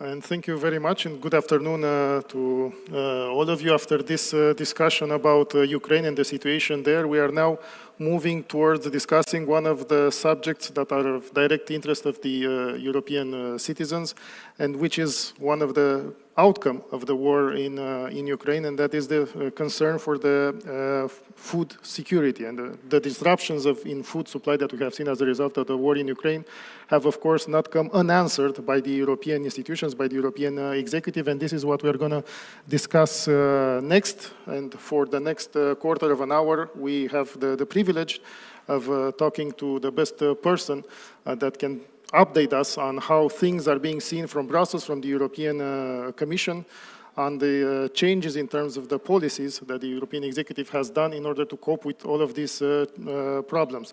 So we have with us online Commissioner for Agriculture, Mr. Janusz Wojciechowski, who is a leading figure, obviously a very long-standing figure in Brussels, having served first as a member of the European Parliament and now as a commissioner. Commissioner, of course, you are very much aware of the concerns that we have here in Central Eastern Europe, not only security concerns, but also concerns about the food supply. And I believe during these 4 years of term as commissioner, you have seen a lot, and you have had to deal with a lot of matters. The policies of the EU have had to be adapted to the current circumstances, and I am aware that there are still a few files pending, and we have the farm-to-fork strategy still pending. We have the changing of the rules for new genomic techniques and pesticides still pending. Can you please update us on where we stand?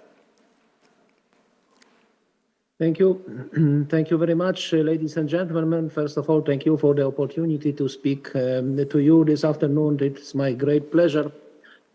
Today's discussion will focus on food security, a topic that is very important and very timely. The consecutive crisis of COVID-19 and the Russian aggression against Ukraine, combined with the growing effects of climate change, have created challenging conditions for farmers and food security in Europe and across the world.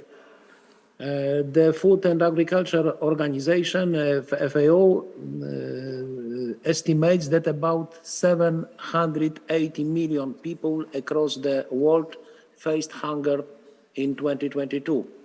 The latest report on the World Food Programme warns that acute food insecurity is likely to increase in 2024. But at this moment, when the need for cooperation is greatest, food is being used as a weapon. This summer, Russia terminated the Black Sea Grain Initiative and has launched attacks on Ukraine's grain storage and export facilities. Clearly, these actions show that Russia continues to weaponize food and undermine global food security.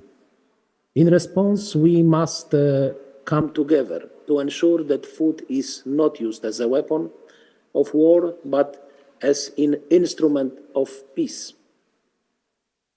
First and foremost, the European Union and its member states have formulated a joint response to the immediate crisis with a commitment of at least 18 billion in grants for the period 2021-2024.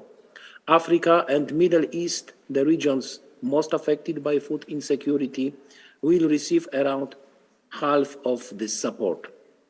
We are also taking a wider range of actions to strengthen food security in the medium to long term.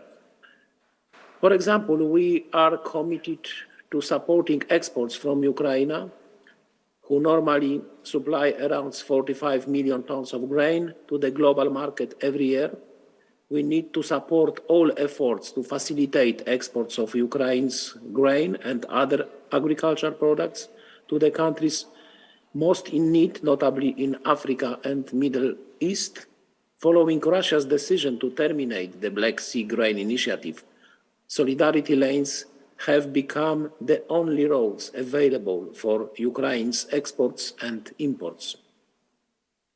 Between May 2022 and September 2023, these alternative roads have allowed Ukraine to export 102 million tons of goods, including 57 7.8 million tons of agricultural goods, a large portion of which has been grain, oilseeds, and other related products. To ensure that these essential exports can continue, especially to the countries most in need, the European Union has been working closely with Ukraine and neighboring states, as well as with international companies and transport operators to improve the functioning of our solidarity lanes. Since May 2022, we have streamlined procedures, improved traffic management systems, and increased staffing levels. For the future, there has been agreement to increase capacity along the Danube road by making better use of unused capacity of certain ports, particularly Constanta. I applaud the efforts of everyone involved, as all sides have invested significantly in infrastructure, including industry. We will continue to increase the capacity of the existing roads, lowering their cost and developing further alternatives so that Ukraine can export its products to its traditional markets, which are key for global food security. Addressing food security is also an essential part of our work at multilateral level. The European Union and its member states have been actively engaged to mobilize the international community and to cooperate with key partners and international organizations. At the Delhi Leaders Summit in September 2023, G20 members renewed their commitment to improve global food security in line with Sustainable Development Goal number 2. Importantly, that they also endorsed the Deccan high-level principles on food security and nutrition negotiated at the G20 Agriculture Ministers meeting in Hyderabad in June 2023. The G20 most important contribution remains the Agriculture Market Information System, whose remit has been expanded to cover developments in key areas such as fertilizers. G20 members have prioritized the continued funding of the system to ensure better transparency in global food commodity markets and to mitigate the sharp edges of extreme price fluctuations. Of course, more remains to be done, including in the area of transparency. It is also challenging for the G20 to speak with one voice on food security when one of our members actively engaged in military strikes against agriculture and export infrastructures. In this context, it is important to note that the G7 has been highly outspoken on the food security fallout of Russia's aggression. Its members continue to be the largest humanitarian donors and aid providers for food insecure areas. This shows that multilateral responses work when the involved parties agree to act within the rules of international law. In addition to the work in multilateral organizations, bilateral trade relations have an important role to play in stabilizing sources of supplies. The stability and security of supply chains and trade flows are essential to the functioning of the global food system. In this context, free trade agreements can provide a firm base to long-term partnerships and allow for smooth and uninterrupted trade by policing with transparent and well-established rules. In the current geopolitical climate, the vast network of free trade agreements established by the European Union stabilizes relations with like-minded countries. In the short term, these agreements are important for food security, by smoothing trade and the functioning of food supply chains. They are also important in the long term because they enhance trade diversifications and therefore the resilience of the European Union agri-food system.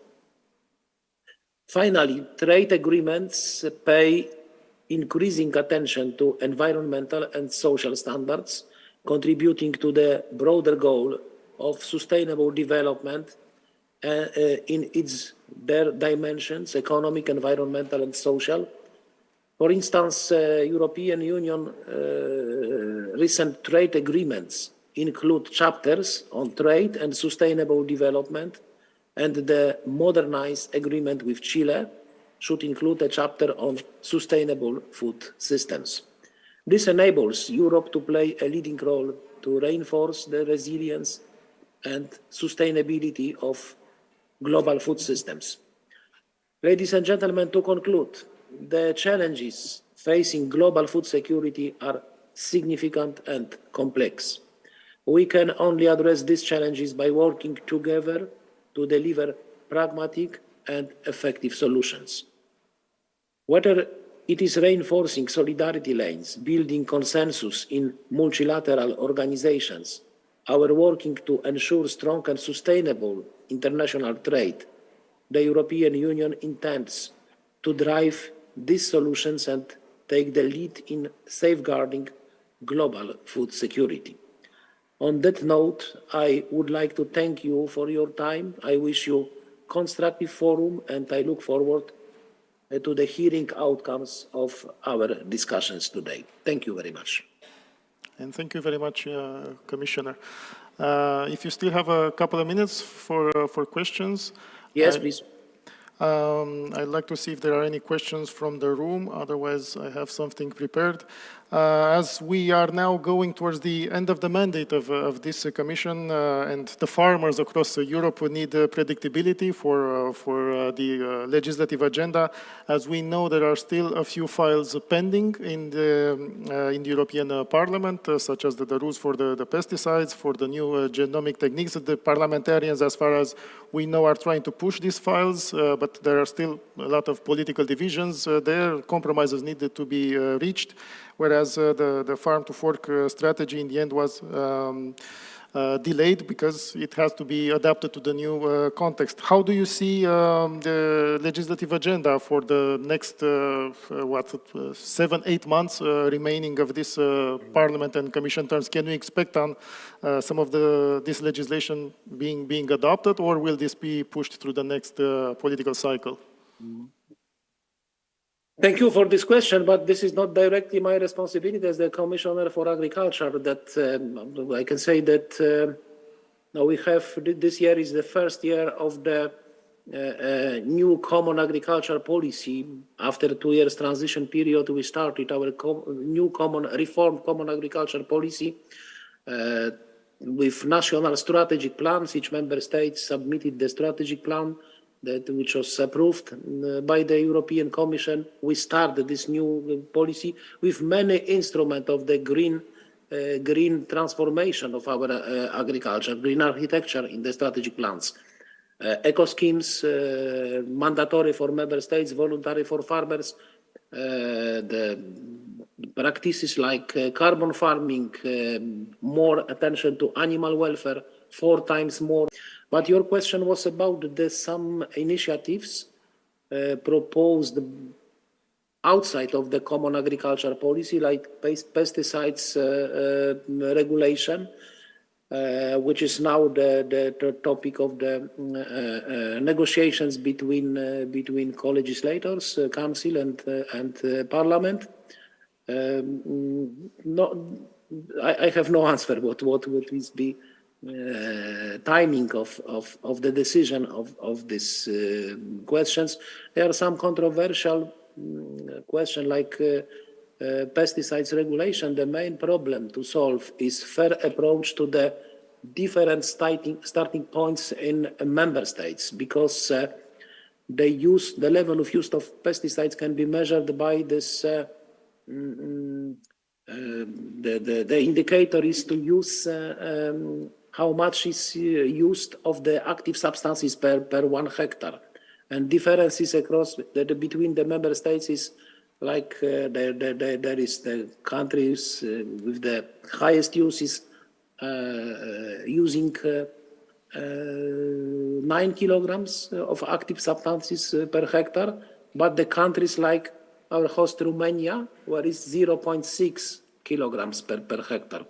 And this is the problem, how to find a fair approach, taking into account this different situation across the member states. But as I said, this is the responsibility of other members of the European Commission. This is not a part of the common agriculture policy. Yes, understood. All right, we just have 3 more minutes. I would like to pick up your views also, because you mentioned the trade agreements that the European Union has negotiated, is negotiating. And as we know at the start of this European Commission, this has been labeled as a geopolitical commission, trying to leverage, among others, also trade agreements with international actors, including those in the sphere of the democratic agreements have faced difficulties, especially for the negotiation at the agricultural chapter. And as we know, the Mercosur agreement is being stuck because of this, and so the agreement with Australia. How can we reconcile this? How can we reconcile defending the interests of the European farmers on the one hand, and on the other hand, still connecting European Union with others to ensure food security? Okay, thank you for this question. And no, first of all, we have to remember that the European Union is the biggest food exporter in the world. Our surplus in the agri-food trade is just about the 60 billion euro last year, and our interest as a European Union is to have open international trade, because we are generally, European Union is beneficial. We are benefiting this trade, open trade. Then our interest is to reduce all potential barriers and to increase the international trade. But from other hand, you're right, there are some, we have the partners like Mercosur, you mentioned, when the balance, trade balance is negative for our farmers. This is the situation with Mercosur, with last time with Australia. The negotiation with Australia, I participated as representing the agriculture part of this negotiations, and we decided to Australian request was too high. It was not acceptable for taking into account the interest of the European farmers. But this is very important to know that we have evaluation what is the potential consequences for European agriculture agreements like Mercosur means about the 2 billion euro additional import of the agri-food products to the European market. Agreement with Australia is less than 1 billion. And but relations with Ukraine, 2022, the increase of agri-food import from Ukraine to the European Union market, the value of import was increased from 7 billion to 13 billion euro. 6 billion euro more import than before the war, 2021. Now, first of all, the import of grain, of cereals, oilseeds, but it shows that it was a real shock, especially in the frontline countries, frontline member states, like Romania, like Poland, Slovakia, Hungary, Bulgaria. It was a huge problem in the market in these countries. It was the reason that European Commission decided to introduce temporary ban for some products, wheat, maize, rapeseed, and sunflower seed. But it's very important that it was not against the it was not disruptive for Ukrainian export for transit, because the solidarity lanes, transit via solidarity lanes before this temporary ban 2000, which was introduced 2nd of May 23, it was just about the 3 million tons per month. And during the functioning of this ban, the export via solidarity lanes in transit was just about the 4 million tons. This is a huge achievement, and first of all, Romania is the country which is playing the main role in the solidarity lanes. I think it was successful action. But returning to the trade agreements, yes, that's our interest is to have the open trade. In some agreements, this is the very important question, to protect interest of our farmers. And agreement with last weeks in negotiations with Australia shows that we protect our farmers. We don't leave their interest. We don't pay the interest of farmers for the other interest in the trade.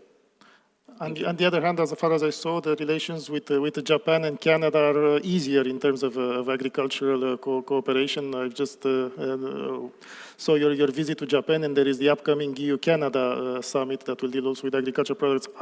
Is it easier in these countries to cooperate? Yes, no. For example, with Japan, we export many times more than we import from Japan. And yes, of course, but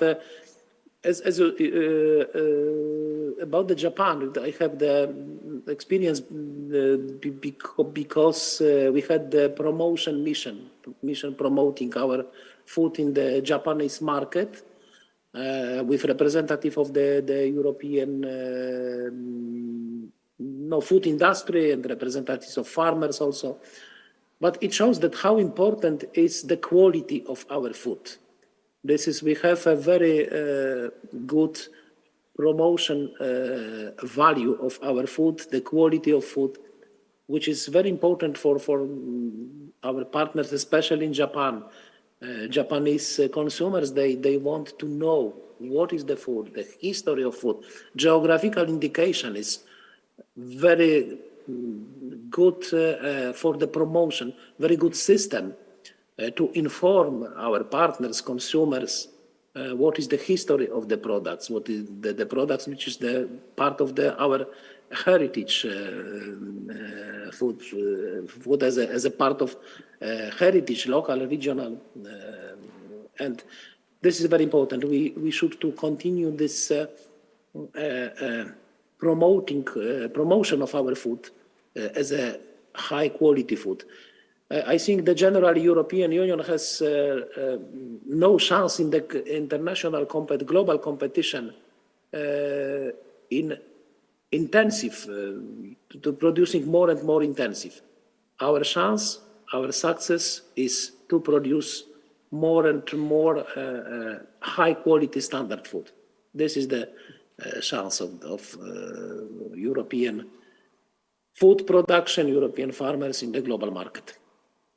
Commissioner, unfortunately, we ran out of time. Thank you very much for your contribution to Bucharest Forum 2023 and for your generosity to share your insights, and good luck for the rest of this mandate, which has certainly not been an uneventful one.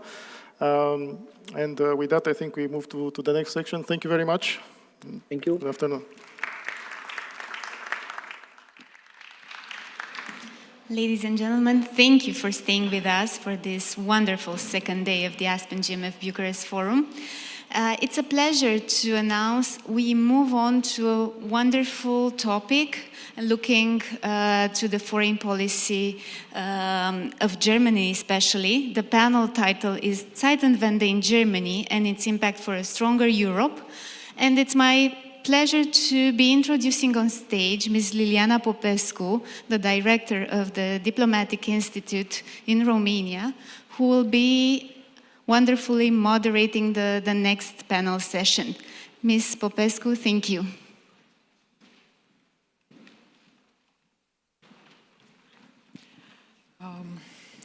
Hello, everybody. I'm very pleased to be here. It's the first time I'm moderating in this framework a panel, and it's not any kind of panel, a special panel. I think that many of the participants were waiting for this discussion. The title was announced. Let me invite the speakers. Mrs. Deputy Minister Simona Cojocaru, Deputy Minister in the Ministry of Romanian National Defense. Welcome and thank you for participating.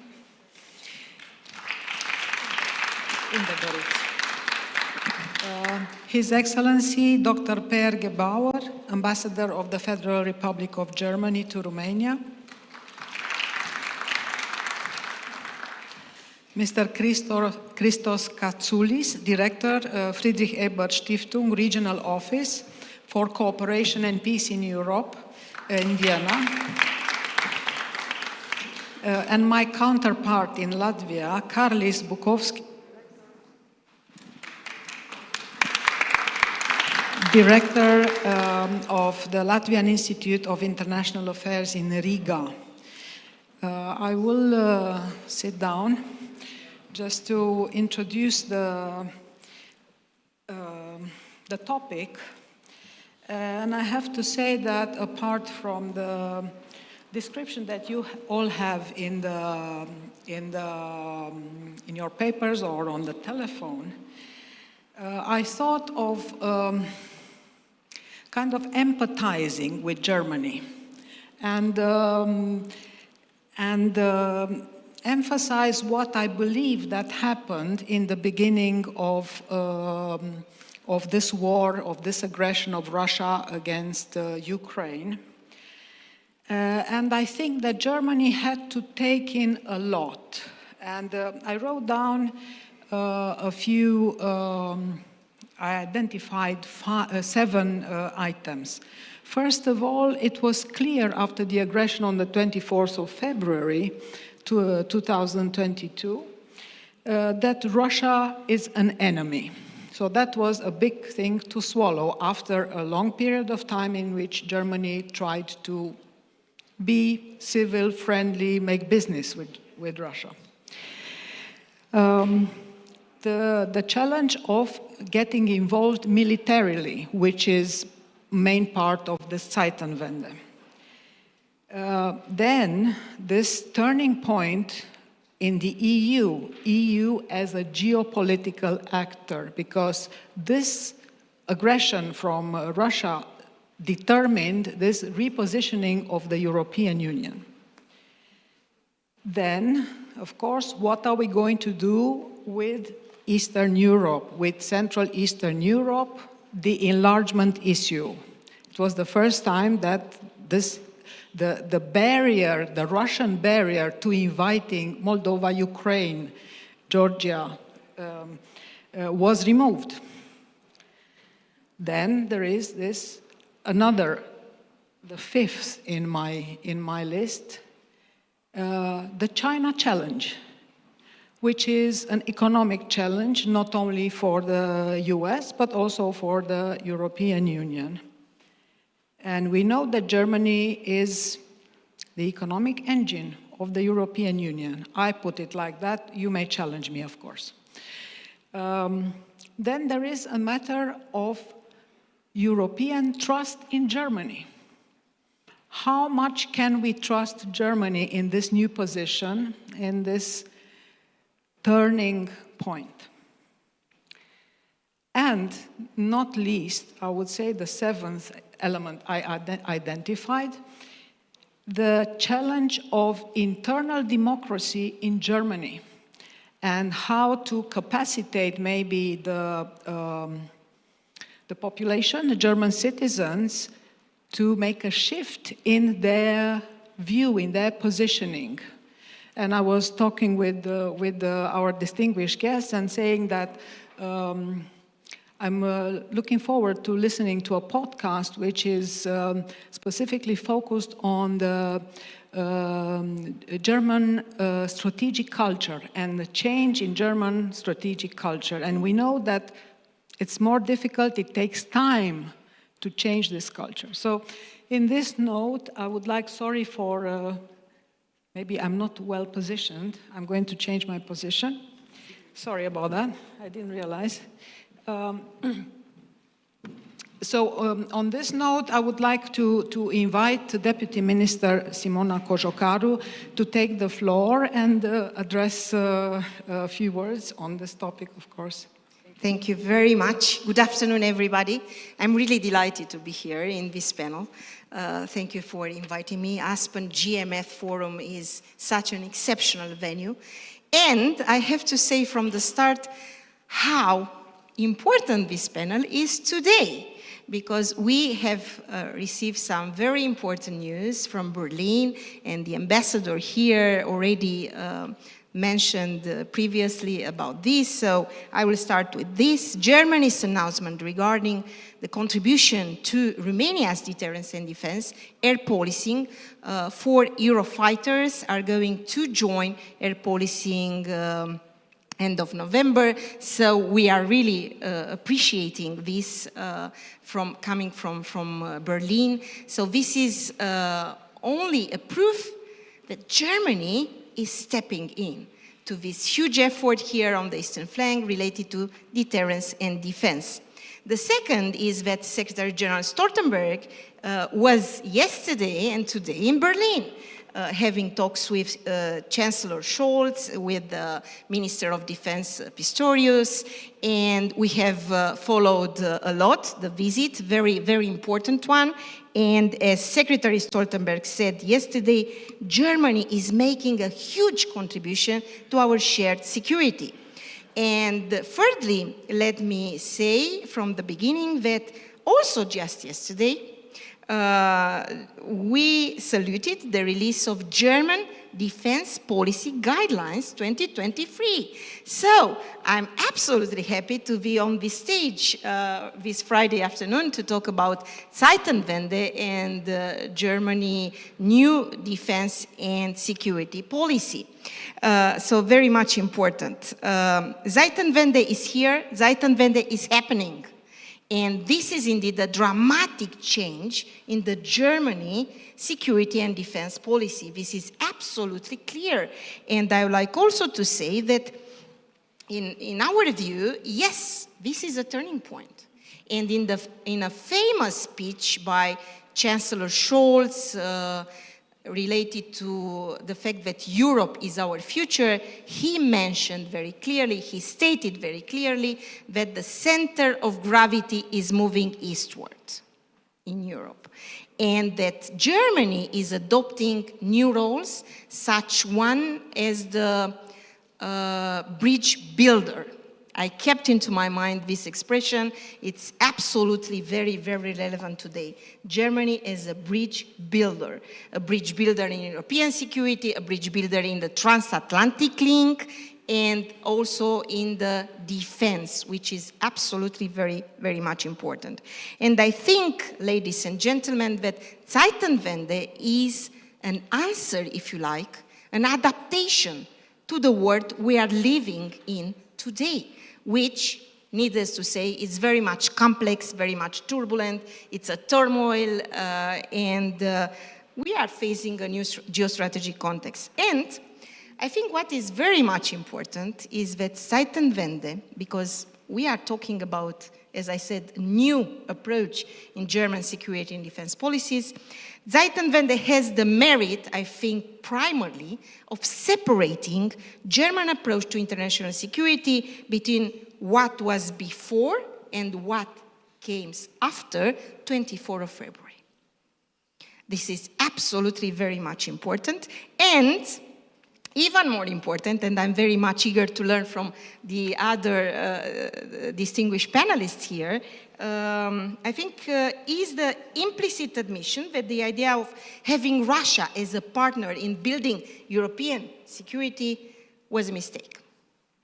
So this is also very, very important. But as any adaptation process, this is not a one-off event in time. So it takes time. It should be enduring. It should be looking forward to the future.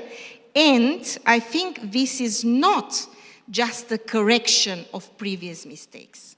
I think this is about an in-depth transformation of Germany's security and defense policies. And by the way, Germany published also very recently, back in June, a national security strategy, which is a premiere, and we have to be very much aware about this. This is a premiere. And I think, if you like, the motto of the leitmotif of the national security strategy of Germany today is that Germany should be, what I said earlier on, a bridge builder. This is absolutely very, very much important. Germany took also a very active approach in relation with partners, with partnership. Look how importantly Germany supported and is supporting Ukraine. Secretary Stoltenberg said yesterday that Germany is, next to US, one of the most important supporters of Ukraine right now in terms of military donations and other equipment. So I think that since we are undergoing the Russian war of aggression in Ukraine, actually, I have to say that all of us, we are having our own Zeitenwende. And I think Germany is leading by example, which is very, very much important. And the massive change in allotting funds for defense budget is only by the proof that Germany, again, is on board, is very much ready to contribute, and is about, to lead by example.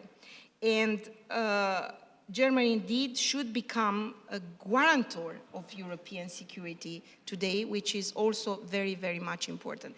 There are still persistent questions in relation with Zeitenwende, but I think we have to listen right now also the other speakers. I have many points in relation with Zeitenwende, ambassador and distinguished panelists. Again, a wonderful, an exceptional day to speak about Germany.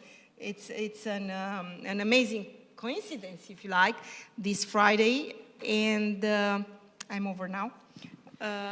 Please. I very much like the enthusiasm of Deputy Minister Kossokaru. Thank you very much for the points you made. Indeed, it's very timely. It was a coincidence or not? Let me invite now Ambassador, His Excellency, Dr. Per Gebauer, to address a few points. Thank you. Thanks so much, Simona, fellow panelists. I'd love to say that, of course, it was the timing, particularly for this event, that we decided to send the Eurofighters to Romania. But I have to admit, despite the relevance and the wonderful impact this forum has, that, of course, the main reason is that we sensed in these times of threats, of crisis, we need to align with one another even more. We need to build bridges. And Romania, being such an outstanding ally and partner in these difficult days, deserves our help when it's needed. The initiative to send Eurofighters now, and we will continue to do so also in the years to come, obviously on a regular basis, as we have done in the beginning of the war, but to sort of spontaneously said, okay, we'll fill one gap, was because Romania is threatened, as we all know, being a country right next to Ukraine, right next to this Russian war of aggression that we are facing.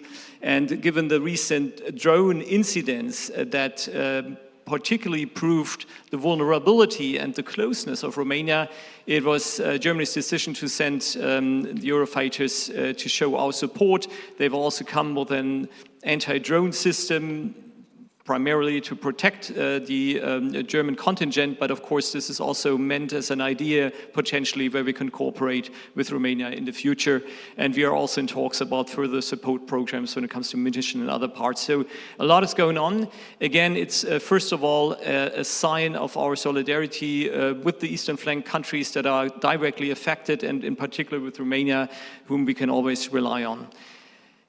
Zeitenwende, this turning point in history, indeed describes, first of all, the fact that the Russian aggression was a turning point in history, and which led to the need for a turning point in German policy. We have heard already a few aspects of what this entails. In Germany, they have started to improve our strategy when it comes to the new threats. Liliana, you have rightly referred to it, and you have also referred to the national security strategy, which was adopted in summer, which for the first time brings with it a comprehensive security approach and security term, in a sense that it's not only the military threats we are facing a number of hybrid threats, cyber, when it comes to critical infrastructure. We've seen what's happening in the Baltic Sea, to pipelines, to interconnectors. So the threats are manifold. Fake news is another one. So we also need to shape a security answer which is broader, which also entails a better integrated approach in Germany. So it's not only the Ministry of Defense, obviously, that is dealing with security questions, but all ministries, the federal states, the civil society. So it's an integrated approach, and the same is true when it comes to our international partnerships, where we know security in Germany can only be guaranteed in cooperation, in partnership with our partners and allies in the EU and NATO in particular. So this is, first of all, one element. Of course, a key part of security is, in these days, to be militarily apt to defend against the threats we are all facing. The Russian war of aggression proves this every day, how necessary this is. So one key element, of course, was the first ever pledge to say we'll go to 2% GDP defense spending. Germany has been below 1.5 for many years, so it's a major step. We use for that not only the regular budget, but also, as you've certainly heard, the 100 billion special defense fund money. And we will, the Chancellor has just confirmed it yesterday when he met the Secretary General Stoltenberg in Berlin, in 2024, for the first time, we will fulfill this target. Why not already in 2023? I think there's a simple reason for that. If you want to spend more, you need to have something to spend the money on. If you decide to buy tanks today, you won't have the tank tomorrow and pay it tomorrow. It takes time until it is produced, it's ordered, tendered, ordered, produced. So there's a bit of a time left there. But out of the 100 billion euro special fund, just to give you an idea, out of this 100 billion, 2/3, 66 billion, are already contracted. So we have already signed, by the end of the year, we'll have signed contracts for 2/3 of this special fund. So this shows where we are heading. It's also confirmed our Chancellor, I'm just quoting it from yesterday, saying this is not a thing for the next 2 or 3 years. It will be there, we'll spend 2% in the next 20 years, basically, in the 20s and 30s of this century, because we know you cannot really become able to defend yourself if you're just looking short term. It has been confirmed by the Minister of Defense yesterday. Germany considers itself to be the backbone of European defense. So these are very strong commitments, I feel, and I'm very optimistic, and I fully trust in the credibility, and that Europe can rely on us, that alliance can rely on us, and Germany will do its part. Apart from these elements within Germany, so to speak, of course, Zeitenwende also means that we are more present, more active in the field of deterrence and defense of our allied territory. The commitment to defend every single inch of our territory is not only valid, it's necessary, and it will be fulfilled. Germany is, as you've rightly pointed out, both of you, now the second largest donor of military aid to Ukraine. I know we have drawn a bit of criticism in the beginning of the war as to Germany not doing enough. I think this has changed from my perspective, also when it comes to the Ukrainians themselves, that are greatly appreciative of the fact that Germany has sent battle tanks, other tanks, armored vehicles, has done a great deal when it comes to air defense, which is crucial for Ukraine. As you know, we have delivered Patriot system, we have delivered, I think, at least 3 complete Iris-T SLM systems, which are crucial in defending against attacks on critical infrastructure in Ukraine. Many, many other aspects, artillery, logistics. So the full picture, the full board being delivered to Ukraine. We have been very active together with all our EU partners in training the Ukrainian army in the framework of the EU training mission for Ukraine. apart from that angle, support for Ukraine, we are very much active in the protection of the eastern flank of our NATO territory. You've rightly pointed out our presence in the air policing gives proof to that. We are, I think, the first country that has announced that it will enlarge the battle group. You have a number of battle groups in all the bordering countries at the eastern flank, led by other European nations. We are the framework nation for Lithuania, for the battle group in Lithuania. We are the first European country to say, okay, we promise to beef up the capacity there to a full brigade size. This is a great effort. We're talking about 3,000, 4,000, 5,000 soldiers for a brigade. We're on the way to build up there. Germany is very active when it comes to filling the new regional plans and the new NATO strategy. You know, in Vilnius at the summit, NATO has dramatically shifted its approach given the new threats. And of course, has adopted new plans how to defend itself against a potential attack. But of course, you now need to fill these plans also with personnel. It's one thing to just write on paper, that's what we're going to do, but you need nations that are also committing their troops to the protection of the Allied territory. Germany is also in the lead there and doing its part. Same is true for an EU element, which was newly installed, EU being a global actor, the rapid deployment capacity, where also Germany is committing to send its troops. So these are just a few elements to show you that how we feel we live up to this promise that we've given ourselves of a turning point also in our policy. I'll leave it with that, and I'm happy to engage further on the various points. Thank you. Thank you very much for this presentation, which pinpointed the main elements, in your view, the Zeitenwende means up to this point. Let me pass on the floor to Mr. Christos Katsioulis, the Regional Director of Friedrich Ebert Stiftung in Vienna. Thank you very much, and thanks for the invitation.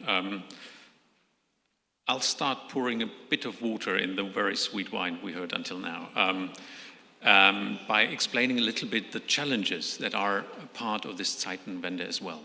Because what the ambassador just described with so many very vivid and clear examples is an element of a strategy of Germany to rebuild trust and rebuild credibility.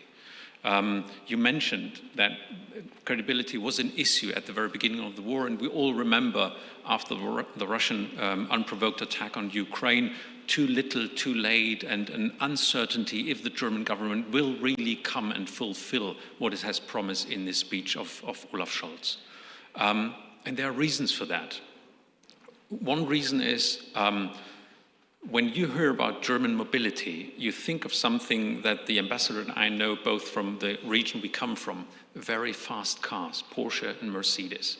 German politics is nothing like that. German politics is like a freight ship. If you want to turn it, it takes a lot of time and a lot of effort. So what we see is really a changing here. And the changing goes into the party system. We are working closely with the party of the Social Democrats and the Chancellor. And you might have heard that there were people inside the party a bit critical on this Zeitenwende, on the new focus on military in Germany. And that has changed. We've seen it inside the parliamentary group. People start perceiving Russia clearly as a threat. They start agreeing to 2% of the GDP for the defense budget. All these measures were unthinkable before. And the quotes of Olaf Scholz that the minister and the ambassador made came from the so-called Bundeswehrtagung, which is a conference of the German Bundeswehr. And I think Olaf Scholz is the first chancellor for 15 years who visited this conference and talked there. This is a change. And to quote something from the new defense guidelines that were published yesterday, there's a word in there most Germans would have cringed if they read it 2 years ago, kriegstüchtig, which means you're able for war. And the Bundeswehr was never thought of as an army to fight. It was an army to be there, so we would never have any war. So this is a change taking place. And to add a third element here, the population is also changing. The perceptions, and we have made polls before the war and after the start of the war, are clearly changing. Russia is now perceived as a threat. That wasn't the case before. The defense budget is perceived as being necessary. The support of Ukraine is supported by more than 60% of the German population, but it still takes time. And it will take even more time in 2026, 2027, when these 100 billion of the Special Defense Fund will not be available anymore, because that means that we will spend 25 to 30 billion euros per year more on defense. And we don't know at the moment where this money will come from. It might come from the social budget. So the German population until now has felt some of the repercussions of the war, but not many of them, and not very hard ones. And when we have the discussion, will we spend on defense, will we spend on social affairs, then it will be the litmus test for this Zeitenwende. So it's very early stages. We have seen a lot of movement. We see that German credibility is building up again, that partners perceive us more and more as a part, an integral part of European security. But the ambassador also mentioned the backbone of European security, and I'll end with that because I'm very interested if Carlis perceives it as that. Would our partners, especially in the Baltics, in Poland, here in Romania, agree that this is a backbone they can rely on? I think we have still a little work to do so that they answer this enthusiastically and emphatically with a yes. Thank you very much. Thank you very much for nuancing and showing some hidden aspects that maybe we are not thinking of, coming from the German society, from the army, and so on and so forth. Let me now give the floor to Karlis Bukovskis, my homologue from Latvia, please. Thank you. Thank you. It's an honor to be here. And if Christos added water, I'm going to add a lemon maybe to this, but not in order to cause any diplomatic strife or anything like this. From the Baltic perspective, as I was asked to comment on the Baltic perspective on the German Zeitenwende, then the short answer would be that if you want peace, prepare for war. But why at snail's pace? And that has been the issue after the announcement of the Zeitenwende last year, 3 days after the Russian accelerated attack on Ukraine, full-scale attack on Ukraine, and then we have moments of prolonged periods of inactivity, of discussions, which of course some people in the Baltic states, including on the highest political level, were not understanding fully what's going on, why is it happening. In this situation, Zeitenwende was absolutely welcomed in the Baltic states because in this case it showed that there's a clear understanding in Germany finally as well who and what Russia is. So in this case that was of course very important. But then came the disappointment with the Leopards and deliveries of the weapons and discussions, domestic discussions in Germany, because in the Baltic states for us this was an immediate necessity. That we saw it just exactly like the Ukrainians. This is an immediate necessity. They need weapons. Yes, they need weapons. We were supplying our weapons at one point basically emptying all of our, well, not that big, but still existing military capacities. And then came the new hope this year, of course, with the announcement of the brigade, increase from a battalion to a brigade scale of participation of Germans in the forward presence group in Lithuania. And that, of course, has to be implemented in 2026, well, finished until 2028. And that's a new hope. This is actually the question which has been constantly there. One thing is announcing Zeitenwende, the other thing is that where are the boots on the ground? That literally has been the phrase which has been used. It's a historical change not only for Germany, it's also a historical change in the mindset also for the Baltic countries, right? It goes both ways. And so it has been somewhat this emotional roller coaster, if I may say. And the idea is, of course, that in modern history, if you look at the Baltic attitudes towards Germany, or Germany's attitudes towards the Baltic states, then it hasn't been always, as clear and one-sided and unanimous as we are used to think and look, for instance, at the United States of America. In the Baltic case, United States of America absolutely is a strategic partner, military, politically. Germany is economically. That is also true, and this is essential. But for Germany to take the place of the United States, it's not necessarily on our primarily agenda. We have to see first and how the situation is developing. Because the reason is very simple, because if you look back at the different chancellors, then Kohl was rather ambiguous, but pro-Baltic.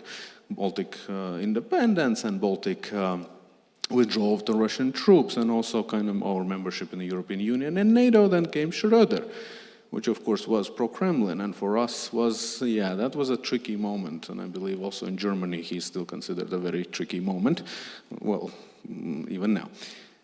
And then came Merkel with vague but generally pro-Baltic approach, in spite of the fact that there were always this deals with Russia and trying to understand Russia, and there were complications in the form of Nord Stream, for instance, which we always saw as a problematic moment, but Germany kept pushing until basically Scholz abolished this. And Scholz's position now currently aligns with the Baltic position, aligns with the US position largely, but because of this history, and also because of, well, very unfortunate history between Russia and Germany in history in general, and older history, well, there is this small devil sitting and whispering that, yeah, good, Germans are with us, but 100%? Can we rely on that? Can we trust that? 95%? Yes, absolutely.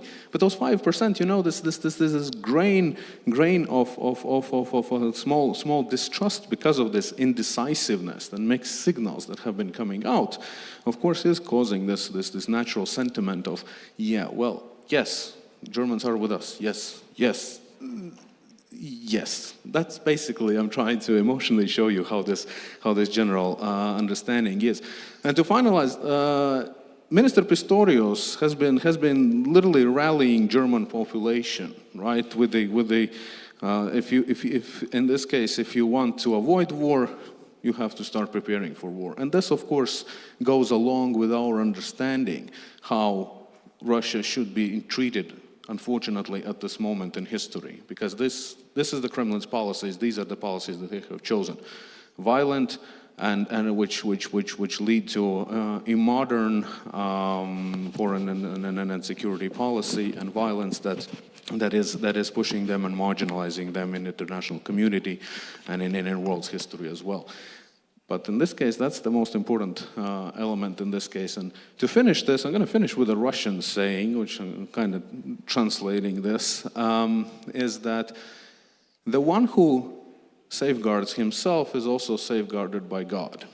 That's a Russian saying. And I think to a large extent, this is a mentality that exists in the Baltic states very strongly nowadays.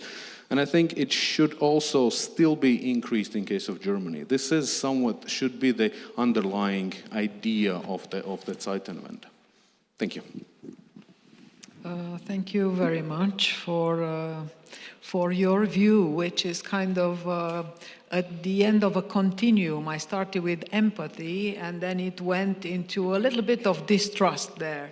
So let me first of all, we have a participant who would like to ask a question coming from London, from King's College. The ambassador for his characteristically polished, comprehensive presentation. But can I follow this theme of sympathetic skepticism? If the rest of Europe is somewhat questioning whether it is possible to believe in Germany now as the backbone of European deterrence, what would be the checklist of tests for this? Why, for example, was the Eurofighter not delivered earlier? Why does Germany not agree, as I understand it, to provide Taurus long-range missiles? And why has the word Schulzing, which is connected with my own name, so I'm quite interested, become, as I understand it in German, a synonym for equivocation and delay? Thank you. I think when it comes to the mistrust that we've sort of heard, this 5% of can we really rely on Germany, or the terms you refer to, I think one element, allow me to say, I think Germany being the biggest country in the EU and the economically strongest country will always be eyed a bit differently than other countries. I think a lot of countries, many countries have done much less, but nobody would really take this up with them, right? So Germany being always eyed particularly close has a lot of responsibility. We want to live up to that. So whatever I say, whatever we say, will obviously not do away with whatever mistrust or skepticism might still be there. It's the deeds that in the end will show how reliable Germany is. I'm very optimistic that we will show that we are reliable and trustworthy. Christos has rightly phrased that German politics might be not a speedboat, but more a freight tanker, sort of taking a long time to shift. But once it's on track, that's the other part of a tanker, it just will continuously to go that direction.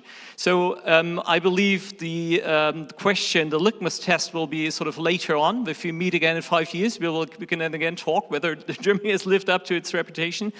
But again, I feel that we have at least the feeling that there has been a continuous shift in perception of Germany from the beginning of the war, where Germany was indeed slow in building up its military capacity, to where we are right now. The most relevant feedback we get from our perspective is the one from our Ukrainian partners and friends, because they are the ones fighting the war. So there has been a dramatic or very significant shift in skepticism and not being happy with Germany, to Germany now being acknowledged as a key partner and supporter. So this is always, something where we feel, okay, I think we're on a good track. There are many aspects one has to consider when taking a political decision about war and peace. And I think this is in particularly true for Germany, having the brutal and bloody history. Germany has sort of spread war for the number of times. So I think it's first of all a positive note that Germany after the Second World War has decided to never again, and to let's always be very, very hesitant when it comes to being militarily active. Let's concentrate on the economy. Let's concentrate on humanitarian aid, development aid. So now, of course, there has been a shift, and there must have been a shift because of the situation that we are facing. But this might be a bit of an explanation why we are not always at the forefront of saying, let's go in and let's do this or that.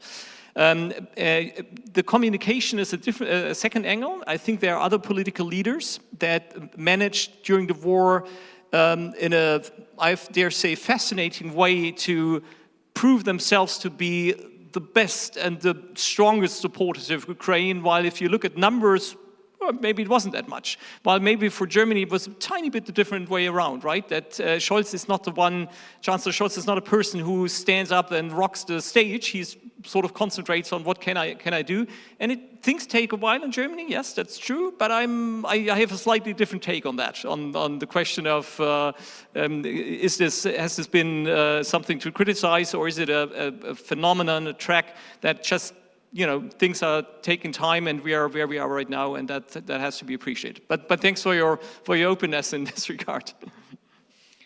Thank you very much, Ambassador. So we need to look at deeds, not at words. And this is a big contrast between Germany and our eastern neighbors, Russia, who are playing with words and playing with minds and playing with ideas and with disinformation, so on and so forth. So accent on deeds is really refreshing in an environment full of words and other deceiving things. So we have another distinguished participant who would like to ask a question, please.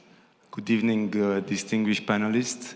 It is obvious that Germany is becoming again one of the most important security actors in the world. Is the second military provider for Ukraine after the United States of America. Is the number one from Europe, long before United Kingdom. Historically speaking, Germany was always interested in its eastern vicinity. We all maybe know what is Ostopolitik. Additionally, I noticed that Germany increased military exports to Israel. The figures are 10 times greater than the ones from 2022. And I think we both agreed yesterday, Mr. Ambassador, when we talked about Elie Wiesel's study tour, that Europe must support Israel in their fight against Hamas, because terrorism and that anti-Semitism are like cancer. Now I want to come back to the wider Black Sea region, and I will address you the question. Ukraine has 7 neighbors. 2 of them are hostile, Russia and Belarus. One of them, Hungary, is somewhere between hostile and neutral. And I think Slovakia entered in the same boat because we saw Prime Minister Fico stopped the military aid for Ukraine. Now there are 3 more neighbors, Poland, which regionally speaking is as important for Ukraine as is the United States in the international context. After we have Moldova and Romania. Both Moldova and Romania have a presidential election in 2024. Romania has also a legislative election. US has a presidential election in 2024. If I'm looking on the figures in the German politics, I see Alternative für Deutschland becoming the 2nd strongest party in Germany. I don't know if it is right or not. They are somewhere at 20%. Compared to a population of 80 million people, 20% is like 16 million, almost the whole population of Romania, which is terrifying.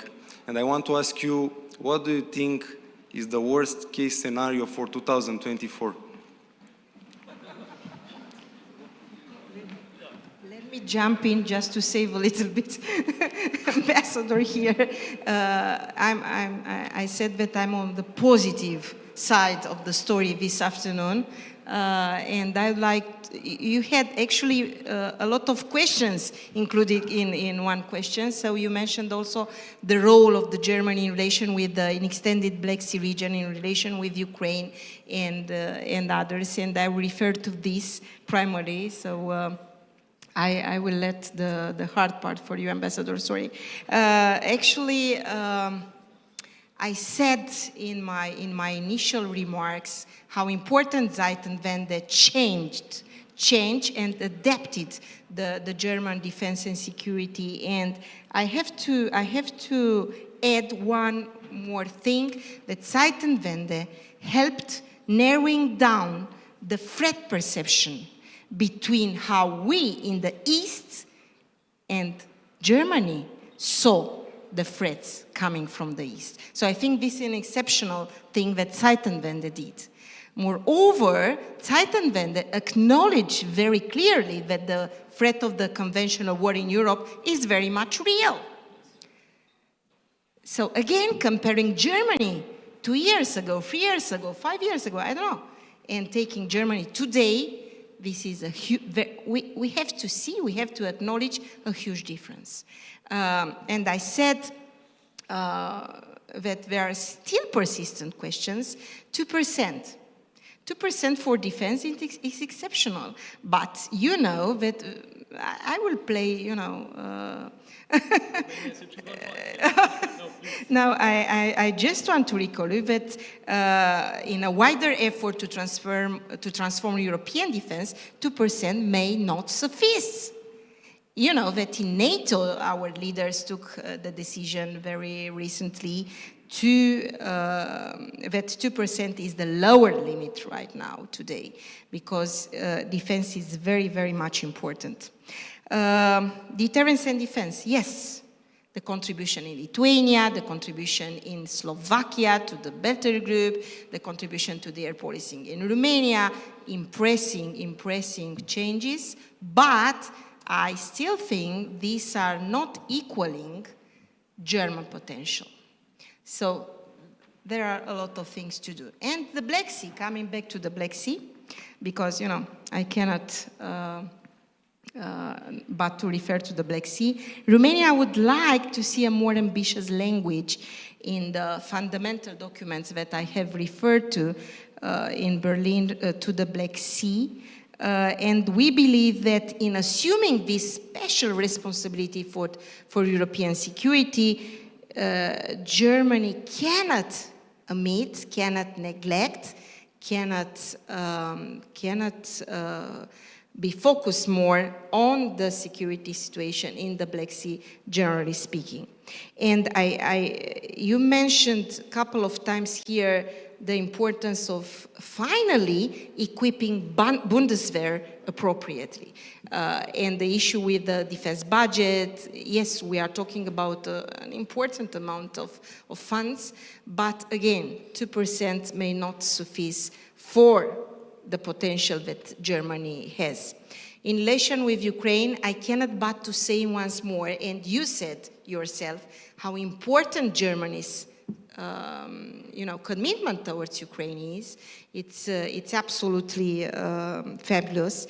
And I would like to say 1 minute more how important Germany is, because I said I'm very positive this afternoon, advocating Germany's role. How important Germany's role is in different initiatives in defense and security. You have mentioned European rapid deployment capacity. I will mention European Sky Shield. I will mention framework nation concept, and I could continue.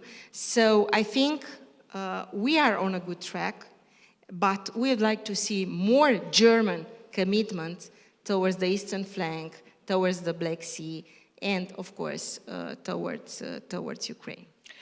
Thank you, Deputy Minister. Let me just address an answer to the final question of our participant.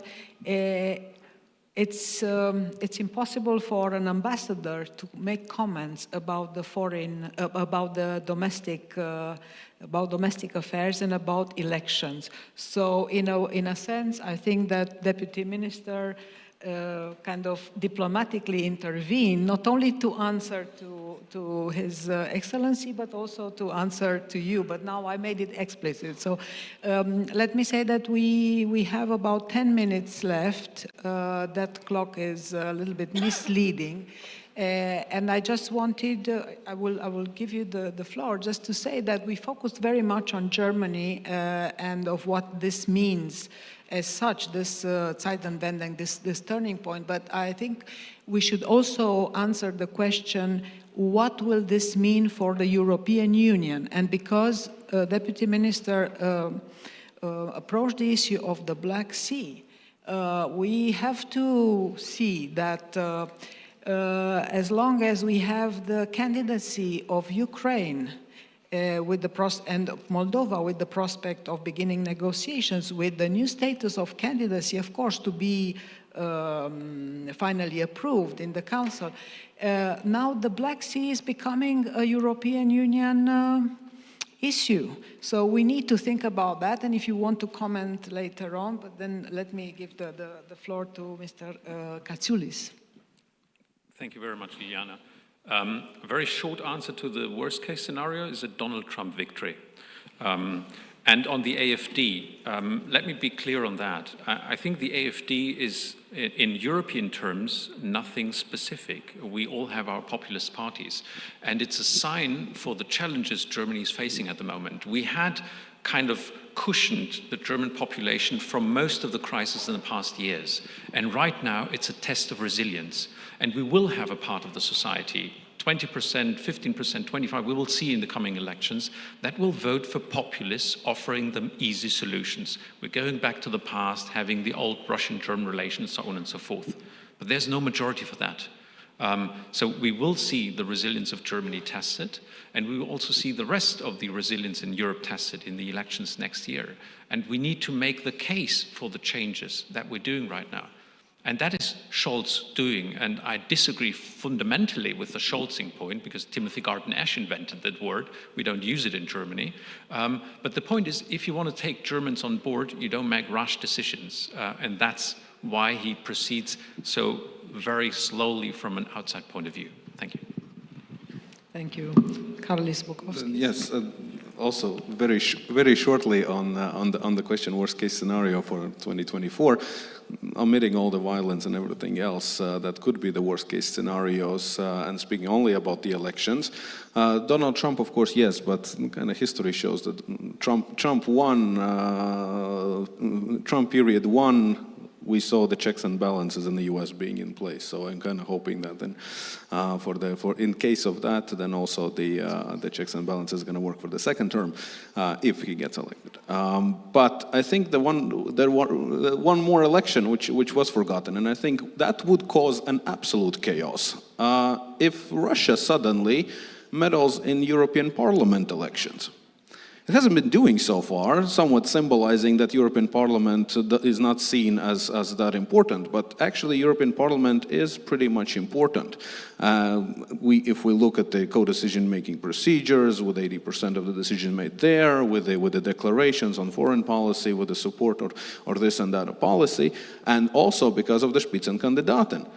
So it's actually one of those things which I think we haven't been fully thinking through, that elections and governments established, uneasy governments established in the European Union countries or in partner countries, we tend to learn how to live with that.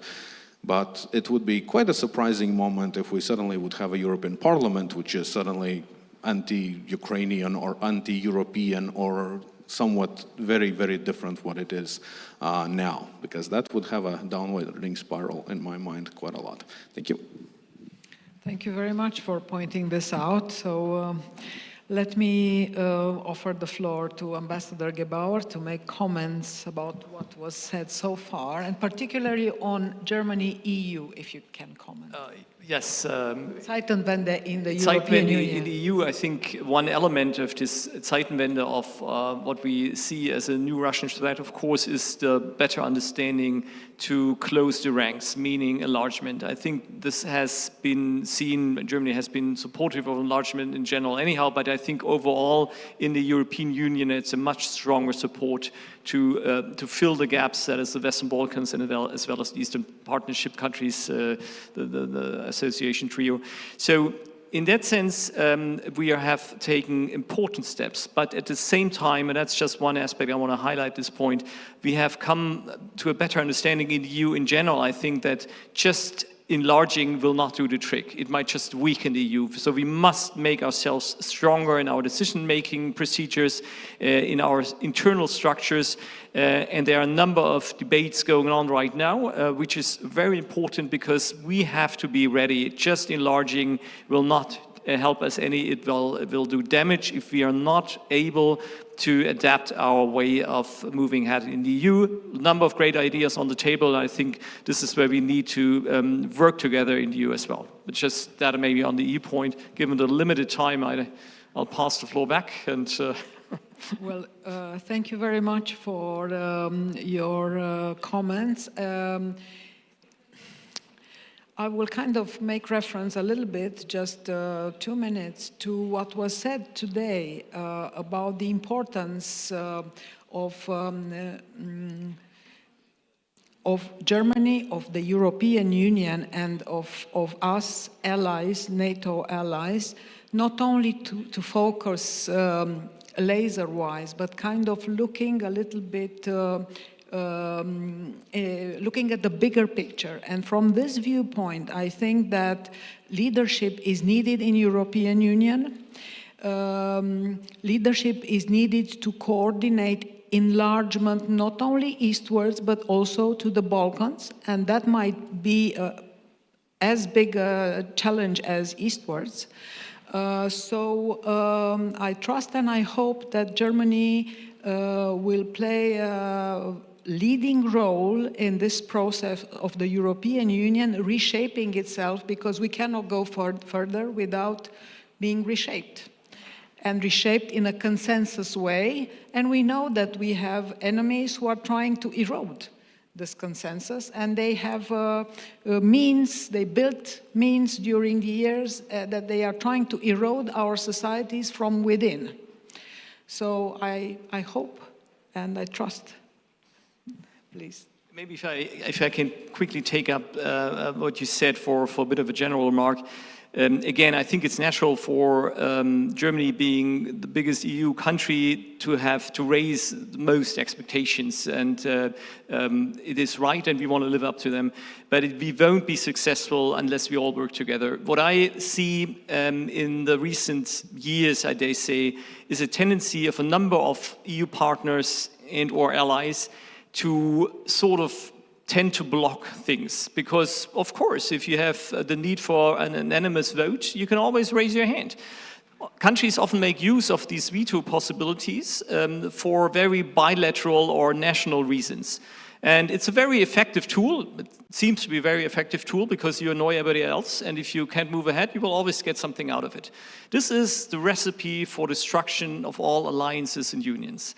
And I can only if I have one ask as a German ambassador here when it comes to European expectations vis-à-vis Germany, so turning around German expectations to Europe, let's leave that aside. Let's concentrate on finding compromises and working together, because we will again kill all alliances and unions if we continue to block one another. Romania is a shining example from a German perspective for doing it always in a very constructive way. Romania is never blocking anything. Romania is never boycotting anything or vetoing anything, always focusing on finding a compromise. And I think I said it before, just let me say again, we need more Romanias in the European Union to move ahead.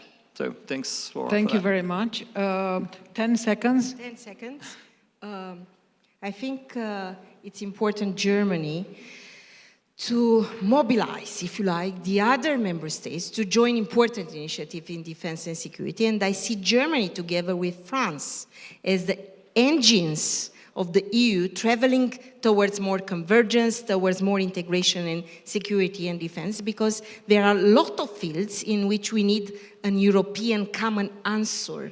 And you know what I'm talking about: cyber, space, military mobility, and so on. And by the way, we had in Berlin the NATO Cyber First Annual Conference. So thank you very much for your intervention. Please, let's give a round of applause to this exceptional panel. Thank you.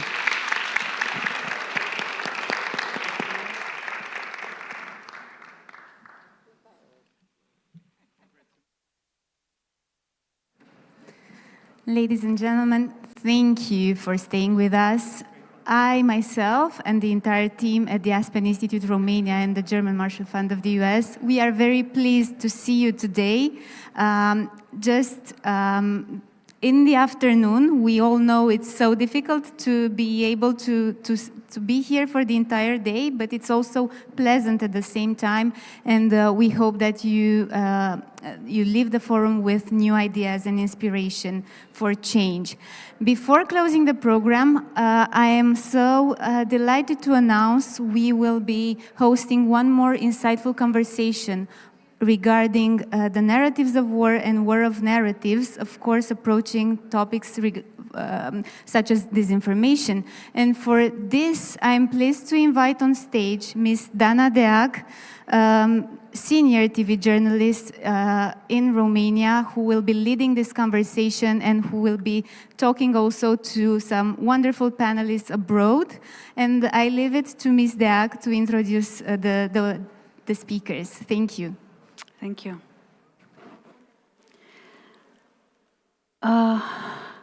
This is working. Thank you, Mirela. I would like to invite you to participate in our panel. I see friends here. Hello. Thank you. Hello. So we dedicate this panel to a subject as old as the world.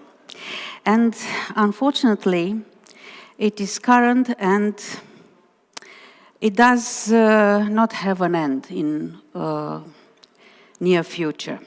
Today we are talking about narratives of war, war of narratives. I have the unique pleasure of introducing you to our esteemed panelists who will be sharing their experiences, their perspectives on the subject. Joining us remotely is Volodymyr Yermolenko, a philosopher, journalist, and senior lecturer at the National University of Kyiv Mohyla Academy. Thank you, Volodymyr.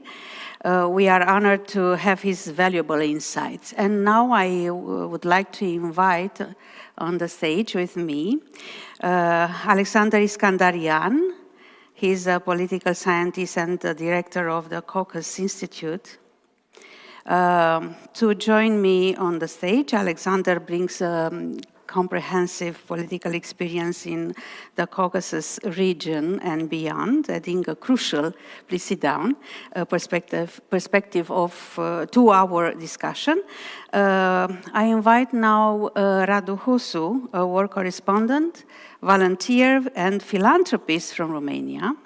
Radu was awarded the Medal of Merit on behalf of the Ukrainian people by President Volodymyr Zelensky. Please sit down, Radu. Thank you. We are grateful that you are here with us. Radu returned yesterday from Ukraine, and I am very happy to have him with us today. And now we are waiting to connect with Clarissa Ward, and maybe it will be a miracle during our conversation, and we'll see Clarissa also. So, our panel Narratives of War, War of Narratives, will delve into the toxicity of discursive practices, social media and communication in the context of war narratives. We will explore several thought-provoking topics and questions, such as who emerges victorious in the war of narratives, how we can challenge the toxic nature of narratives, and how our narratives can be weaponized. The panel aims to bring together scholars, researchers,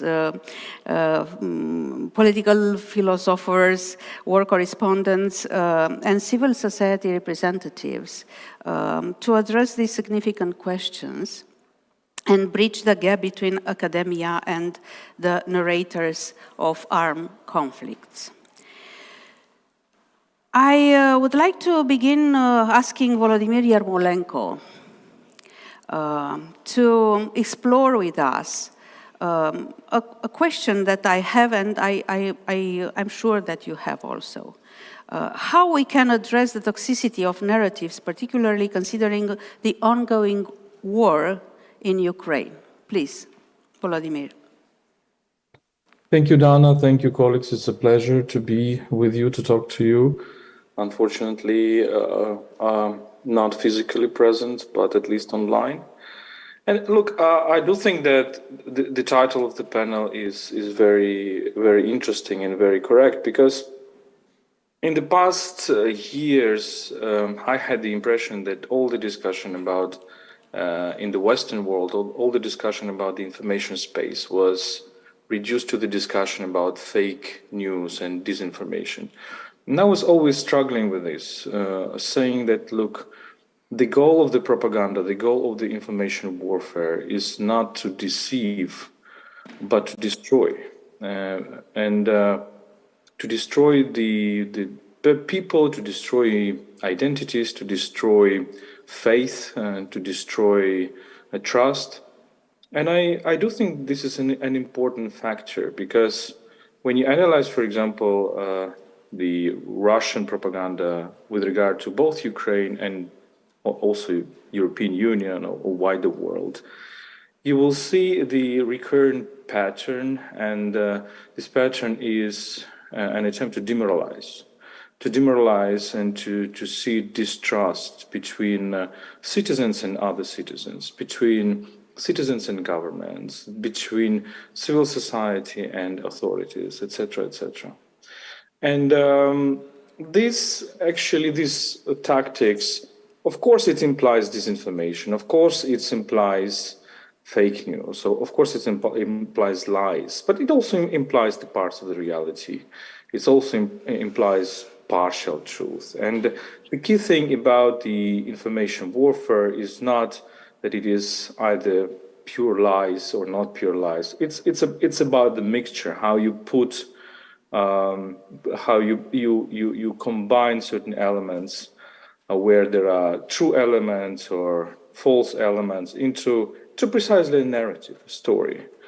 And the key thing about all this, I think, is to destroy the enemy mentally or destroy the trust towards somebody that you consider an enemy from the other people. And if you look at the way how Russia was actually preparing this, both the war that they started in 2014 and the big-scale invasion which started in 2022, it was preceded by a very long narratives, very long storytelling, very long propaganda, in which the key goal was to dehumanize Ukrainians, to say that either they do not exist as a nation or they do not have the right to exist because they are Nazis, because they are killers, because they don't have any political history or whatever else. And I think this is a very important moment, very important element, because before you start killing people physically, you start killing people mentally. And for example, we travel a lot in Ukraine. We go to the deoccupied territories, liberated territories. We go to the frontline areas, very close to the Russian troops, very close to the Russian border. And all the time we're trying to talk to people who communicated with the Russian soldiers and trying to understand what actually was in mind of these soldiers. And there is a repetitive element in this. And the repetitive element is that, they always ask usual Ukrainian peasants where the Nazis are. Show us the Nazis. Where are the Nazis?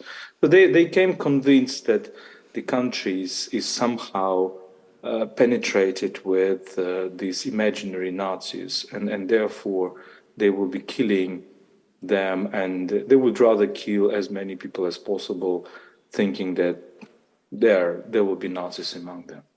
And I think this is a very, very important point. You ask about toxicity, and probably we will discuss this in this panel.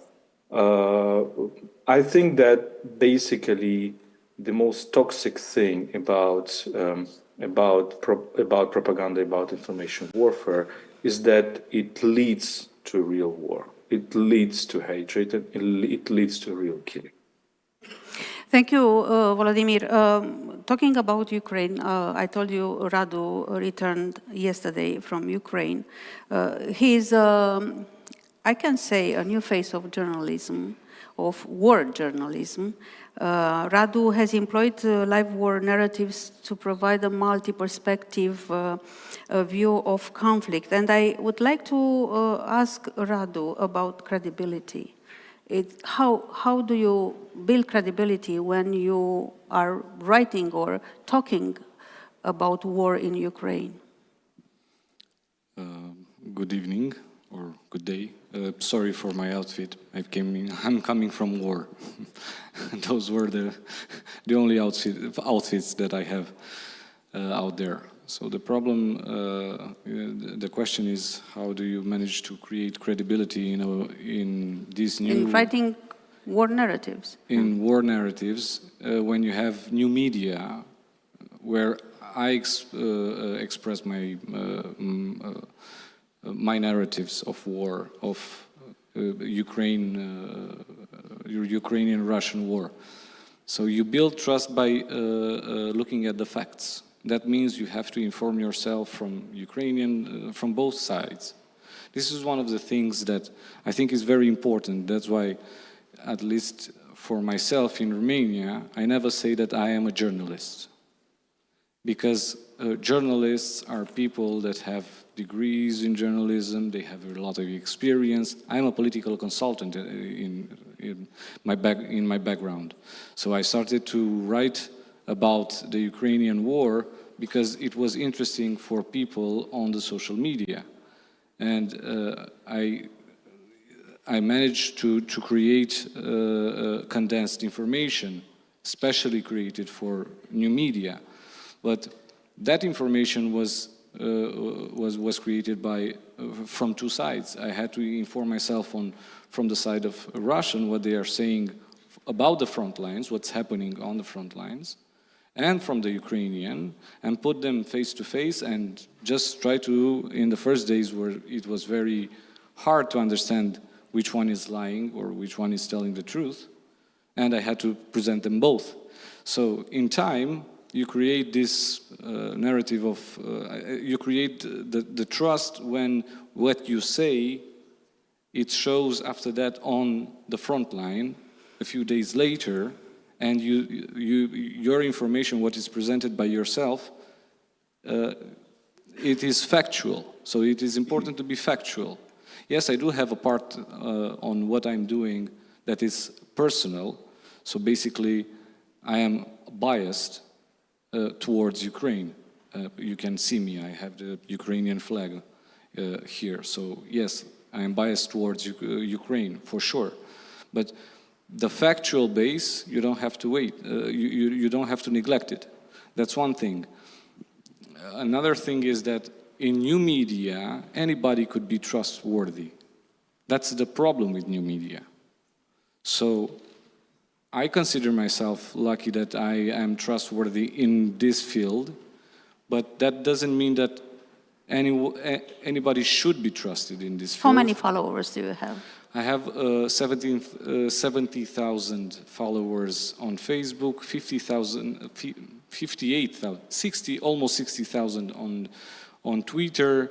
But basically on Twitter, I have audiences that go from 200,000 to millions. And you raise money for the Ukrainian people? How much money? I raised in Romania. I am the biggest individual donor from Romania to Ukraine, more than 600,000 euros. So you have credibility. Basically, without credibility, this wouldn't happen, because people are donating in my personal account. That means that there was credibility. From about 60,000 people back then that I had followers, 10,000 of them donated. That's a lot. That's a lot of people that got engaged. Even if we look at social polls, sociological polls about who is engaged in any activity, social and civil activity, I have a higher rate of engagement on my Facebook page and on my Twitter account. That means that, yeah, I gathered some credibility, but that's because of the facts. You have to bring up the facts. Only war narratives that you would like to impress your audience with, that won't last. We'll come back to this fact-checking. I would like to ask Alexander Iskandarian, because he's with us today, not only as a political scientist. How many wars do you have in your boots, Alexander? Is it on? A lot. From Philippines to Bosnia. I've been in maybe all post-Soviet wars. I mean, Tajikistan, Chechnya, Karabakh War, Abkhazia, Ossetia, Transnistria, by the way, and some post-communist as well. I've been in Bosnia. Do you I don't know how to say. Do you see any difference between narratives, war narratives, now and then? Absolutely, yeah. What kind of differences? Generally, I think that the problem is much more wider than just propaganda, just classical propaganda. Given the time pressures, maybe I just propose a few talking points relevant to the topic. My first point is that we no longer understand the main parameters of global politics. Mm-hmm. The world order, as we know, is disintegrating at such breakneck speed that turbulence has become the norm. Turbulence is a norm now. In the torrent of events, it's hard to see the overall picture. As one tries to keep track of the information flow, one hardly has time to focus on the meaning of the ongoing changes. Meanwhile, for example, the Near East, Russia, post-Soviet world, and even the international community have become entirely new entities in the last 5 years, 10 years. Accordingly, my second talking point is that the modern information wars are no longer, it's a kind of answer to your question, directed at real targets, but at mythical one, I would say. In classic setting, the information wars that accompany the real-life wars and conflict targets particular actors and groups that are perceived as hostile, or as allies, or as potential mediators, and so on. At the moment, no one understands what the actors of the New World Order really are. So there is no clarity about their loyalty, their interest, or their red lines. The means that the information wars are waged against no one and is a result more or less against everyone. That's an answer to another question who you asked. And all this takes to my point 3. Once you are out of fight, everyone, toxicity becomes the goal rather than just a means or a side effect of information war. Indeed, we can see a growing demand for toxicity in the societies. Social networks amplify this toxicity by devaluating expert knowledge and knowledge in general, I would say, putting amateurs on the same shelf with professionals, promoting conspiracy theories, charismatic authority, and simplistic visions. Toxicity thrives in this environment. So my fourth and last talking point is that the scholars need to become providers of professional knowledge to the political elites and societies at large. Knowledge and understanding are the only known antidotes to toxicity. Fixing the situation is a challenge to journalists and politicians as well as the scholarly community. Black and white narratives are easier to produce. It's honestly answering the what question rather than the focus on the why. But arguably the overall devaluation of knowledge and expertise may well be a major cause as well as an effect of the ongoing disintegration of the order. I would like to return to Volodymyr Yermolenko and to put the question in a context. In recent years, the invasion of Ukraine has raised concerns, as he said already, about Russia's information warfare and its influence on public opinion. But are war narratives being used as efficient brainwashing tools? You talked about killing mentally people, but could be war narratives an efficient brainwashing tools? Or can the internet, this is the second question, can the internet provide a platform for countering these narratives in illiberal regimes or conflict zones? What do you think, Volodymyr? Well, I think that it's definitely, when we're talking about the new authoritarian regimes or totalitarian regimes such as Putin's Russia, it's clearly that the war is finally became a kind of a national idea. And it's clearly that, well, it started well before, obviously well before even the war of 2014. I think that idea, which was in the Russian mind, that the Soviet Union lost the Cold War and therefore it should take a revenge for this loss and prepare for the revenge and use what people in Russia, what Russian leaders perceived as the Western war against Soviet Union, information war against Soviet Union, which was, I think, not the case, but meaning that, you use media, you create state-owned media, which penetrate the Western societies, such as Russia Today or Sputnik, and then you try to deconstruct the trust of the societies, inside these societies, of citizens towards the governments or citizens towards citizens, as I told already. And the second thing is, of course, the mythology of the Second World War. And this Russian slogan, which is very important, which we tracked, of course, well before the actual war. The slogan is, "We can repeat." We can repeat, meaning that we can repeat 1945.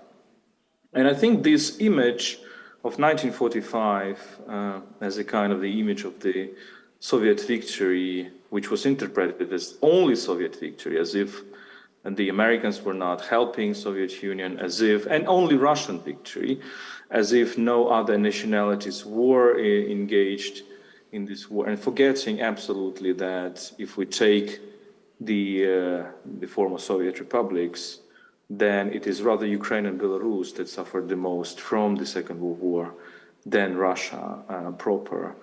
But this image was created, this mythology, which is sometimes has its name, it's called Победобесие, meaning the demonizing victory.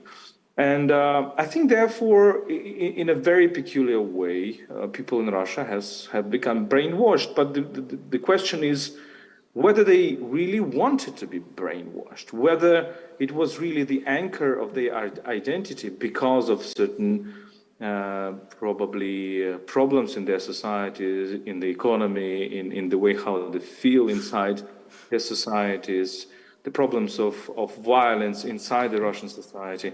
And therefore, this idea that, Russia is based upon this victory of 1945, and it can repeat this victory, and that it will look at the future as if the future would be just a repetition of the past, as if it is still an ongoing war against quote-unquote Nazism. I think that really is the big foundation of what happened later, of what happened in 2014 and what happened earlier in Georgia with the Russian invasion of Georgia in 2008, and then Russian full-scale invasion of Ukraine in 2022. Now, the question is what is happening now and what will happen now, because as if the Russian society is increasingly militarizing and increasingly posing this war and showing this war as the big war against NATO, not Ukraine, against NATO, against America, against Europe, against the West. So it's kind of this idea of the war becomes the national idea and just penetrates the whole discourse. And I think this is very dangerous. We really entered, I would disagree with Alexander that we see the world as very complex and in a fog and nothing is clear.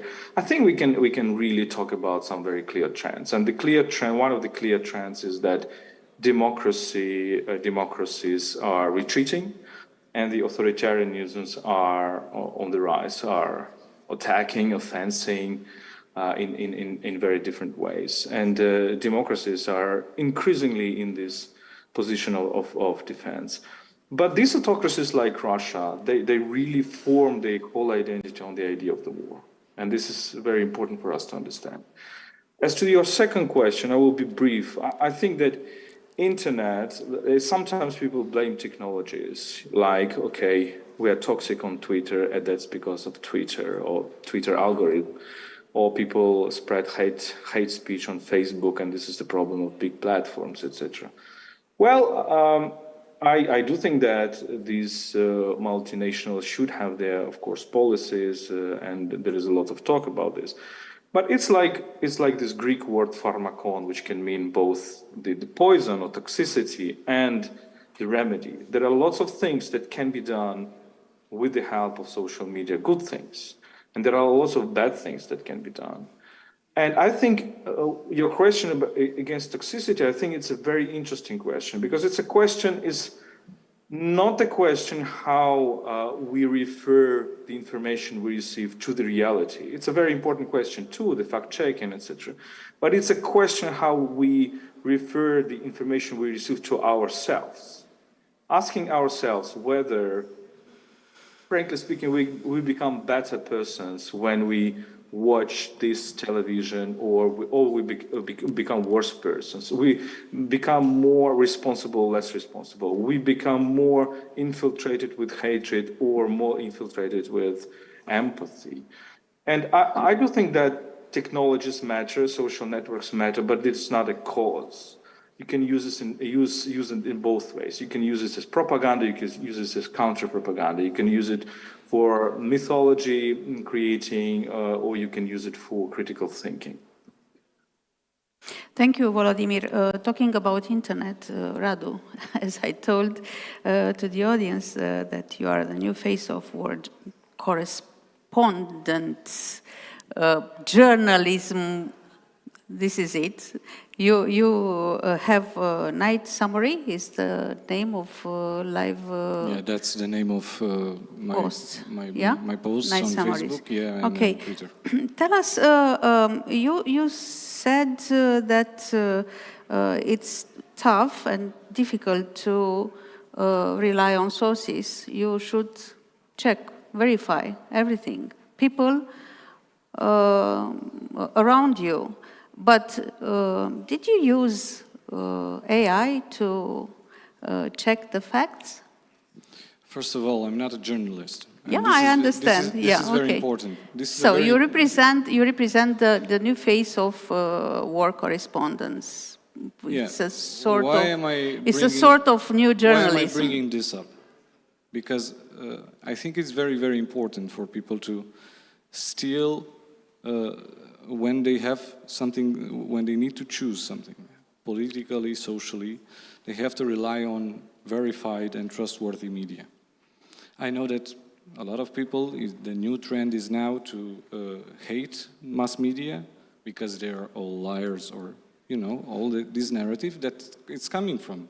The war, yeah, but mainstream media has, I'm sorry, mainstream media has checkers. Huge departments for verifying facts. But the people don't know this. Using AI the masses don't know this.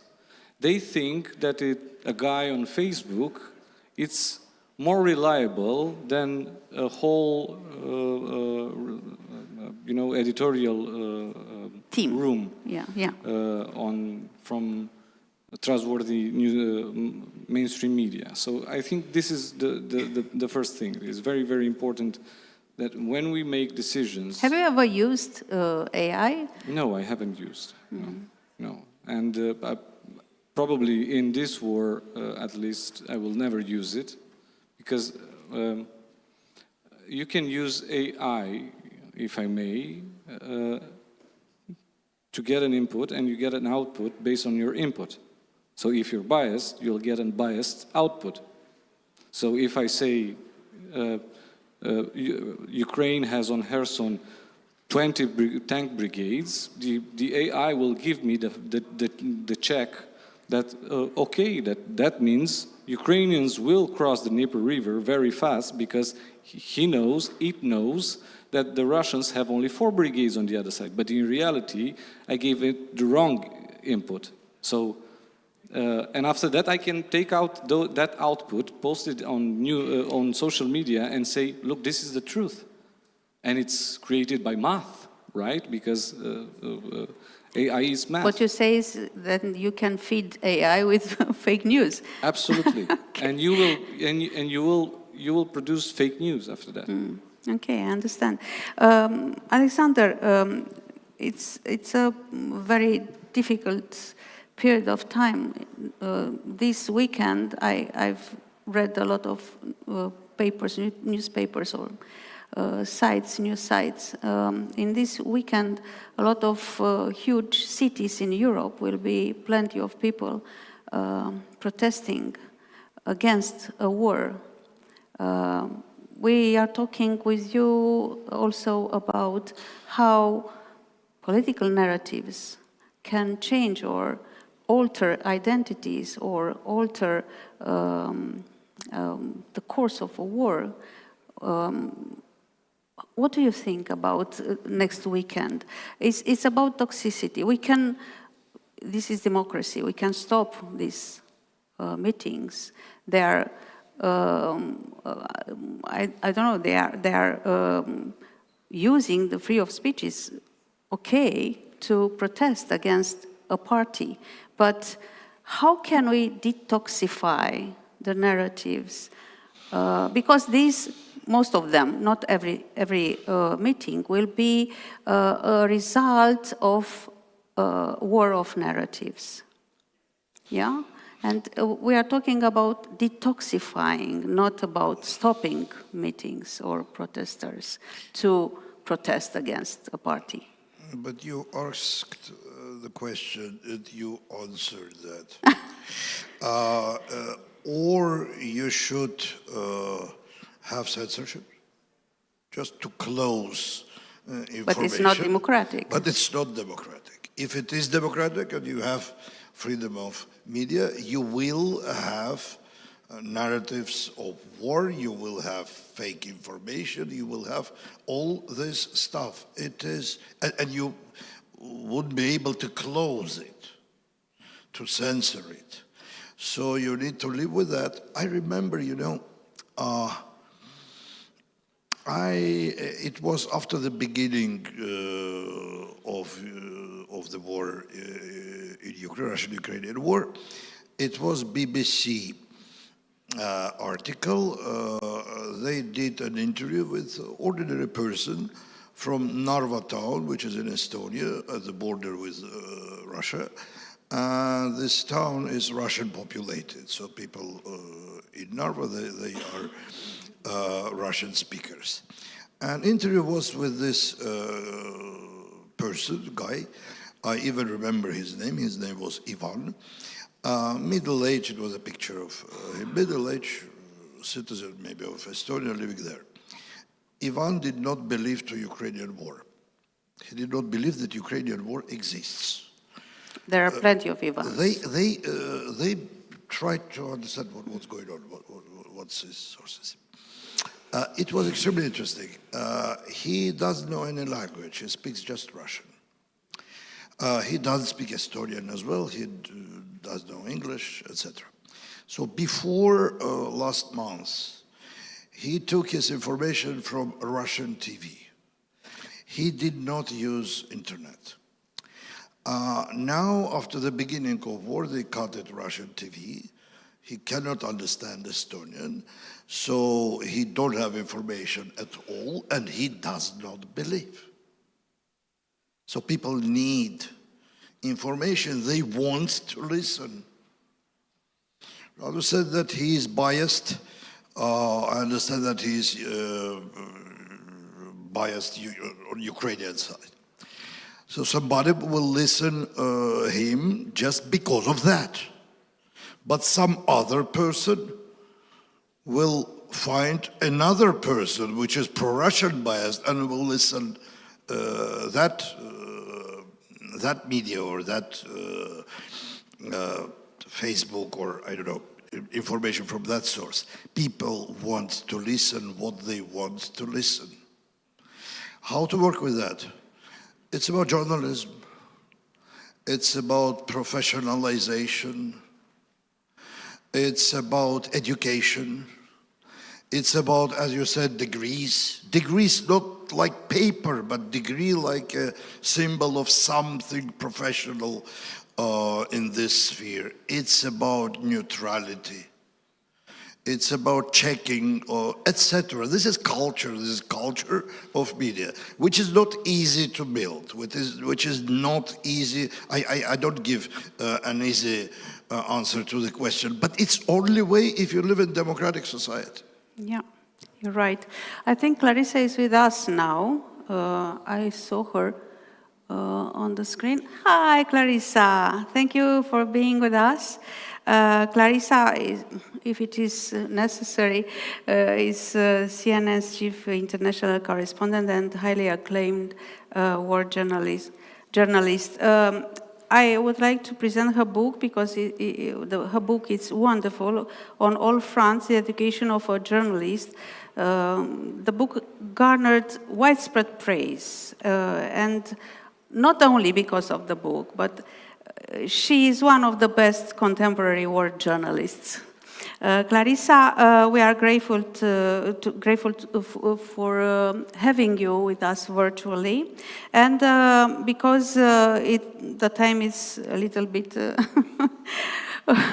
merciful less with us, I would like to ask you about writing narratives. You have, at least for 2 decades, a lot of wars. You had your boots on the ground of a lot of wars. Do you change your writing now than 10 years ago?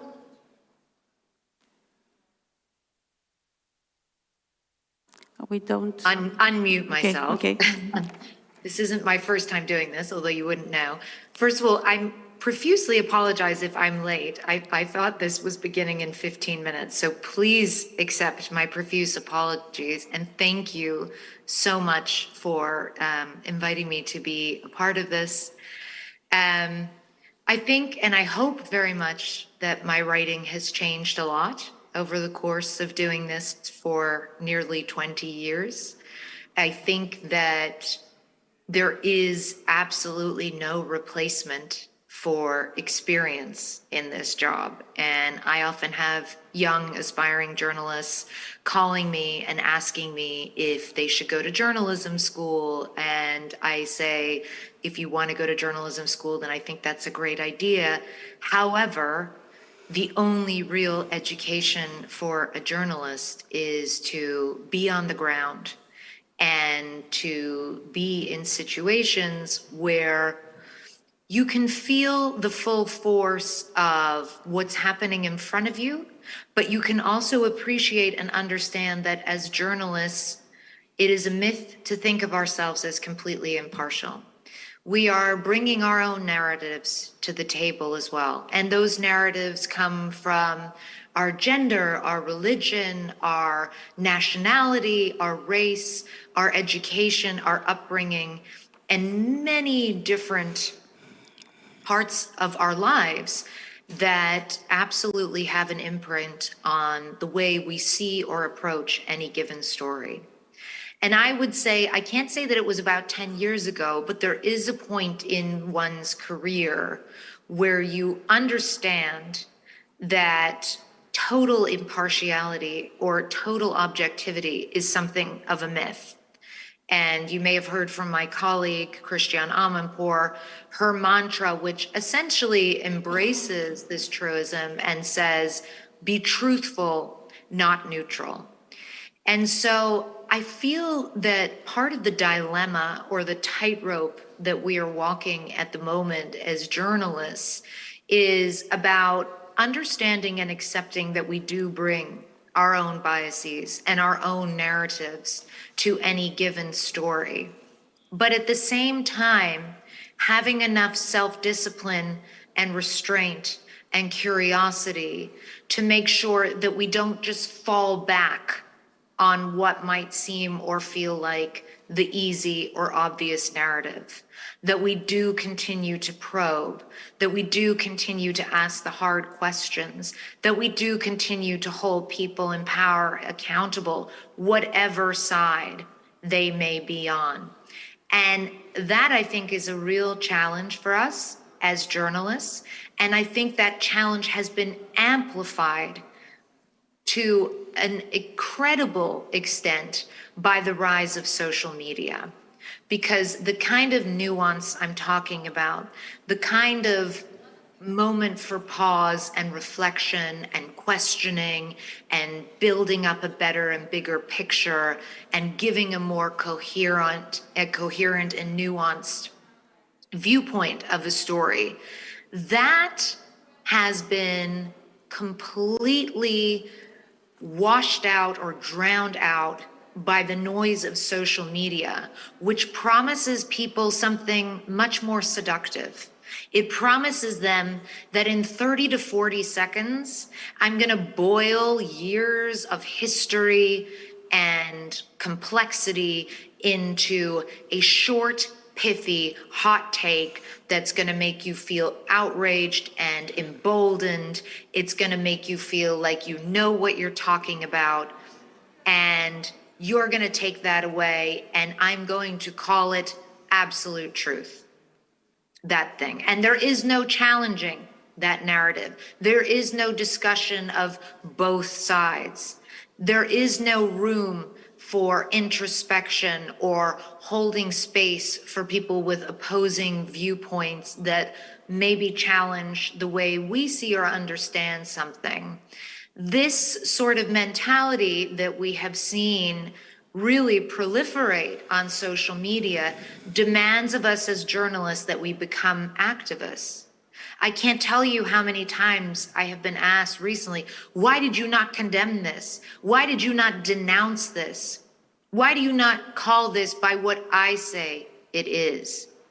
And I have to try to remind people that my job as a journalist is absolutely to shine a light on something and to give people as full a picture as I can of what is going on. But it is not my job to shout at people, you should be horrified by this, or this is terrorism, or this is heroism, or whatever it may be that I'm expected to extrapolate. My job as a journalist is to let you arrive at that conclusion for yourself, if that's the conclusion you're going to arrive at. And that distinction between journalism and activism has been eroded in a way that I think has frankly become very dangerous and has made it incredibly difficult as a journalist. I can't tell you how many times I've been told, you need to choose a narrative. You need to pick a narrative. What's your narrative on this? And I have to explain to people that ideally as a journalist, I shouldn't really have a narrative. Sometimes it's inevitable if I'm covering one side of a war, and that's why news organizations have to have multiple people covering multiple sides of complex conflicts in order to give a more rounded out understanding of any given situation. But it's not our jobs as journalists to pick narratives. Sometimes you will have a war, such as the war in Ukraine, where it becomes very clear very quickly that there is an aggressor and a victim in this situation. There is a country that invaded illegally in contravention of international law, the sovereign territory of another country. It doesn't mean that we should engage in whataboutism and not call that invasion what it is or what it was. But it does mean that at the same time, we need to continue to ask the hard questions of what's going on in Ukraine, to ask the hard questions of what can be achieved at this stage by military means, and to ask the hard questions on behalf, for a US network of American taxpayers of what is happening with the tens of billions of dollars that have been given or pledged to Ukraine, and which increasingly in the US have become a source of political partisanship. So I don't know if that answers your question exactly, but I hope it kind of illuminates in some small way the incredibly difficult and dangerous terrain that I think we find ourselves in as journalists as we try to navigate the information space going forward. And that's without even thinking of the impact that AI will ultimately have on the way information is collected and disseminated as well. So it's not all doom and gloom, but it is, I feel, an inflection point for journalism. This is a really tense and in many ways painful and extremely challenging moment, and we have to make sure that we are able to meet the moment and to continue to really serve people and serve our readers and our viewers by continuing to do this work. Clarissa, you offered narratives of remarkable depth and understanding. What is your secret? It's a really easy secret. It's listening. And listening is another thing that we don't really like to do anymore. Again, if you go onto social media, nobody wants to listen. Everybody's an expert. Everybody suddenly knows everything about the world and wants to tell you, and not just tell you, but wag their finger in your face and shame you. And actually, if you really want to learn, if you really want to draw people out, and you really want to be let in to tell the stories of some of the most difficult and darkest times in people's lives, you have to come in with an openness and with a willingness, again, to put your narrative aside. How many times have I had to sit down with the Taliban or with militants in northern Syria, where as a Western woman, there's so much that I might struggle with on a personal level about treatment of women, education of girls, whatever it might be. If I want to hold that space with someone and really offer an insight into their world, I need to leave that to the side. And I need to come in with a spirit of openness, with a pledge to listen and to hear someone and to give them the space. And also, I believe personally, and maybe not everybody would say this, on a fundamental human level, to be able to hold that space with someone, hold that pain, empathize, open myself up to that experience, and be a human trying to connect with another human on that very simple level for just a moment, to allow for a shared moment of humanity. Thank you very much. Now, because we have only 10 minutes to talk about, yes, we have already a question. Please, is anybody helping me with the mic? You have it there, okay. Tamar Ginturashvili, Media Development Foundation. My question is to Volodymyr. The Kremlin intends to consolidate public opinion in so-called Ruski Mir around two main topics. This is common identity and shared history. Could you elaborate a little bit about the role of Russian Orthodox Church, which is forbidden in this war, and the role of educational institutions, because the version of Second World War you just described recently is in our textbooks. Do we need to revise these textbooks and tell the true story? Because most teachers in post-Soviet countries are teaching the same version of the history as we hear from the Kremlin. Thank you. You want to, or Volodymyr, do you want to answer? Yes, I please, can answer, or should we take other questions? Yes. It's up to you. I can answer. First, I think it's very important to understand for us the peculiar elements about Russian imperialism, Russian colonialism, which I stress all the time in my speeches, in my texts, is that the Russian imperialism, contrary to some other imperialisms, are trying to colonize the other, not by the idea of difference, but by the idea of sameness.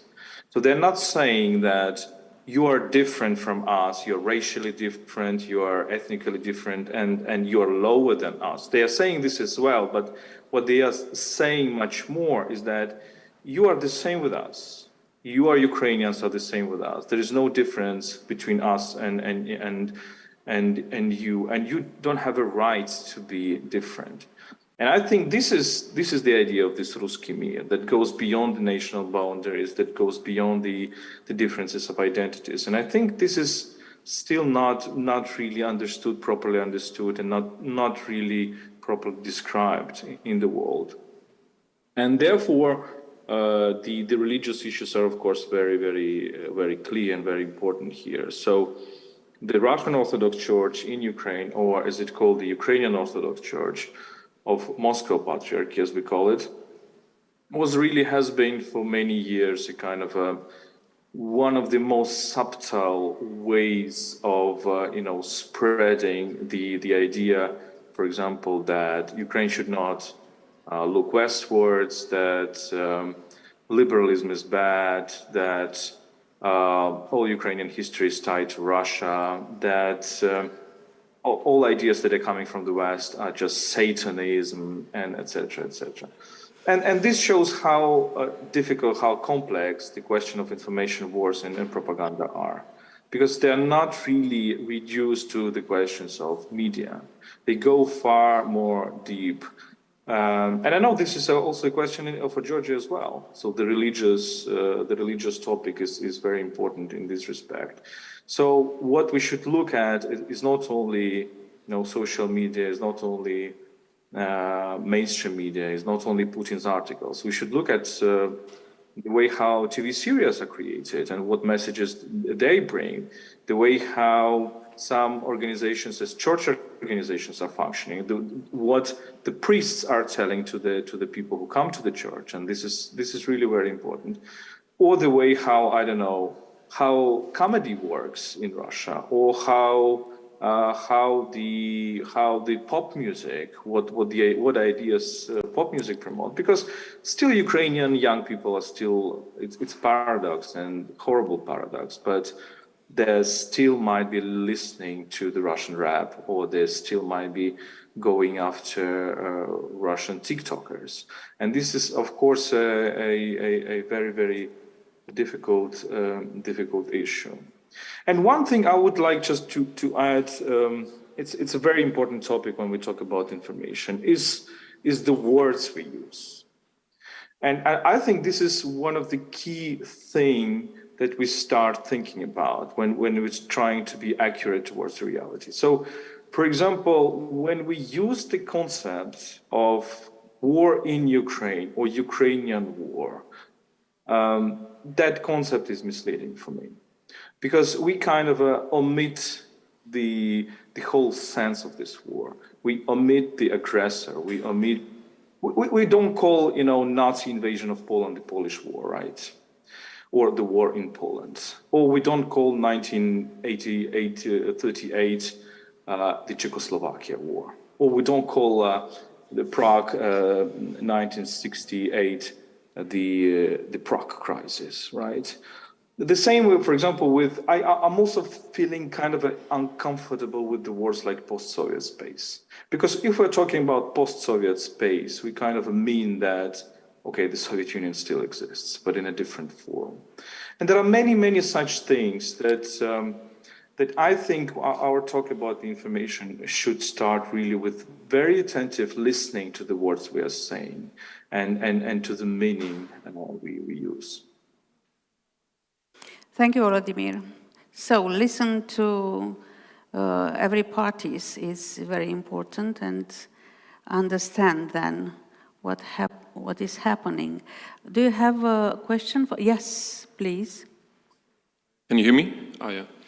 My question is maybe a little bit uncomfortable, but I kind of feel like I have to ask it because I'm a young student and I'm always wondering which kind of sources I can trust and not. And I also want to just ask questions about our own credibility in the Western media. And I hope it's fine if I ask you this question, Ms. Ward.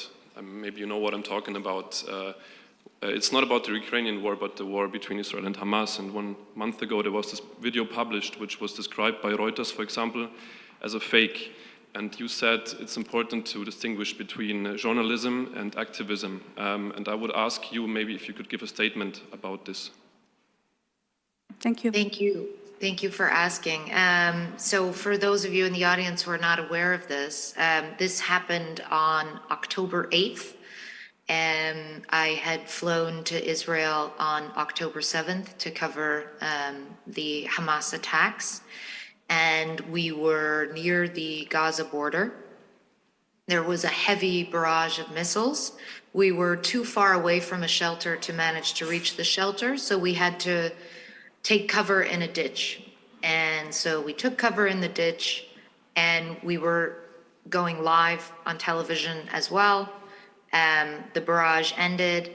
I apologize to the viewers for the fact that I was sort of lying on my side, and I continued with the live shot and continued talking about the area we were in, which was the sort of epicenter, the beginning of the attack, where Hamas had first crossed the border and started killing people. About one day later, I was told by someone, do you have any response to this video of you that's gone viral? And I just thought it was video of us jumping into the ditch and taking cover. And then someone sent me a video, and what a satire account had done was to take out the natural audio from this incident and put a voiceover of a director at the CNN headquarters. So you don't hear the sounds of the rockets or anything. You just hear someone, because you can see my producer in the background was on the phone, and you just hear this person saying, now tell her to jump into the ditch, and tell her to look frightened, and tell her to, do this and do that. And I watched it and I was like, that's ludicrous. It's satire. It's maybe not the time for this kind of satire, but I didn't think twice about it because it was so ludicrous.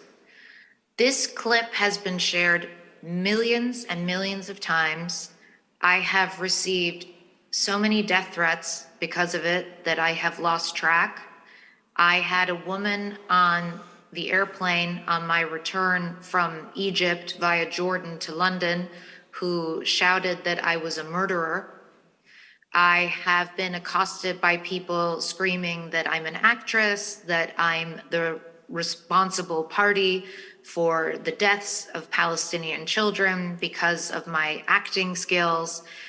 And this, as a journalist, is an almost impossible thing to confront because you're talking about something that is completely fictitious. In fact, the person who created the clip actually put out a statement saying this was just intended as satire. This wasn't real. This is fake news, whatever you want to call it. But these things take on a life of their own. And it doesn't matter how many times Reuters or the New York Times or other well-established and respected news outlets say, or I say, or CNN says, this is a fake clip, this is not real, it wasn't even intended to look real, it came from a satire account.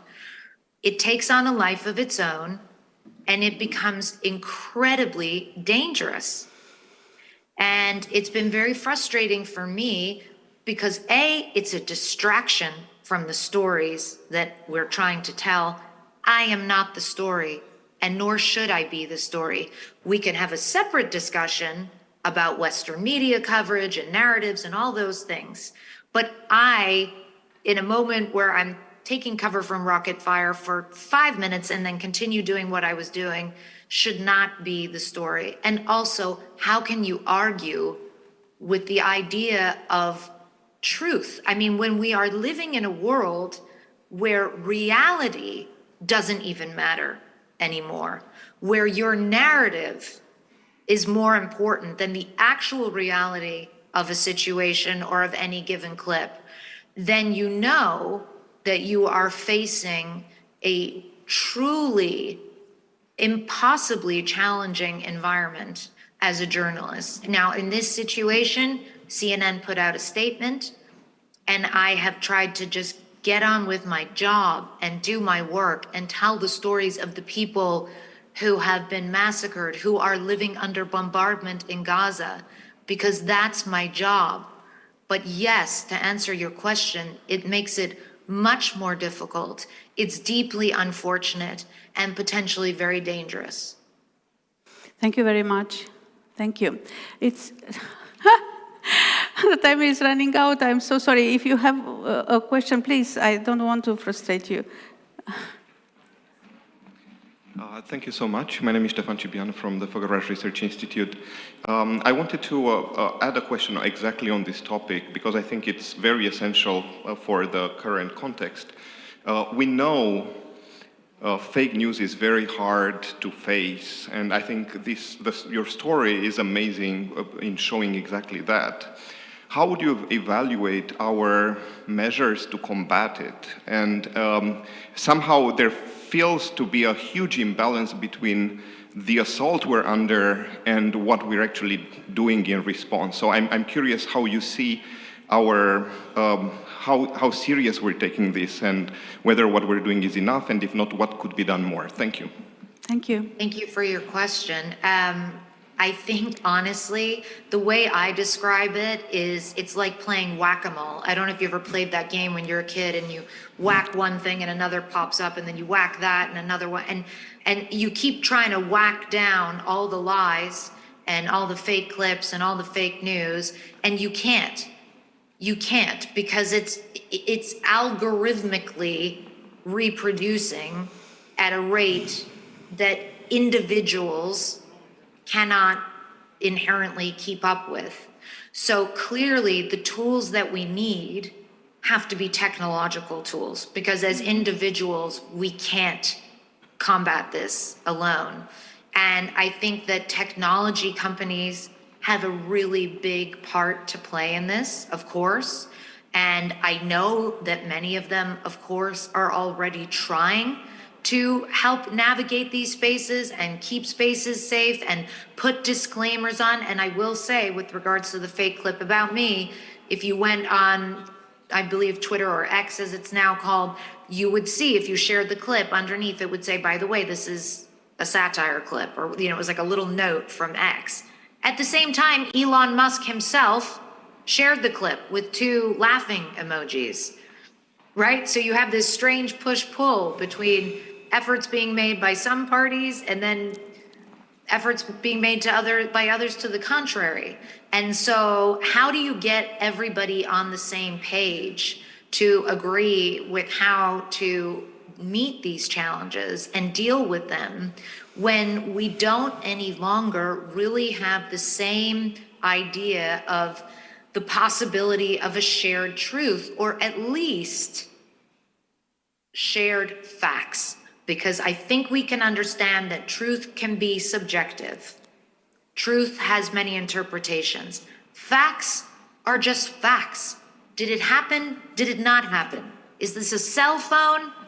Yes, it is. So I really hope that, you know, governments and tech companies, and I know they are already undertaking this, because it is going to be amplified exponentially with the rise of AI. You are going to see deep fakes proliferating every sort of space online. How are we going to create guardrails to protect, forget me, but protect consumers of information, so that they have a sense that, okay, maybe I'm getting it from this outlet and this outlet is a little bit biased in this way or that way, but at least I know it's real. It happened. This is a person. This is what actually took place. And I'll be honest with you, it's a good question you ask. And in this moment, I am genuinely fearful that we do not yet have the tools to appropriately meet this moment and meet the challenges of this moment. Thank you very much. I would like to thank our esteemed panelists for being with us today and opening new avenues for research. I believe that it, as Clarissa said, it's not only I don't know, tech companies' job. It is researchers or philosophers or academia. It's a serious job to research and to find not solution but ways of dealing with this toxicity in narratives, and especially in war narratives. Thank you all for being with us, and thank you for the questions. I would like to invite Alina Inaec to close the event and to thank Aspen Institute and German Marshall Fund. First of all, can we give a hand to this wonderful panel? Thank you, everybody, online and in person. Thank you, Dana, for the moderation. Actually, we enjoyed the panel so much that we decided that we are going to extend the forum with one more day. I'm kidding. No, we are actually closing it. But as we are going through this very, very intense 2 days, as we are trying to understand and to see all the issues that we managed to put together, we realized there are at least another dozen of issues that we should have put on the agenda, but maybe we'll try to do a better job of having even more issues on the agenda next year. With this, I want to encourage you all to please look up and read the papers which are up on the website. Everything was live streamed, and it's going to be, all of the sessions are going to be put up on the YouTube, so you can follow them there if there's something that you didn't understand or you'd like to see it again. And with this, please also join me in thanking the wonderful teams of Aspen-GMF, and the technical team which helped us through these 2 days. And thank you all for being with us for more than 48 hours, and see you again next year to our various events of both GMF and Aspen. Thank you. Thank you.